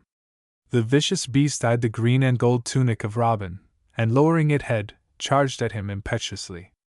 So sudden was its attack that Robin had no time to bend his bow. He sprang behind a tree while he seized his weapon. A moment later the wild stag crashed blindly into the tree trunk with a shock which sent the beast reeling backward, while the dislodged leaves from the shivering tree fell in a small shower over Robin's head. "By my halidom, I am glad it was not me you struck, my gentle friend," quoth Robin, fixing an arrow upon the string. "Sorry indeed would be any one's plight who should encounter you in this black humor." Scarcely had he spoken when he saw the stag veer about, and fix its glances rigidly on the bushes to the left side of the glade. These were parted by a delicate hand, and through the opening appeared the slight figure of a page. It was Maid Marian, come back again to the greenwood. She advanced, unconscious alike of Robin's horrified gaze and the evil fury of the stag. She was directly in line with the animal, so Robin dared not launch an arrow. Her own bow was slung across her shoulder, and her small sword would be useless against the beast's charge. But now, as she caught sight of the stag, she pursed her lips as though she would whistle to it. "For the love of God, dear lady!" cried Robin, and then the words died in his throat. With a savage snort of rage, the beast rushed at this new and inviting target, rushed so swiftly and from so short a distance that she could not defend herself. She sprang to one side as it charged down upon her, but a side blow from its antlers stretched her upon the ground. The stag stopped, turned, and lowered its head, preparing to gore her to death. Already its cruel horns were coming straight for her, while she, white of face and bewildered by the sudden attack, was struggling to rise and draw her sword. A moment more and the end would come. But the sharp voice of Robin had already spoken.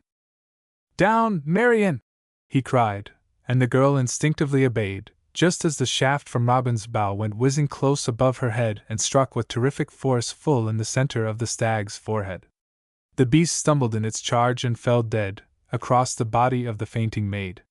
Robin was quickly by her side, and dragged the beast from off the girl. Picking her up in his strong arms, he bore her swiftly to the side of one of the many brooks which watered the vale. He dashed cool water upon her face, roughly almost, in his agony of fear that she was already dead, and he could have shed tears of joy to see those poor, closed eyelids tremble. He redoubled his efforts, and presently she gave a little gasp. "Where am I? What is't? You are in Sherwood, dear maid, though, I faith, we gave you a rude reception." She opened her eyes and sat up. "Methinks you have rescued me from sudden danger, sir," she said. Then she recognized Robin for the first time, and a radiant smile came over her face, together with the rare blush of returned vitality, and her head sank upon his shoulder with a little tremble and sigh of relief. "Oh, Robin, it is you!" she murmured. "Aye, 'tis I, thank heaven, I was at hand to do you service." Robin's tones were deep and full of feeling. "I swear, dear Marian, that I will not let you from my care henceforth." Not another word was spoken for some moments, while her head still rested confidingly upon his breast. Then recollecting, he suddenly cried, "Gramercy, I make but a poor nurse! I have not even asked if any of your bones were broken. No, not any, she answered, springing lightly to her feet to show him. That foolish dizziness o'ercame me for the nonce, but we can now proceed on our way. Nay, I meant not that, he protested. Why should we haste? First tell me of the news in London town, and of yourself. So she told him how that the prince had seized upon her father's lands, and had promised to restore them to her if she would listen to his suit, and how that she knew he meant her no good, for he was even then suing for a princess's hand. That is all, Robin, she ended simply. And that is why I donned again my page's costume and came to you in the greenwood. Robin's brow had grown fiercely black at the recital of her wrong, and he had laid stern hand upon the hilt of his sword. By this sword which Queen Eleanor gave me, he said impetuously, and which was devoted to the service of all womankind, I take oath that Prince John and all his armies shall not harm you. So that is how Maid Marian came to take up her abode in the greenwood, where the whole band of yeomen welcomed her gladly and swore fealty, and where the sweet lady of Allanadale made her fully at home. But this was a day of deeds in Sherwood Forest, and we gone to tell you another happening which led to later events. While Robin and Marian were having their encounter with the stag, Little John, Much the miller's son, and Will Scarlet had sallied forth to watch the highroad leading to Barnesdale, if perchance they might find some haughty knight or fat priest whose wallet needed lightening. They had scarcely watched the great road known as Watling Street, which runs from Dover in Kent to Chester town, for many minutes, when they espied a knight riding by in a very forlorn and careless manner. Little John came up to the knight and bade him stay, for who can judge of a man's wealth by his looks? The outlaw bent his knee in all courtesy, and prayed him to accept the hospitality of the forest. My master expects you to dine with him today, quoth he, and indeed has been fasting while awaiting your coming, these 3 hours. Who is your master? Asked the knight. None other than Robin Hood, replied Little John, laying his hand upon the knight's bridle. Seeing the other 2 outlaws approaching, the knight shrugged his shoulders, and replied indifferently. 'Tis clear that your invitation is too urgent to admit of refusal, quoth he, and I go with you right willingly, my friends. My purpose was to have dined today at Blyth or Doncaster, but nothing matters greatly. So in the same lackadaisical fashion which had marked all his actions that day, the knight suffered his horse to be led to the rendezvous of the band in the greenwood. Marian had not yet had time to change her page's attire, when the 3 escorts of the knight hove in sight. She recognized their captive as Sir Richard of the Lea, whom she had often seen at court, and fearing lest he might recognize her, she would have fled. But Robin asked her, with a twinkle, if she would not like to play page that day, and she in roguish mood consented to do so. Welcome, Sir Knight, said Robin courteously. You are come in good time, for we were just preparing to sit down to meat. God save and thank you, good Master Robin, returned the knight, and all your company. It likes me well to break the fast with you. So while his horse was cared for, the knight laid aside his own heavy gear, and laved his face and hands, and sat down with Robin and all his men to a most plentiful repast of venison, swans, pheasants, various small birds, cake and ale. And Marian stood behind Robin and filled his cup and that of the guest. After eating right heartily of the good cheer, the knight brightened up greatly, and vowed that he had not enjoyed so good a dinner for nigh 3 weeks. He also said that if ever Robin and his fellows should come to his domains, he would strive to set them down to as good a dinner on his own behalf.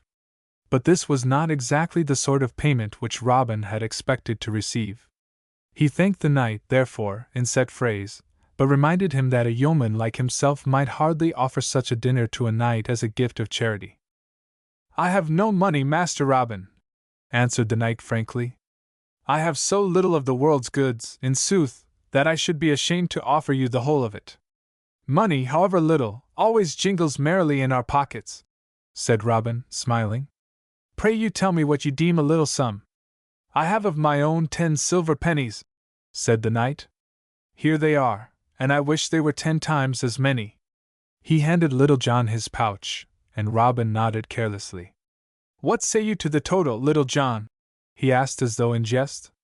'Tis true enough, as the worthy knight hath said, responded the big fellow gravely emptying the contents on his cloak.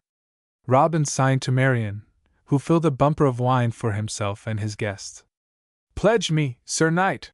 cried the merry outlaw, "and pledge me heartily, for these sorry times. I see that your armor is bent and that your clothes are torn. Yet methinks I saw you at court, once upon a day, and in more prosperous guise. Tell me now, were you a yeoman and made a knight by force? Or have you been a bad steward to yourself, and wasted your property in lawsuits and the like? Be not bashful with us. We shall not betray your secrets.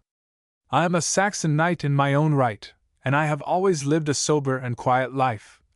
The sorrowful guest replied, "'Tis true you have seen me at court, mayhap, for I was an excited witness of your shooting before King Harry, God rest his bones. My name is Sir Richard of the Lea, and I dwell in a castle, not a league from one of the gates of Nottingham, which has belonged to my father, and his father, and his father's father before him. Within 2 or 3 years ago my neighbors might have told you that a matter of £400 one way or the other was as naught to me. But now I have only these 10 pennies of silver, and my wife and son." "In what manner have you lost your riches?" asked Robin. "Through folly and kindness," said the knight, sighing. "I went with King Richard upon a crusade, from which I am but lately returned, in time to find my son, a goodly youth, grown up. He was but 20, yet he had achieved a squire's training and could play prettily in justs and tournaments, and other knightly games. But about this time he had the ill luck to push his sport too far, and did accidentally kill a knight in the open lists. To save the boy, I had to sell my lands and mortgage my ancestral castle, and this not being enough, in the end I have had to borrow money, at a ruinous interest, from my lord of Hereford." "A most worthy bishop," said Robin ironically. "What is the sum of your debt?" £400, said Sir Richard, "and the bishop swears he will foreclose the mortgage if they are not paid promptly. Have you any friends who would become surety for you?" "Not one. If good King Richard were here, the tale might be otherwise."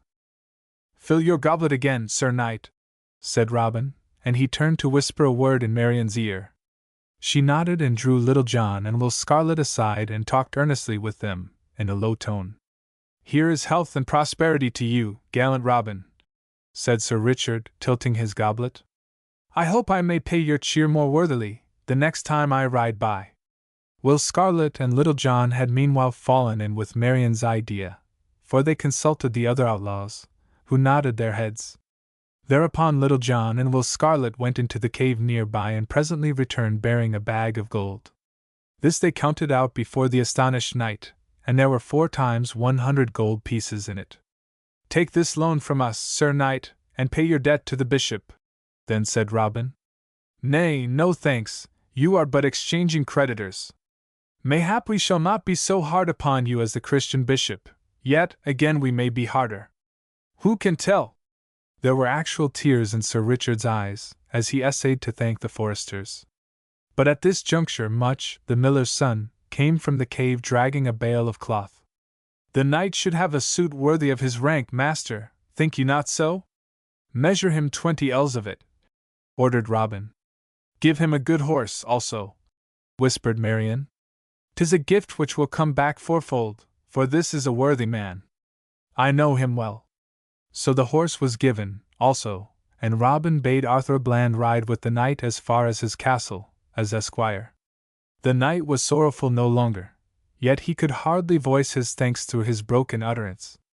And having spent the night in rest, after listening to Alanadale's singing, he mounted his new steed the following morning an altogether different man. "God save you, comrades, and keep you all," said he, with deep feeling in his tones. "And give me a grateful heart. We shall wait for you 12 months from today, here in this place," said Robin, shaking him by the hand. "And then you will repay us the loan, if you have been prospered. I shall return it to you within the year, upon my honor as Sir Richard of the Lea. And for all time, pray count on me as a steadfast friend." So saying, the knight and his esquire rode down the forest glade till they were lost to view. Chapter 17. How the Bishop was dined. Not many days after Sir Richard of the Lea came to Sherwood Forest, Word reached Robin Hood's ears that my Lord Bishop of Hereford would be riding that way betimes on that morning.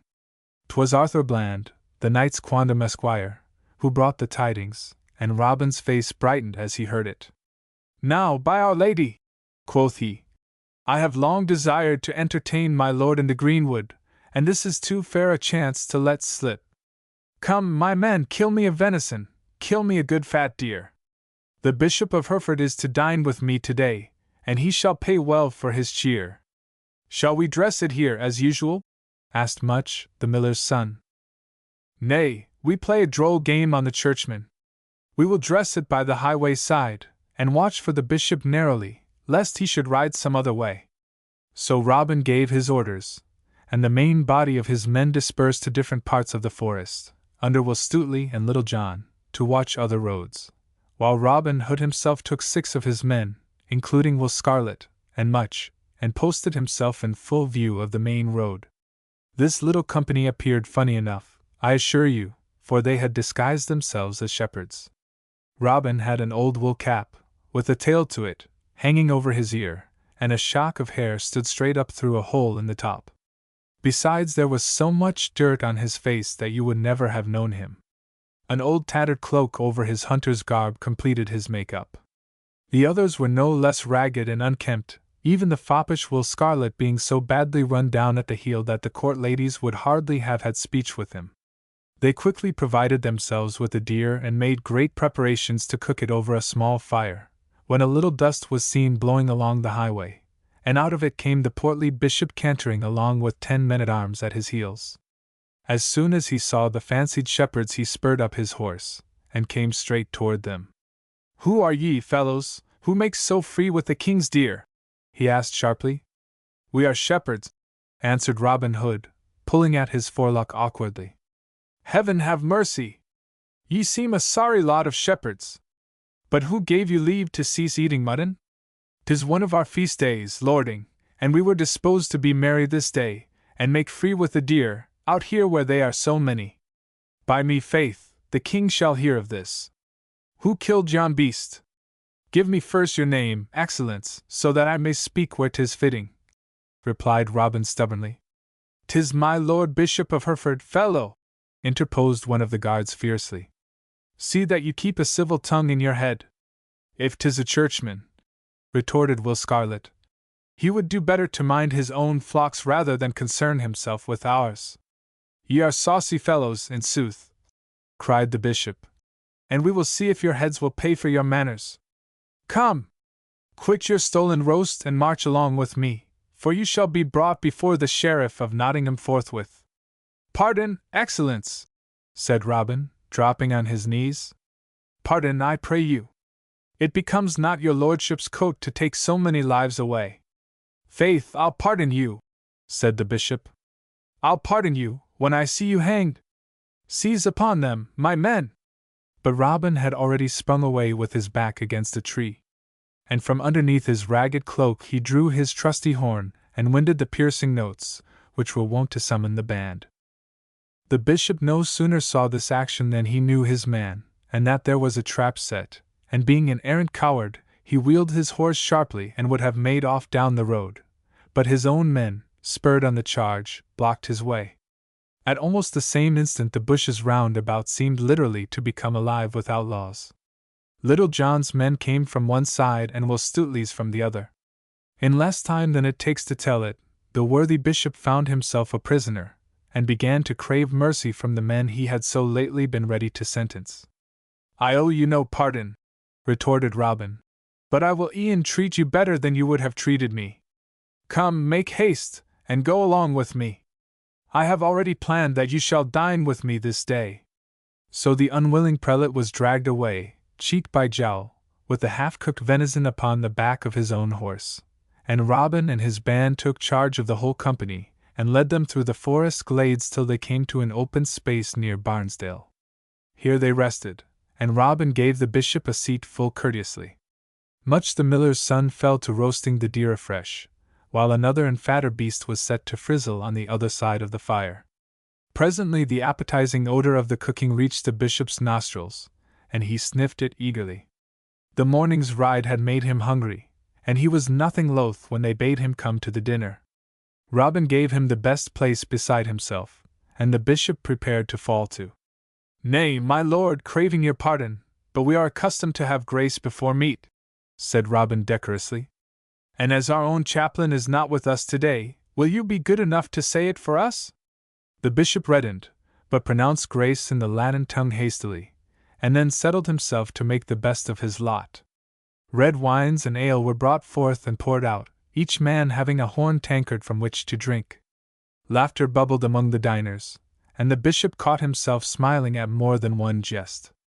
But who, in sooth, could resist a freshly broiled venison streak eaten out in the open air to the tune of jest and good fellowship?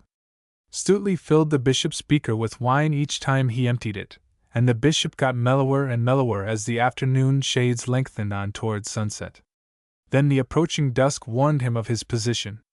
"I wish, mine host," quoth he gravely to Robin, who had soberly drunk but 1 cup of ale, "that you would now call a reckoning. 'Tis late, and I fear the cost of this entertainment may be more than my poor purse can stand." For he bethought himself of his friend, the sheriff's former experience. "Verily, your lordship," said Robin, scratching his head, "I have enjoyed your company so much, that I scarce know how to charge for it." "Lend me your purse, my lord," said Little John, interposing, "and I'll give you the reckoning by and by." The bishop shuddered. He had collected Sir Richard's debt only that morning, and was even then carrying it home. "I have but a few silver pennies of my own," he whined, "and as for the gold in my saddlebags, 'tis for the church." "Ye surely would not levy upon the church, good friends." But Little John was already gone to the saddlebags, and returning he laid the bishop's cloak upon the ground, and poured out of the portmanteau a matter of 400 glittering gold pieces.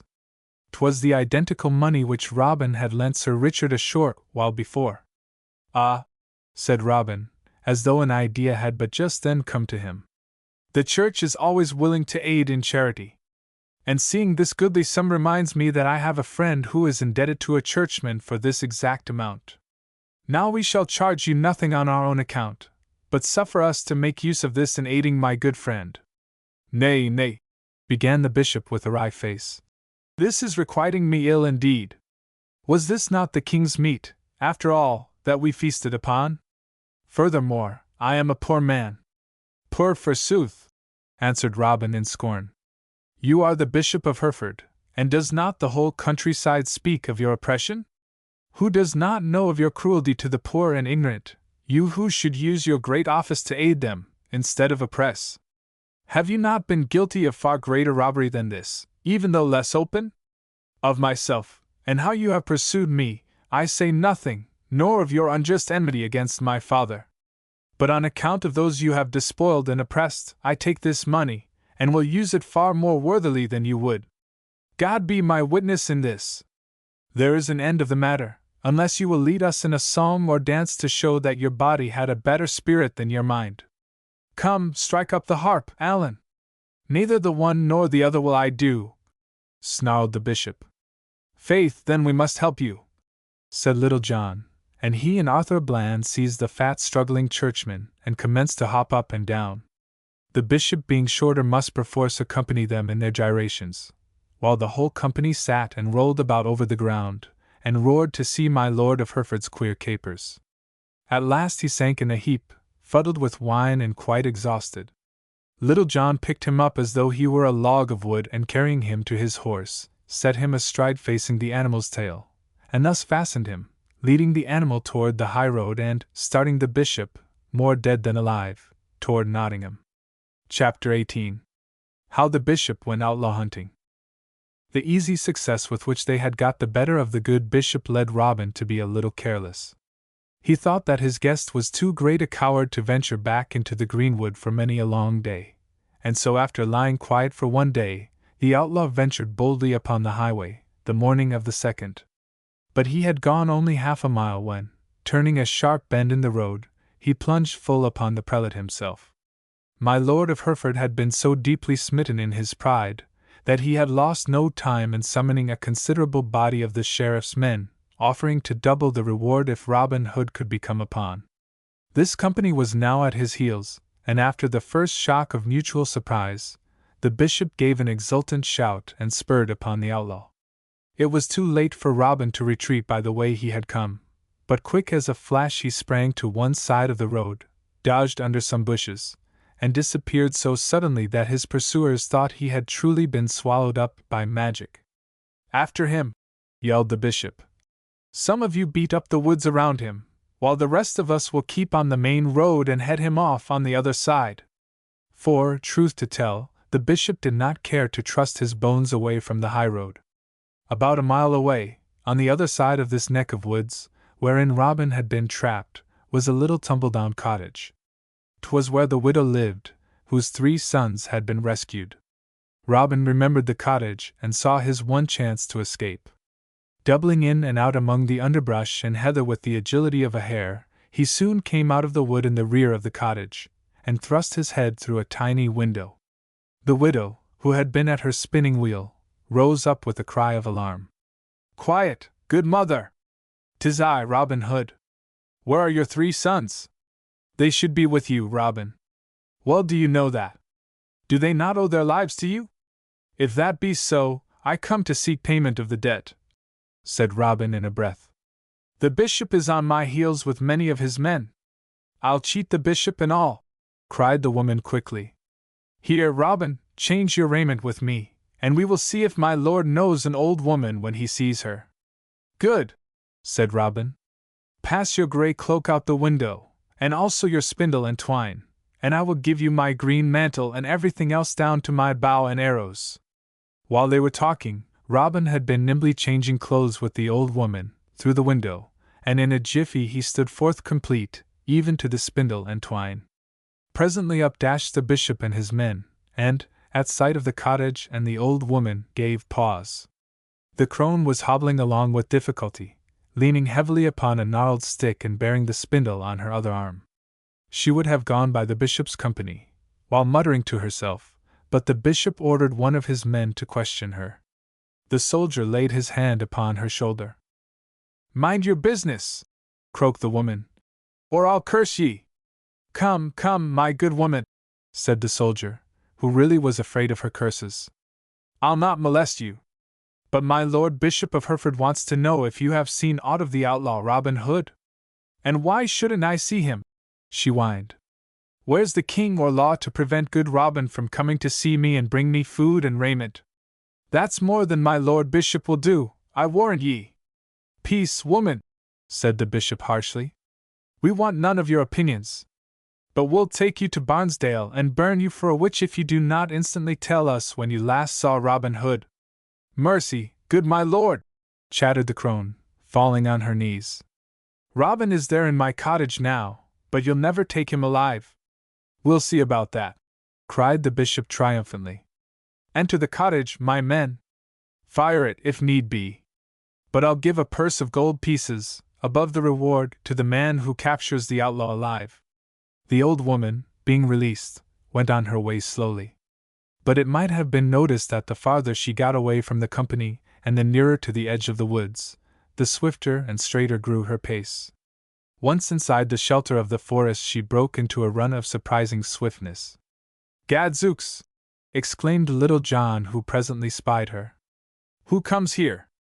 Never saw I witch or woman run so fast. Methinks I'll send an arrow close over her head to see which it is." "Oh, hold your hand! Hold your hand!" panted the supposed woman. "'Tis I, Robin Hood. Summon the yeoman and return with me speedily. We have still another score to settle with my lord of Hereford." When Little John could catch his breath from laughing, he winded his horn. "Now, Mistress Robin," quoth he, grinning, "lead on.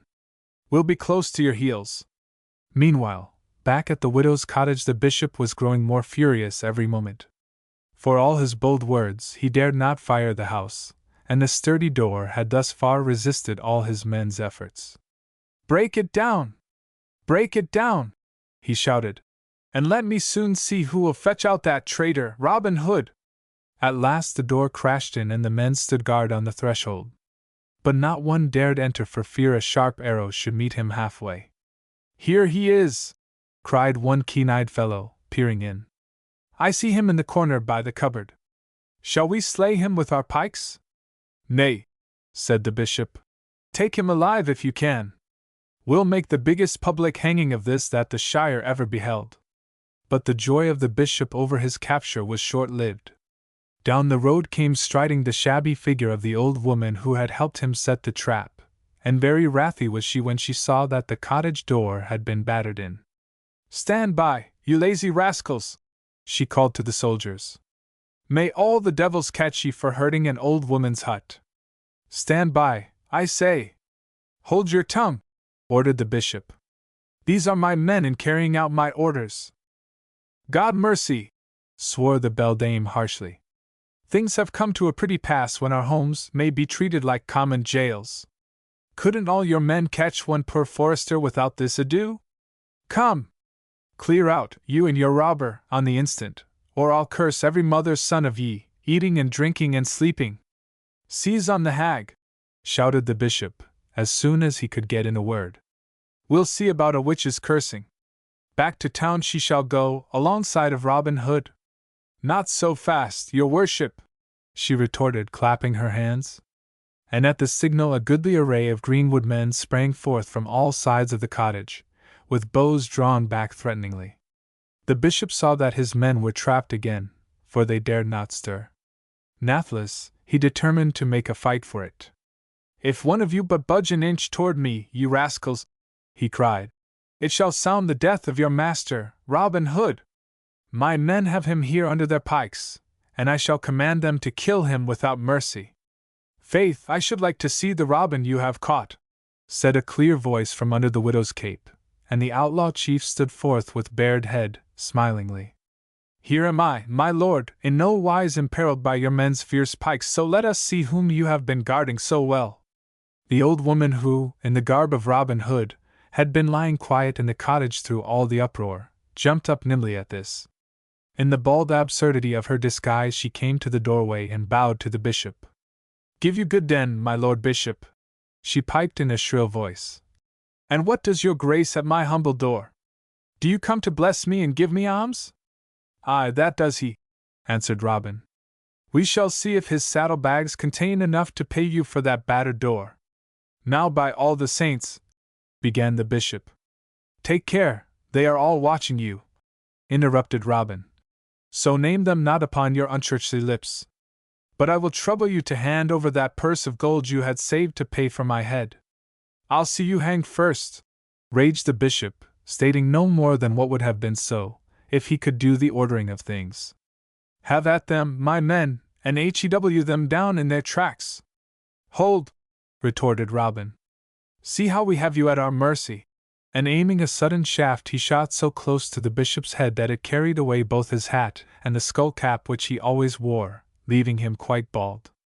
The prelate turned as white as his shiny head, and clutched wildly at his ears. He thought himself dead almost. Help! Murder! He gasped. Do not shoot again. Here's your purse of gold. And without waiting for further parley he fairly bolted down the road. His men being left leaderless had nothing for it but to retreat after him, which they did in sullen order, covered by the bows of the yeomen. And thus ended the Bishop of Hereford's great outlaw hunt in the forest. Chapter 19. How the Sheriff held another shooting match. Now the Sheriff was so greatly troubled in heart over the growing power of Robin Hood, that he did a very foolish thing. He went to London town to lay his troubles before the king and get another force of troops to cope with the outlaws. King Richard was not yet returned from the Holy Land, but Prince John heard him with scorn. Pooh! Said he, shrugging his shoulders. What have I to do with all this? Art thou not sheriff for me?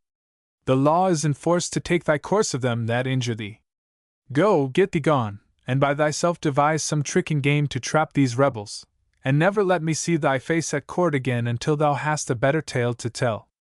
So away went the sheriff in sorrier pass than ever, and cudgelled his brain, on the way home, for some plan of action. His daughter met him on his return and saw at once that he had been on a poor mission. She was minded to upbraid him when she learned what he had told the prince. But the words of the latter started her to thinking afresh. I have it! She exclaimed at length.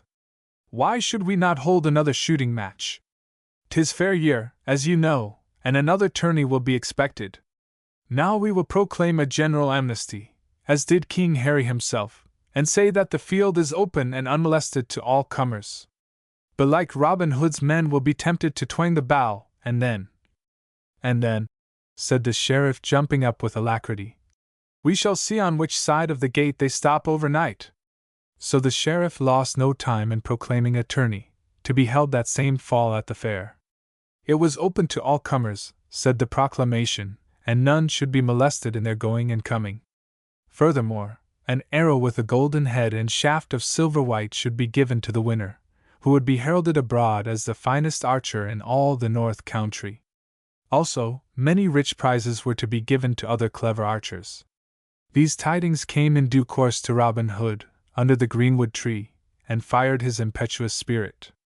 Come, prepare ye, my merry men all, quoth he, and we'll go to the fair and take some part in this sport. With that stepped forth the merry cobbler, David of Doncaster. Master, quoth he, be ruled by me and stir not from the greenwood.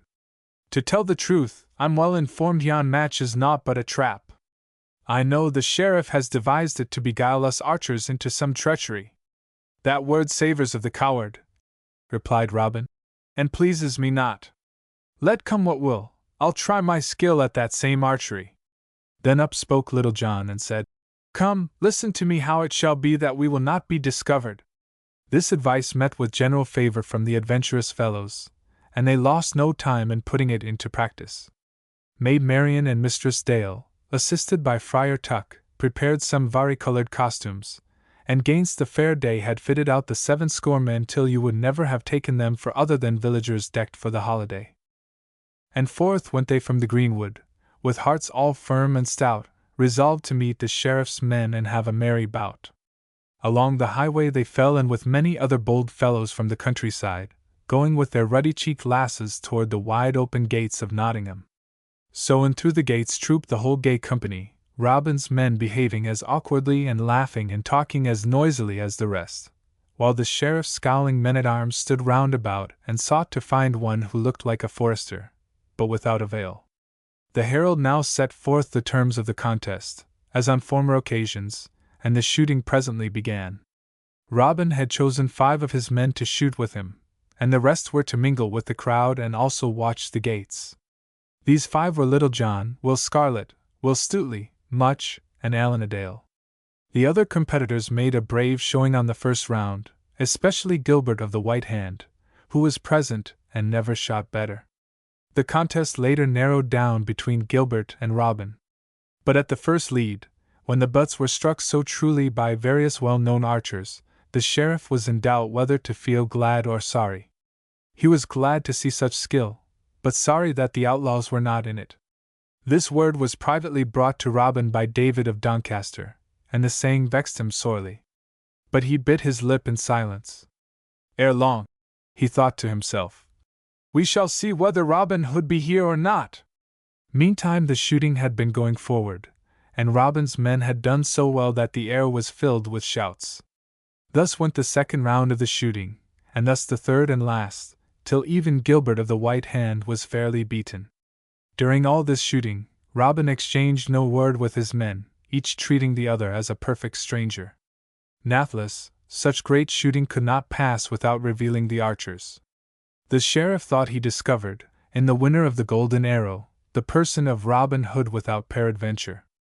So he sent word privately for his men-at-arms to close round the group. But Robin's men also got wind of the plan. To keep up appearances, the sheriff summoned the crowd to form in a circle, and after as much delay as possible the arrow was presented. The delay gave time enough for the soldiers to close in. As Robin received his prize, bowed awkwardly, and turned away, the sheriff, letting his zeal get the better of his discretion, grasped him about the neck and called upon his men to arrest the traitor. But the moment the sheriff touched Robin, he received such a buffet on the side of his head that he let go instantly, and fell back several paces. Turning to see who had struck him, he recognized Little John. Ah, rascal Greenleaf, I have you now! He exclaimed, springing at him. Just then, however, he met a new check. "This is from another of your devoted servants," said a voice which he knew to be that of Much the miller's son, and thwack went his open palm upon the sheriff's cheek, sending that worthy rolling over and over upon the ground. By this time the conflict had become general, but the sheriff's men suffered the disadvantage of being hampered by the crowd of innocent onlookers, whom they could not tell from the outlaws and so dared not attack, while the other outlaws in the rear fell upon them and put them in confusion. For a moment a fierce rain of blows ensued, then the clear bugle note from Robin ordered a retreat. The 2 warders at the nearest gate tried to close it, but were shot dead in their tracks. David of Doncaster threw a 3rd soldier into the moat, and out through the gate went the foresters in good order, keeping a respectful distance between themselves and the advancing soldiery, by means of their well-directed shafts. But the fight was not to go easily this day, for the soldiery, smarting from their recent discomfiture at the widow's cottage, and knowing that the eyes of the whole shire were upon them, fought well, and pressed closely after the retreating outlaws. More than one ugly wound was given and received. No less than 5 of the sheriff's men were killed outright, and a dozen others injured, while 4 of Robin's men were bleeding from severe flesh cuts. Then Little John, who had fought by the side of his chief, suddenly fell forward with a slight moan. An arrow had pierced his knee. Robin seized the big fellow with almost superhuman strength. Meanwhile Little John grew weaker and closed his eyes.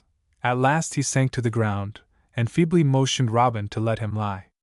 "Master Robin," said he, "have I not served you well, ever since we met upon the bridge?" "Truer servant never man had," answered Robin. "Then if ever you loved me, and for the sake of that service, draw your bright brown sword and strike off my head, never let me fall alive into the hand of the Sheriff of Nottingham. Not for all the gold in England would I do either of the things you suggest." "God forbid!" cried Arthur à Bland, hurrying to the rescue. And packing his wounded kinsman upon his own broad shoulders, he soon brought him within the shelter of the forest. Once there, the sheriff's men did not follow, and Robin caused litters of boughs to be made for Little John and the other 4 wounded men.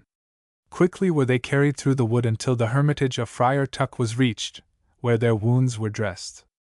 Little John's hurt was pronounced to be the most serious of any, but he was assured that in 2 or 3 weeks' time he could get about again, whereat the active giant groaned mightily. That evening consternation came upon the hearts of the band. A careful roll call was taken to see it all the yeomen had escaped, when it was found that Will Stutely was missing, and Maid Marian also was nowhere to be found. Robin was seized with dread. He knew that Marian had gone to the fair, but felt that she would hardly come to grief. Her absence, however, portended some danger, and he feared that it was connected with Will Stutely. The sheriff would hang him speedily and without mercy, if he were captured. The rest of the band shared their leader's uneasiness, though they said no word. They knew that if Will were captured, the battle must be fought over again the next day, and Will must be saved at any cost. But no man flinched from the prospect. That evening, while the sheriff and his wife and daughter sat at meat in the mansion house, the sheriff boasted of how he would make an example of the captured outlaw, for Stutely had indeed fallen into his hands. "He shall be strung high," he said in a loud voice, "and none shall dare lift a finger. I now have Robin Hood's men on the run, and we shall soon see who is master in this shire. I am only sorry that we let them have the golden arrow." As he spoke, a missive sped through a window and fell clattering upon his plate, causing him to spring back in alarm. It was the golden arrow, and on its feathered shaft was sewed a little note which read, "This from one who will take no gifts from liars, and who henceforth will show no mercy. Look well to yourself. R.H." Chapter 20. How Will Stutely was rescued. The next day dawned bright and sunny. The whole face of nature seemed gay, as if in despite of the tragedy which was soon to take place in the walls of Nottingham town. The gates were not opened upon this day, for the sheriff was determined to carry through the hanging of Will Stutely undisturbed. No man, therefore, was to be allowed entrance from without, all that morning and until after the fatal hour of noon, when Will's soul was to be launched into eternity. Early in the day Robin had drawn his men to a point, as near as he dared, in the wood where he could watch the road leading to the east gate. He himself was clad in a bright scarlet dress, while his men, a goodly array, wore their suits of sober Lincoln green. They were armed with broadswords, and each man carried his bow and a full quiver of new arrows, straightened and sharpened cunningly by Middle, the tinker. Over their greenwood dress, each man had thrown a rough mantle, making him look not unlike a friar. "I hold it good, comrades," then said Robin Hood, "to tarry here in hiding for a season while we send some one forth to obtain tidings. For, in sooth, 'twill work no good to march upon the gates if they be closed." "Look, master," quoth one of the widow's sons. "There comes a palmer along the road from the town. Belike he can tell us how the land ties, and if Stuteley be really in jeopardy. Shall I go out and engage him in speech?" "Go," answered Robin. So Stoutewill went out from the band while the others hid themselves and waited. When he had come close to the palmer, who seemed a slight, youngish man, he doffed his hat full courteously and said, "I crave your pardon, holy man, but can you tell me tidings of Nottingham town? Do they intend to put an outlaw to death this day?" "Yea," answered the palmer sadly. "'Tis true enough, sorry be the day. I have passed the very spot where the gallows tree is going up. 'Tis out upon the roadway near the sheriff's castle. One, Will Stuteley, is to be hung thereon at noon, and I could not bear the sight, so came away." The palmer spoke in a muffled voice, and as his hood was pulled well over his head, Stoutewill could not discern what manner of man he was. Over his shoulder he carried a long staff, with the fashion of a little cross at one end, and he had sandaled feet like any monk. Stoutewill noticed idly that the feet were very small and white, but gave no second thought to the matter. "Who will shrive the poor wretch, if you have come away from him?" he asked reproachfully. The question seemed to put a new idea into the palmer's head. He turned so quickly that he almost dropped his hood. "Do you think that I should undertake this holy office? By St. Peter and the Blessed Virgin, I do indeed! Else who will do it? The bishop and all his whining clerks may be there, but not one would say a prayer for his soul. But I am only a poor palmer." The other began hesitatingly. "Nathless, your prayers are as good as any and better than some," replied Will. "Right gladly would I go," then said the palmer, "but I fear me I cannot get into the city. You may know that the gates are fast locked, for this morning, to all who would come in, although they let any pass out who will." "Come with me," said Stoutewill, "and my master will see that you pass through the gates." So the palmer pulled his cloak still closer about him, and was brought before Robin Hood, to whom he told all he knew of the situation. He ended with, "If I may make so bold, I would not try to enter the city from this gate, as 'tis closely guarded since yesterday. But on the far side, no attack is looked for." "My thanks, gentle palmer," quoth Robin. "Your suggestion is good, and we will deploy to the gate upon the far side." So the men marched silently but quickly until they were near to the western gate. Then Arthur Bland asked leave to go ahead as a scout, and quietly made his way to a point under the tower by the gate. The moat was dry on this side, as these were times of peace, and Arthur was further favored by a stout ivy vine which grew out from an upper window. Swinging himself up boldly by means of this friendly vine, he crept through the window and in a moment more had sprung upon the warder from behind and gripped him hard about the throat. The warder had no chance to utter the slightest sound, and soon lay bound and gagged upon the floor, while Arthur Bland slipped himself into his uniform and got hold of his keys.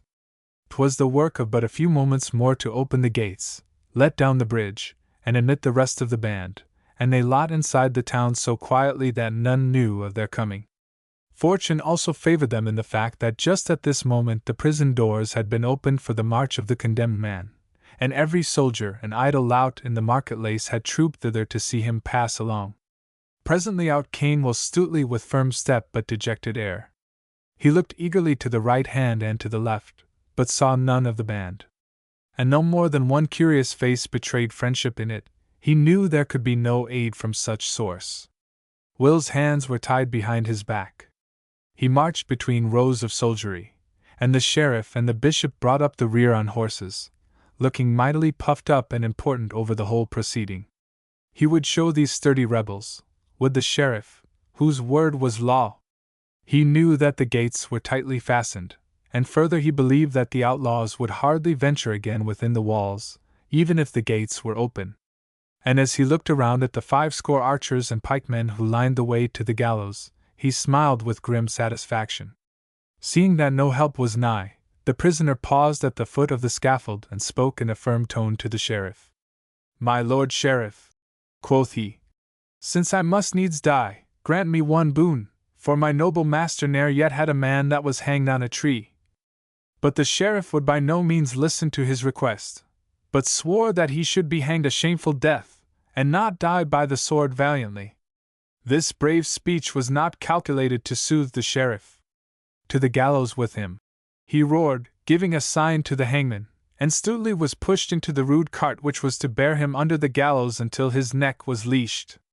Then the cart would be drawn roughly away and the unhappy man would swing out over the tail of it into another world. But at this moment came a slight interruption. A boyish-looking palmer stepped forth and said, "Your Excellency, let me at least shrive this poor wretch's soul ere it be hurled into eternity." "No!" shouted the sheriff. "Let him die a dog's death. Then his damnation will rest upon you," said the monk firmly. "You, my lord bishop, cannot stand by and see this wrong done." The bishop hesitated. Like the sheriff, he wanted no delay, but the people were beginning to mutter among themselves and move about uneasily. He said a few words to the sheriff, and the latter nodded to the monk ungraciously. "Perform your duty, sir priest," quoth he, "and be quick about it." Then turning to his soldiers, "Watch this palmer narrowly," he commanded. "Belike he is in league with those rascally outlaws." But the palmer paid no heed to his last words. He began to tell his beads quickly, and to speak in a low voice to the condemned man. But he did not touch his bonds. Then came another stir in the crowd, and one came pushing through the press of people and soldiery to come near to the scaffold. "I pray you, Will, before you die, take leave of all your friends," cried out the well-known voice of Much, the miller's son. At the word the palmer stepped back suddenly, and looked to one side. The sheriff also knew the speaker. "Seize him!" he shouted. "'Tis another of the crew. He is the villain cook who once did rob me of my silver plate. We'll make a double hanging of this." "Not so fast, good master sheriff," retorted Much. "First catch your man and then hang him. But meanwhile I would like to borrow my friend of you a while." And with one stroke of his keen hunting knife he cut the bonds which fastened the prisoner's arms, and Stuteley leaped lightly from the cart. "Treason!" screamed the sheriff, getting black with rage. "Catch the varlets!" So saying he spurred his horse fiercely forward, and rising in his stirrups brought down his sword with might and main at Much's head. But his former cook dodged nimbly underneath the horse and came up on the other side, while the weapon whistled harmlessly in the air. "Nay, sir sheriff," he cried, "I must e'en borrow your sword for the friend I have borrowed." Thereupon he snatched the weapon deftly from the sheriff's hand. "Here, Stuteley," said he, "the sheriff has lent you his own sword. Back to back with me, man, and we'll teach these knaves a trick or two." Meanwhile the soldiers had recovered from their momentary surprise and had flung themselves into the fray. A clear bugle note had also sounded, the same which the soldiers had learned to dread. 'Twas the rallying note of the greenwood men. Cloth-yard shafts began to hurtle through the air, and Robin and his men cast aside their cloaks and sprang forward crying, "Locksley! Locksley! A rescue! A rescue!" On the instant, a terrible scene of hand-to-hand fighting followed.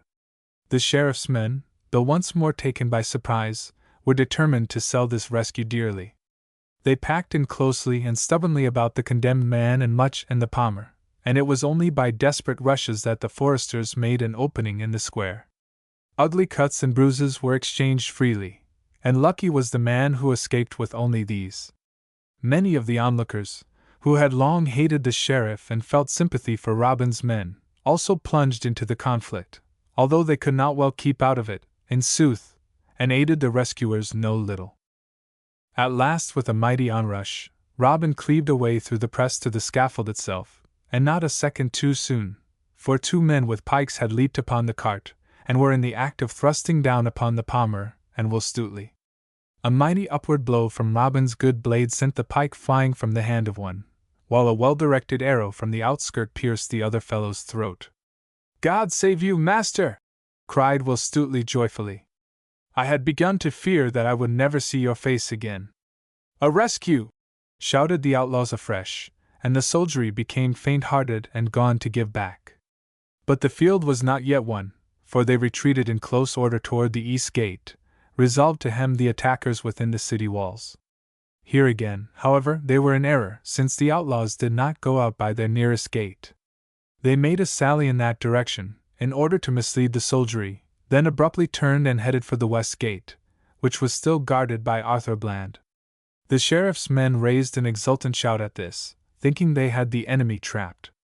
Down they charged after them, but the outlaws made good their lead, and soon got through the gate, and over the bridge which had been let down by Arthur Bland.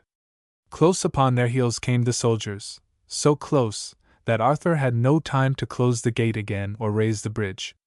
So he threw away his key and fell in with the yeomen, who now began their retreat up the long hill to the woods. On this side the town, the road leading to the forest was long and almost unprotected. The greenwood men were therefore in some distress, for the archers shot at them from loopholes in the walls, and the pikemen were reinforced by a company of mounted men from the castle. But the outlaws retreated stubbornly and now and again turned to hold their pursuers at bay by a volley of arrows. Stuteley was in their midst, fighting with the energy of two, and the little Palmer was there also, but took no part save to keep close to Robin's side and mutter silent words as though in prayer. Robin put his horn to his lips to sound a rally, when a flying arrow from the enemy pierced his hand. The Palmer gave a little cry and sprang forward. The sheriff, who followed close with the men on horseback, also saw the wound and gave a great huzzah. "Ha! You will shoot no more bows for a season, Master Outlaw!" he shouted. "You lie!" retorted Robin fiercely, wrenching the shaft from his hand despite the streaming blood. "I have saved one shot for you all this day. Here, take it!" And he fitted the same arrow, which had wounded him, upon the string of his bow and let it fly toward the sheriff's head. The sheriff fell forward upon his horse in mortal terror, but not so quickly as to escape unhurt. The sharp point laid bare a deep gash upon his scalp and must certainly have killed him if it had come closer. The fall of the sheriff discomfited his followers for the moment, and Robin's men took this chance to speed on up the hill. The Palmer had whipped out a small white handkerchief and tried to staunch Robin's wound as they went. At sight of the Palmer's hand, Robin turned with a start, and pushed back the other's hood. "Marian!" he exclaimed. "You here?" It was indeed Maid Marian, who had helped save Will, and been in the stress of battle from the first. Now she hung her head as though caught in wrong. "I had to come, Robin," she said simply, "and I knew you would not let me come else." Their further talk was interrupted by an exclamation from Will Scarlet. "By the saints, we are trapped!" he said, and pointed to the top of the hill, toward which they were pressing. There from out a grey castle poured a troop of men, armed with pikes and axes, who shouted and came running down upon them. At the same instant, the sheriff's men also renewed the pursuit. "Alas!" cried poor Marian. "We are undone! There is no way of escape!" "Courage, dear heart," said Robin, drawing her close to him. But his own spirit sank as he looked about for some outlet.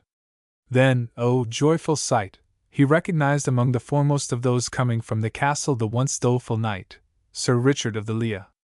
He was smiling now, and greatly excited. "A hood! A hood!" he cried.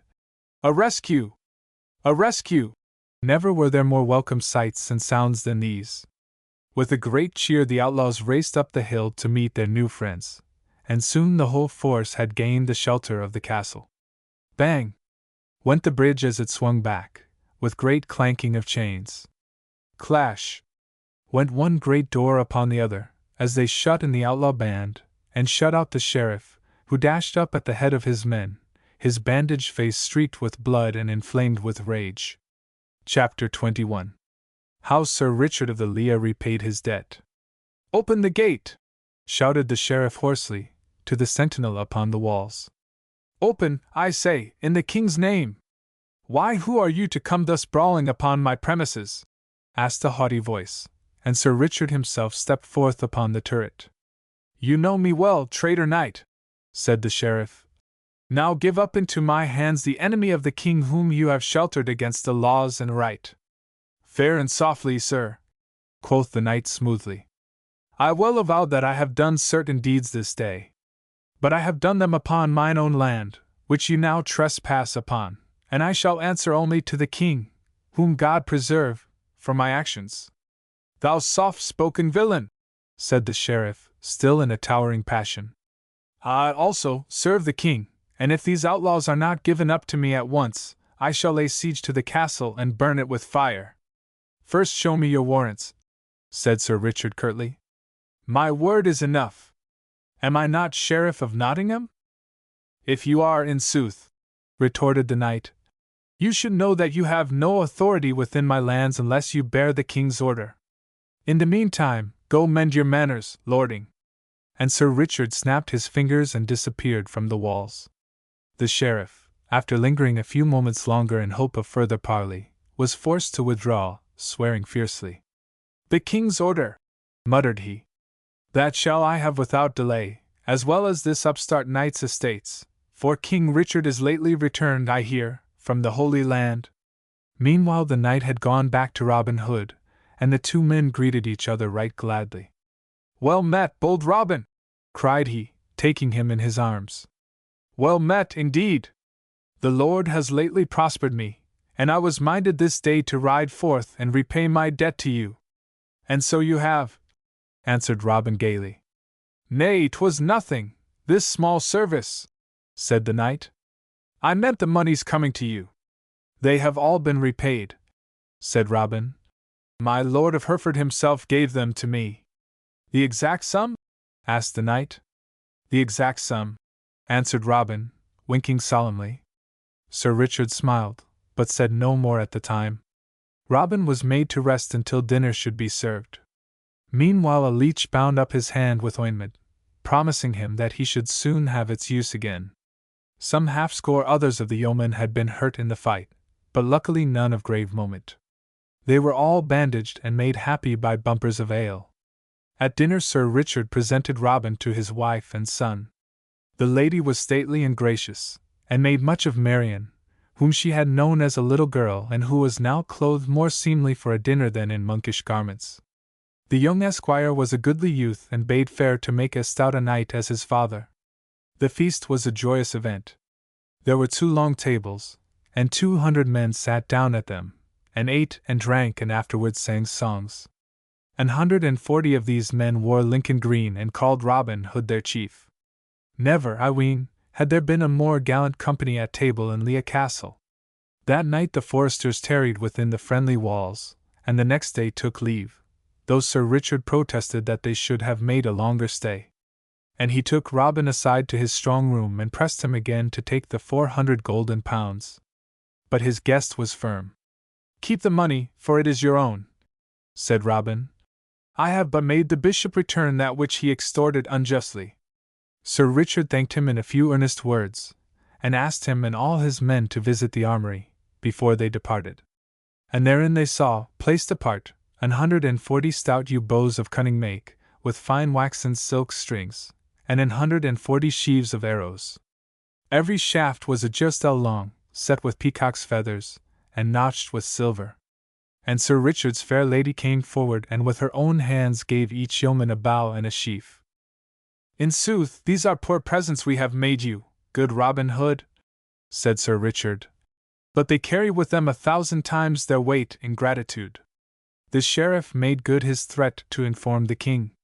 Forth rode he to London town upon the week following, his scalp wound having healed sufficiently to permit him to travel. This time he did not seek out Prince John, but asked audience with King Richard of the Lion Heart himself. His Majesty had but lately returned from the Crusades, and was just then looking into the state of his kingdom. So the sheriff found ready audience.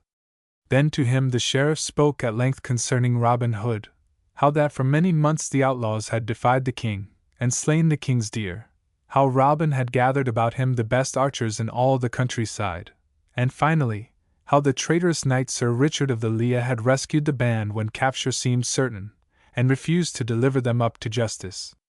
The king heard him through with attention, and quoth he, "Meseems I have heard of this same Robin Hood, and his men, and also seen somewhat of their prowess.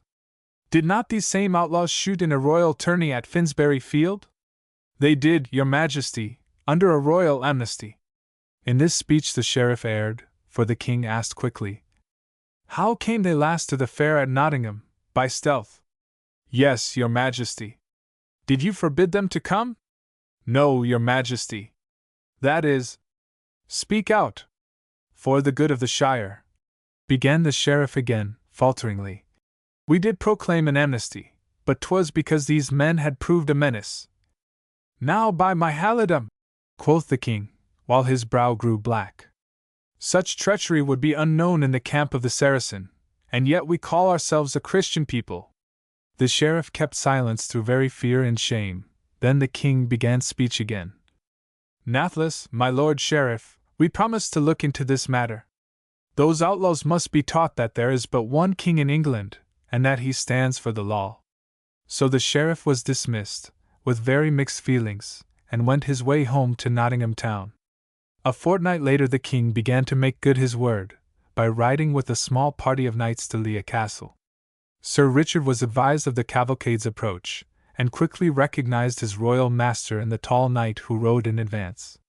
Hasting to open wide his castle gates, he went forth to meet the king and fell on one knee and kissed his stirrup. For Sir Richard, also, had been with the king to the Holy Land, and they had gone on many adventurous quests together. The king bade him rise, and dismounted from his own horse to greet him as a brother in arms, and arm in arm they went into the castle, while bugles and trumpets sounded forth joyous welcome in honor of the great occasion. After the king had rested and supped, he turned upon the knight, and with grave face inquired, "What is this I hear about your castle's becoming a nest and harbor for outlaws?" The Sir Richard of the Lea, divining that the sheriff had been at the king's ear with his story, made a clean breast of all he knew, how that the outlaws had befriended him in sore need, as they had befriended others, and how that he had given them only knightly protection in return. The king liked the story well, for his own soul was one of chivalry. And he asked other questions about Robin Hood, and heard of the ancient wrong done his father before him, and of Robin's own enemies, and of his manner of living. "In sooth," cried King Richard, springing up, "I must see this bold fellow for myself. And you will entertain my little company, and be ready to sally forth, upon the second day, in quest of me if need were. I shall e'en fare alone into the greenwood to seek an adventure with him. But of this adventure you shall be told in the next tale, for I have already shown you how Sir Richard of the Lea repaid his debt, with interest." Chapter 22. How King Richard came to Sherwood Forest. Friar Tuck had nursed Little John's wounded knee so skillfully that it was now healed. In sooth, the last part of the nursing depended more upon strength than skill, for it consisted chiefly of holding down the patient, by main force, to his cot. Little John had felt so well that he had insisted upon getting up before the wound was healed, and he would have done so, if the friar had not piled some holy books upon his legs and sat upon his stomach. Under this vigorous treatment Little John was constrained to lie quiet until the friar gave him leave to get up. At last he had this leave, and he and the friar went forth to join the rest of the band, who were right glad to see them, you may be sure. They sat around a big fire, for 'twas a chilly evening, and they feasted and made merry, in great content. A cold rain set in later, but the friar wended his way back, nathless, to his little hermitage. There he made himself a cheerful blaze, and changed his dripping robe, and had sat himself down, with a sigh of satisfaction, before a tankard of hot mulled wine and a pasty, when suddenly a voice was heard on the outside, demanding admission. His kennel of dogs set up furious uproar, on the instant, by way of proving the fact of a stranger's presence. "Now by St. Peter!" growled the friar. "Who comes here at this unseemly hour? Does he take this for a hostelry? Move on, friend, else my mulled wine will get cold." So saying he put the tankard to his lips, when a thundering rap sounded upon the door panel, making it to quiver, and causing Tuck almost to drop his tankard, while an angry voice shouted, "Ho! Within there! Open, I say!" "Go your way in peace," roared back the friar. "I can do nothing for you. 'Tis but a few miles to Gamewell, if you know the road. But I do not know the road, and if I did I would not budge another foot. 'Tis wet without and dry within. So open, without further parley." "A murrain seize you for disturbing a holy man in his prayers," muttered Tuck savagely. Nathless, he was fain to unbar the door in order to keep it from being battered down. Then, lighting a torch at his fire and whistling for one of his dogs, he strode forth to see who his visitor might be. The figure of a tall knight clad in a black coat of mail, with plumed helmet, stood before him. By his side stood his horse, also caparisoned in rich armor. "Have you no supper, brother?" asked the Black Knight curtly. "I must beg of you a bed and a bit of roof, for this night, and fain would refresh my body ere I sleep." "I have no room that even your steed would deign to accept, Sir Knight, and naught save a crust of bread and pitcher of water." "I faith I can smell better fare than that, brother, and must e'en force my company upon you, though I shall recompense it for gold in the name of the church. As for my horse, let him but be blanketed and put on the sheltered side of the house."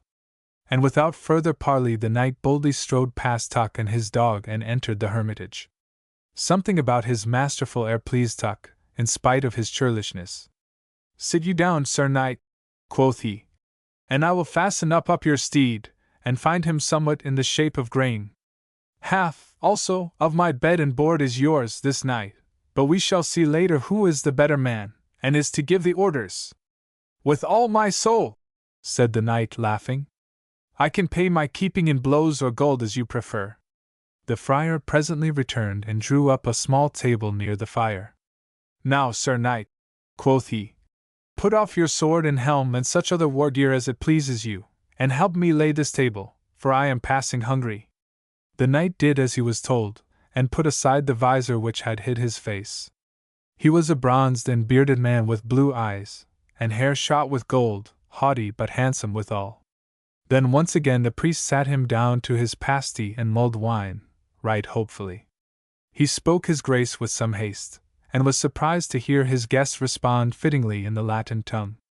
Then they attacked the wine and pasty valiantly, and the Black Knight made good his word of being in need of refreshment. Tuck looked ruefully at the rapidly disappearing food, but came to grudge it not, by reason of the stories with which his guest enlivened the meal. The wine and warmth of the room had cheered them both, and they were soon laughing uproariously as the best of comrades in the world. The Black Knight, it seemed, had traveled everywhere. He had been on crusades, had fought the courteous Saladin, had been in prison, and often in peril. But now he spoke of it lightly, and laughed it off, and made himself so friendly that Friar Tuck was like to choke with merriment. So passed the time till late, and the two fell asleep together, one on each side of the table which had been cleared to the platters. In the morning Friar Tuck awoke disposed to be surly, but was speedily mollified by the sight of the Black Knight, who had already risen gay as a lark, washed his face and hands, and was now stirring a hot gruel over the fire. "By my faith, I make a sorry host!" cried Tuck, springing to his feet. And later, as they sat at breakfast, he added, "I want not your gold, of which you spoke last night, but instead I will do what I can to speed you on your way whenever you wish to depart." "Then tell me," said the knight, "how I may find Robin Hood the outlaw, for I have a message to him from the king. All day yesterday I sought him, but found him not." Friar Tuck lifted up his hands in holy horror. "I am a lover of peace, Sir Knight, and do not consort with Robin's bold fellows." "Nay, I think no harm of Master Hood," said the knight, "but much I yearn to have speed with him in mine own person." "If that be all, mayhap I can guide you to his haunts," said Tuck, who foresaw in this knight a possible gold bag for Robin. "In sooth, I could not well live in these woods without hearing somewhat of the outlaws, but matters of religion are my chief joy and occupation." "I will go with you, brother," said the Black Knight. So without more ado they went their way into the forest, the knight riding upon his charger, and Tuck pacing along demurely by his side. The day had dawned clear and bright, and now with the sun a good 3 hours high a sweet autumn fragrance was in the air. The wind had just that touch of coolness in it which sets the hunter's blood to tingling, and every creature of nature seemed bounding with joyous life. The knight sniffed the fresh air in delight. "By my halidom," quoth he, "but the good greenwood is the best place to live in, after all. What court or capital can equal this for full-blooded men?" "None of this earth," replied Tuck smilingly. And once more his heart warmed toward the courteous stranger. They had not proceeded more than 3 or 4 miles along the way from Fountain Abbey to Barnesdale, when of a sudden the bushes just ahead of them parted and a well-knit man with curling brown hair stepped into the road and laid his hand upon the knight's bridle. It was Robin Hood. He had seen Friar Tuck, a little way back, and shrewdly suspected his plan. Tuck, however, feigned not to know him at all. "Hold!" cried Robin. "I am in charge of the highway this day, and must exact an accounting from all passers-by." "Who is it bids me hold?" asked the knight quietly. "I am not I the habit of yielding to one man." "Then here are others to keep me company," said Robin, clapping his hands. And instantly a half-score other stalwart fellows came out of the bushes and stood beside him. "We be yeomen of the forest, Sir Knight," continued Robin, "and live under the greenwood tree. We have no means of support, thanks to the tyranny of our overlords, other than the aid which fat churchmen and goodly knights like yourselves can give. And as ye have churches and rents both, and gold in great plenty, we beseech ye for Saint Charity to give us some of your spending." "I am but a poor monk, good sir," said Friar Tuck in a whining voice, "and am on my way to the shrine of Saint Dunstan, if your worshipfulness will permit." "Tarry a space with us," answered Robin, biting back a smile, "and we will speed you on your way." The Black Knight now spoke again. "But we are messengers of the king," quoth he. "His Majesty himself tarries near here and would have speech with Robin Hood." "God save the king!" said Robin, doffing his cap loyally, "and all that wish him well. I am Robin Hood, but I say cursed be the man who denies our liege king's sovereignty." "Have a care," said the knight, "or you shall curse yourself." "Nay, not so," replied Robin curtly. "The king has no more devoted subject than I, nor have I despoiled aught of his save, mayhap, a few deer for my hunger. My chief war is against the clergy and barons of the land who bear down upon the poor. But I am glad," he continued, "that I have met you here, and before we end you shall be my friend and taste of our greenwood cheer." "But what is the reckoning?" asked the knight. "For I am told that some of your feasts are costly." "Nay," responded Robin, waving his hands, "you are from the king. Nathless, how much money is in your purse?" "I have no more than 40 gold pieces, seeing that I have lain a fortnight at Nottingham with the king, and have spent some goodly amounts upon other lordings," replied the knight. Robin took the 40 pounds and gravely counted it. One half he gave to his men and bade them drink the king's health with it. The other half he handed back to the knight. "Sir," said he courteously, "have this for your spending. If you lie with kings and lordings overmuch, you are like to need it." "Gramercy," replied the other, smiling. "And now lead on to your greenwood hostelry." So Robin went on the one side of the knight's steed, and Friar Tuck on the other, and the men went before and behind till they came to the open glade before the caves of Barnesdale. Then Robin drew forth his bugle and winded the 3 signal blasts of the band. Soon there came a company of yeomen with its leader, and another, and a third, and a fourth, till there were 70 yeomen in sight.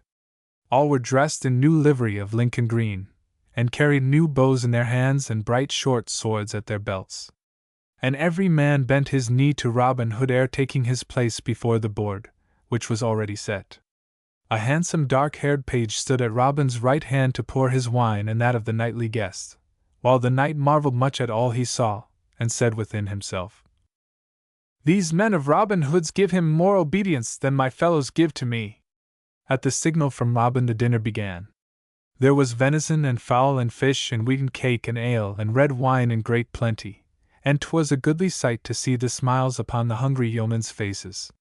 First they listened to an unctuous grace from Friar Tuck, and then Robin lifted high a tankard of ale. "Come, let us now begin," quoth he, "and every man shall have his can. In honor of our guest who comes with royal word, here's a health unto the king." The guests responded heartily to this toast, and round about the board it went, the men cheering noisily for King Richard. After the feast was over, Robin turned to his guest and said, "Now you shall see what life we lead, so that you may report faithfully, for good or bad, unto the king." So at a signal from him, the men rose up and smartly bent their bows for practice, while the knight was greatly astonished at the smallness of their targets. A wand was set up far down the glade, and thereon was balanced a garland of roses. Whosoever failed to speed his shaft through the garland, without knocking it off the wand, was to submit to a buffet from the hand of Friar Tuck. "Ho, ho!" cried the knight, as his late traveling companion rose up and bared his brawny arm ready for service. "So you, my friend, are Friar Tuck?"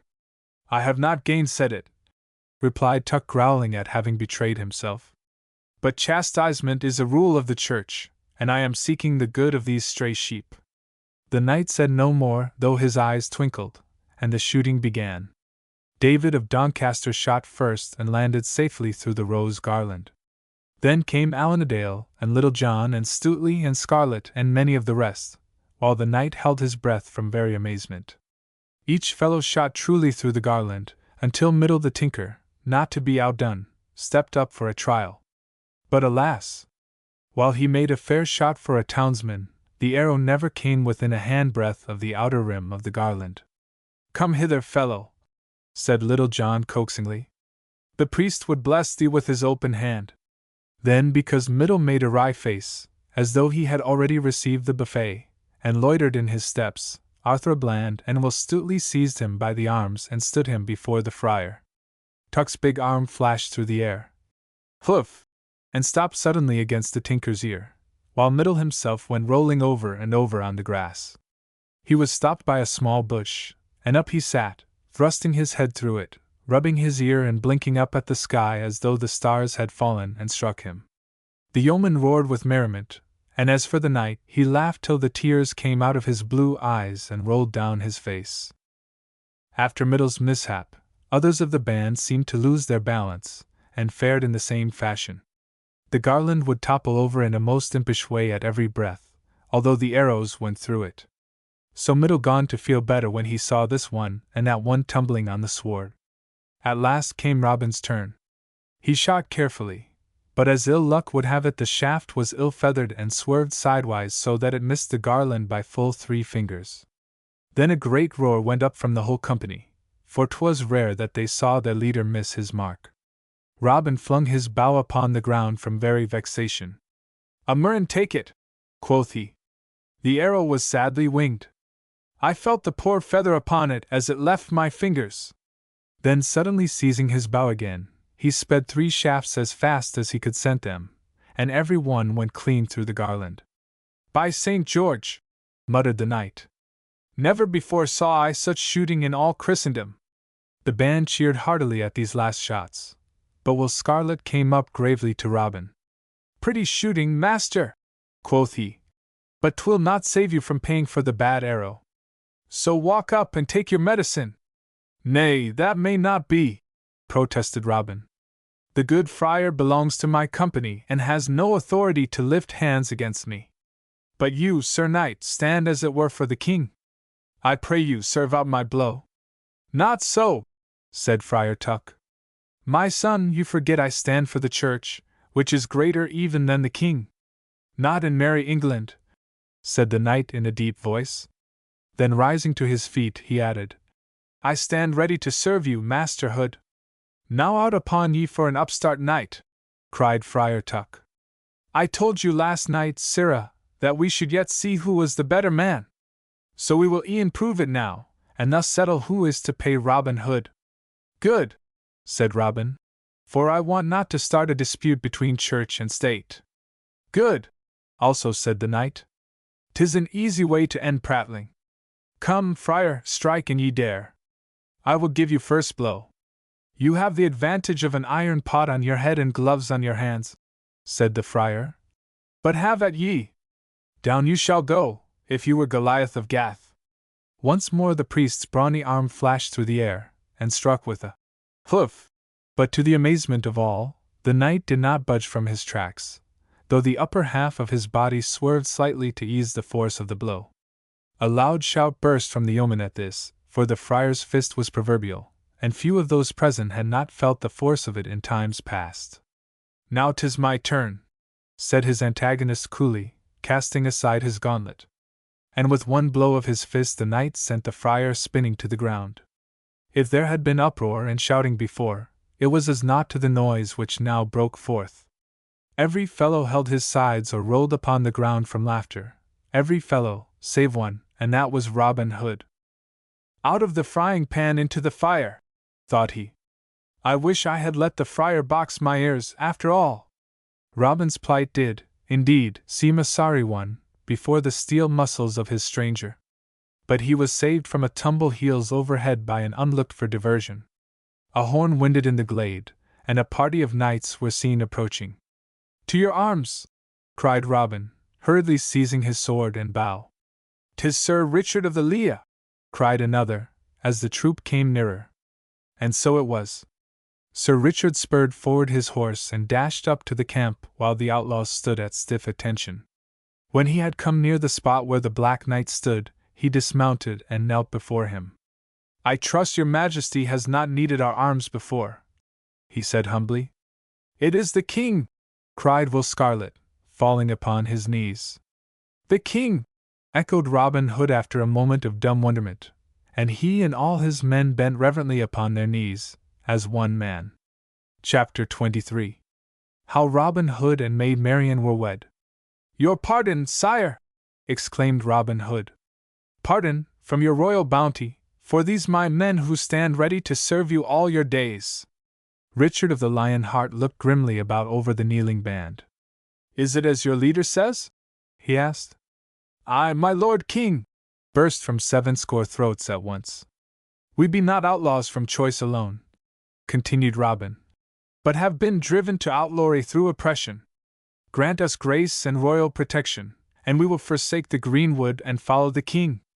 Richard's eyes sparkled as he looked from one to another of this stalwart band, and he thought within himself that here, indeed, was a royal bodyguard worth the while. "Swear," he said in his full rich voice. "Swear that you, Robin Hood, and all your men from this day henceforth will serve the king." "We swear," came once more the answering shout from the yeomen. "Arise then," said King Richard. "I give you all free pardon, and will speedily put your service to the test.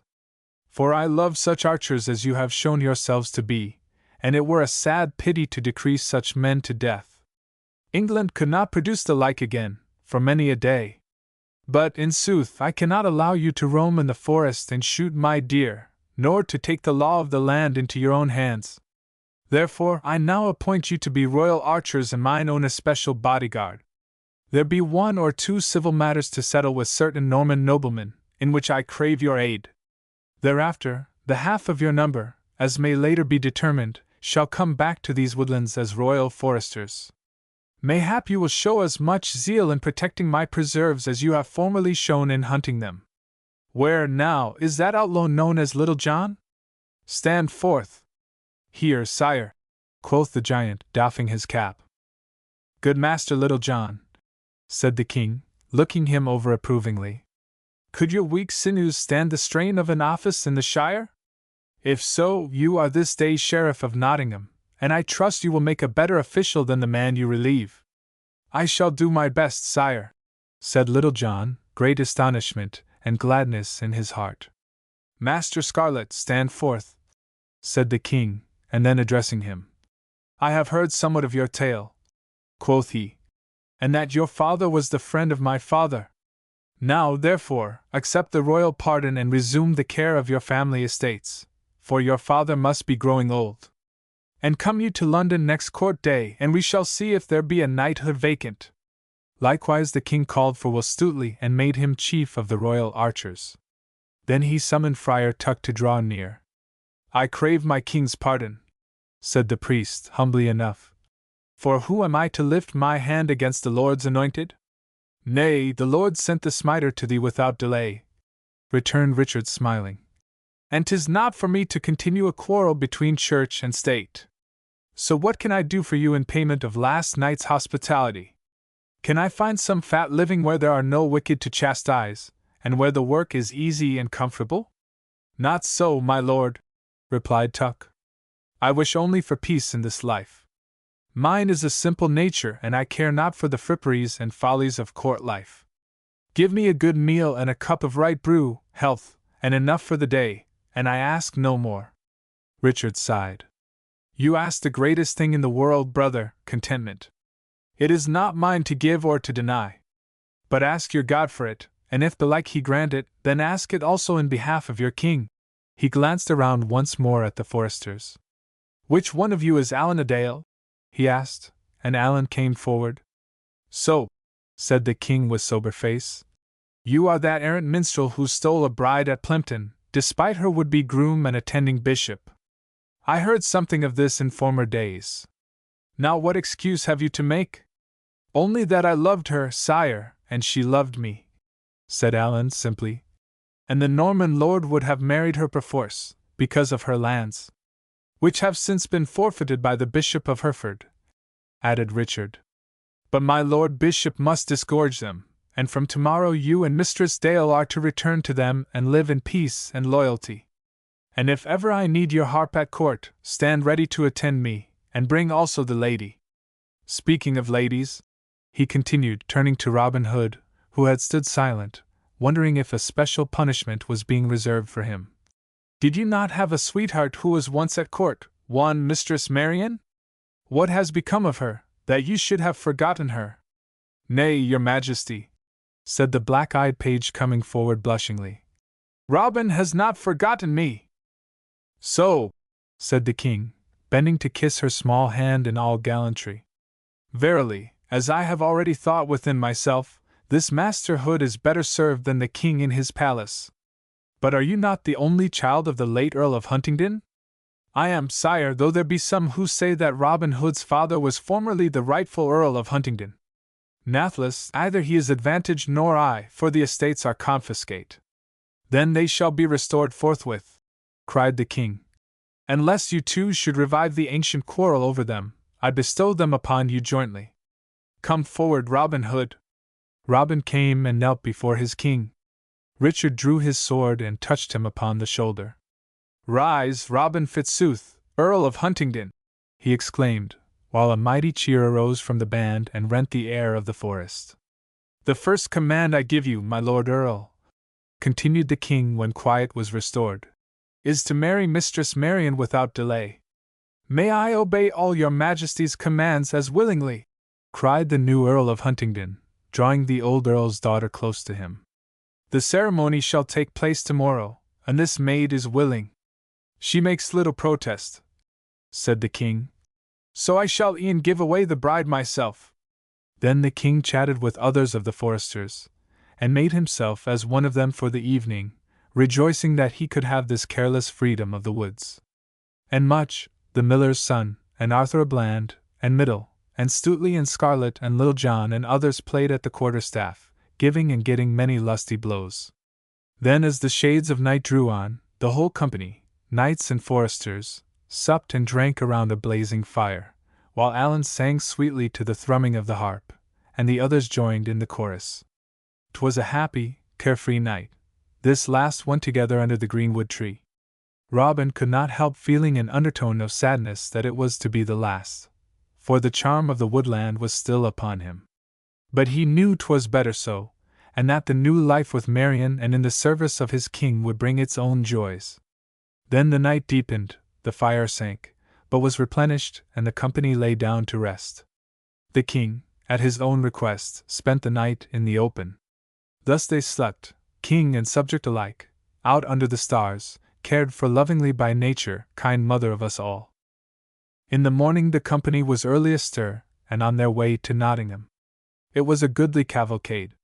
First rode King Richard of the Lion Heart, with his tall figure set forth by the black armor and waving plume in his helm. Then came Sir Richard of the Lea with 80 knights and men-at-arms. And after them came Robin Hood and Maid Marian riding upon milk-white steeds. Allen a Dale also escorted Mistress Dale on horseback, for she was to be matron of honor at the wedding. These were followed by 70 archers clad in their bravest Lincoln green, and with their new bows unstrung in token of peace. Outside the gates of Nottingham town they were halted. "Who comes here?" asked the warder's surly voice. "Open to the King of England," came back the clear answer, and the gates were opened and the bridge let down without delay.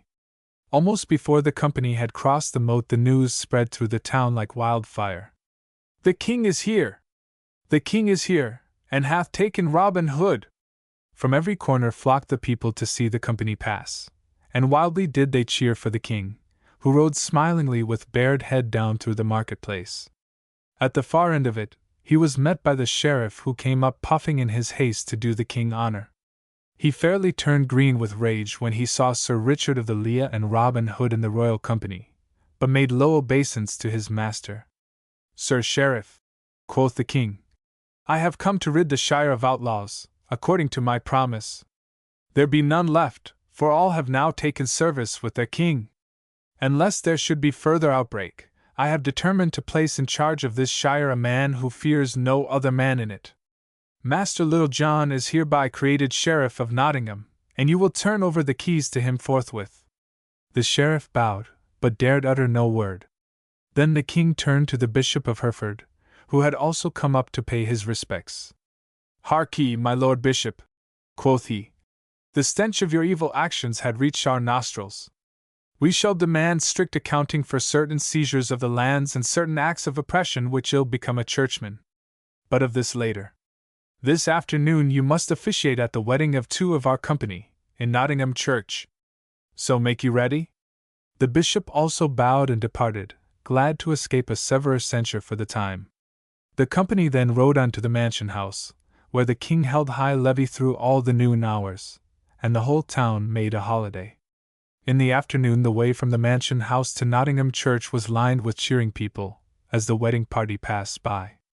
The famous bowmen were gazed at as curiously as though they had been wild animals, but were cheered none the less. Robin, who had long been held in secret liking, was now doubly popular since he had the King's favor.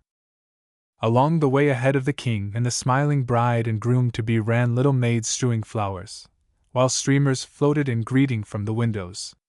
I ween, the only hearts that were not glad this day were those of the old sheriff, and of his proud daughter, who peered between the shutters of her window and was like to eat out her heart from envy and hatred. At last the party reached the church, where the King dismounted lightly from his horse and helped the bride to alight, while Will Scarlet, the best man, assisted Mistress Dale. Within the church they found the bishop robed in state, and by his side Friar Tuck, who had been especially deputed to assist. The service was said in Latin, while the organ pealed forth softly. The King gave away the bride, as he had said, and afterwards claimed first kiss for his pains. Then the happy party dispersed, and Robin and Marian passed out again through the portal, man and wife. Out through the cheering streets they fared, while the greenwood men ran ahead and flung gold pennies right and left in their joy, and bade the people drink the health of the young couple and the King. Then the whole party took horse at Will Scarlet's earnest wish, and went down to Gamewell Lodge, where the old Squire George wept for joy at seeing his son and the King and the wedding party. That night they spent there, and feasted, and the next day, Sir Richard of the Leah claimed them. And thus, amid feasting and rejoicing and kingly favor, Robin Hood, the new Earl of Huntingdon, and his bride began their wedded life. Chapter 24. How Robin Hood met his death. Now by good rights this story should end with the wedding of Robin Hood and Maid Marian, for do not many pleasant tales end with a wedding and the saying, "And they lived happy ever after"? But this is a true account, in so far as we can find the quaint old ballads which tell of it, and so we must follow one more of these songs and learn how Robin, after living many years longer, at last came to seek his grave. And the story of it runs in this wise. Robin Hood and his men, now the royal archers, went with King Richard of the Lion Heart through England, settling certain private disputes which had arisen among the Norman barons while the King was gone to the Holy Land. Then the King proceeded amid great pomp and rejoicing to the palace at London, and Robin, the new Earl of Huntingdon, brought his countess thither, where she became one of the finest ladies of the court. The royal archers were now divided into two bands, and one half of them were retained in London, while the other half returned to Sherwood and Barnesdale, there to guard the king's preserves. Several months passed by, and Robin began to chafe under the restraint of city life. He longed for the fresh, pure air of the greenwood, and the rollicking society of his yeomen. One day, upon seeing some lads at archery practice upon a green, he could not help but lament, saying, "Woe is me! I fear my hand is fast losing its old-time cunning at the bowstring." Finally he became so distraught that he asked leave to travel in foreign lands, and this was granted him. He took Maid Marian with him, and together they went through many strange countries. Finally in an eastern land a great grief came upon Robin. Marian sickened of a plague and died. They had been married but 5 years, and Robin felt as though all the light had gone out of his life. He wandered about the world for a few months longer, trying to forget his grief, then came back to the court, at London, and sought some commission in active service. But unluckily, Richard was gone again upon his adventures, and Prince John, who acted as regent, had never been fond of Robin. He received him with a sarcastic smile. "Go forth into the greenwood," said he coldly, "and kill some more of the king's deer. Belike then the king will make you prime minister, at the very least, upon his return." The taunt fired Robin's blood. He had been in a morose mood ever since his dear wife's death. He answered Prince John hotly, and the prince bade his guards seize him and cast him into the Tower. After lying there for a few weeks, he was released by the faithful Stuteley and the remnant of the royal archers, and all together they fled the city and made their way to the greenwood. There Robin blew the old familiar call, which all had known and loved so well. Up came running the remainder of the band, who had been royal foresters, and when they saw their old master they embraced his knees and kissed his hands, and fairly cried for joy that he had come again to them. And one and all forswore fealty to Prince John, and lived quietly with Robin in the greenwood, doing harm to none and only awaiting the time when King Richard should come again. But King Richard came not again, and would never need his royal guard more. Tidings presently reached them, of how he had met his death in a foreign land, and how John reigned as king in his stead. The proof of these events followed soon after, when there came striding through the glade the big, familiar form of Little John. "Art come to arrest us?" called out Robin, as he ran forward and embraced his old comrade. "Nay, I am not come as the Sheriff of Nottingham, thanks be," answered Little John. "The new king has deposed me, and 'tis greatly to my liking, for I have long desired to join you here again in the greenwood." Then were the rest of the band right glad at this news, and toasted Little John royally. The new king waged fierce war upon the outlaws, soon after this, and sent so many scouting parties into Sherwood and Barnesdale that Robin and his men left these woods for a time and went into Derbyshire, near Haddon Hall. A curious pile of stone is shown to this day as the ruins of Robin's castle, where the bold outlaw is believed to have defied his enemies for a year or more. At any rate, King John found so many troubles of his own, after a time, that he ceased troubling the outlaws.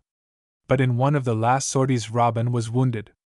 The cut did not seem serious, and healed over the top, but it left a lurking fever. Daily his strength ebbed away from him, until he was in sore distress. One day as he rode along on horseback, near Kirklees Abbey, he was seized with so violent a rush of blood to the head that he reeled and came near falling from his saddle. He dismounted weakly and knocked at the abbey gate. A woman shrouded in black peered forth. "Who are you that knock here? For we allow no man within these walls," she said. "Open, for the love of heaven," he begged. "I am Robin Hood, ill of a fever and in sore straits." At the name of Robin Hood the woman started back, and then, as though bethinking herself, unbarred the door and admitted him. Assisting his fainting frame up a flight of stairs and into a front room, she loosed his collar and bathed his face until he was revived. Then she spoke hurriedly in a low voice. "Your fever will sink if you are bled. See, I have provided a lancet and will open your veins while you lie quiet." So she bled him, and he fell into a stupor which lasted nearly all that day, so that he awoke weak and exhausted from loss of blood. Now there is a dispute as to this abbess who bled him. Some say that she did it in all kindness of heart, while others aver that she was none other than the former sheriff's daughter, and found her revenge at last in this cruel deed. Be that as it may, Robin's eyes swam from very weakness when he awoke. He called wearily for help, but there was no response. He looked longingly through the window at the green of the forest, but he was too weak to make the leap that would be needed to reach the ground. Little John was out in the forest near by, or the blasts would never have been heard. At their sound he sprang to his feet. "Woe! Woe!" he cried. "I fear my master is near dead, he blows so wearily." So he made haste and came running up to the door of the abbey, and knocked loudly for admittance. Failing to get reply, he burst in the door with frenzied blows of his mighty fist, and soon came running up to the room where Robin lay, white and faint. "Alas, dear master!" cried Little John in great distress. "I fear you have met with treachery. If that be so, grant me one last boon, I pray." "What is it?" asked Robin. "Let me burn Kirklees Hall with fire, and all its nunnery." "Nay, good comrade," answered Robin Hood gently, "I cannot grant such a boon. The dear Christ bade us forgive all our enemies. Moreover, you know I never hurt woman in all my life, nor man when in woman's company."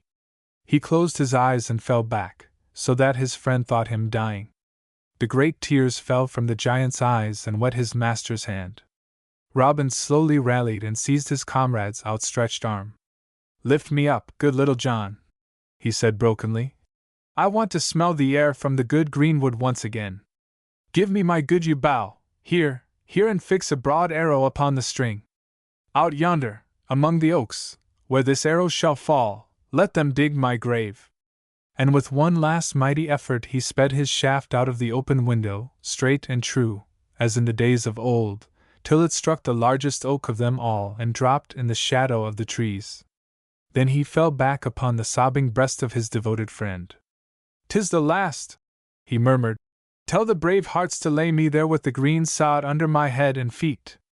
And let them lay my bent bow at my side, for it has made sweet music in mine ears." He rested a moment, and Little John scarce knew that he was alive.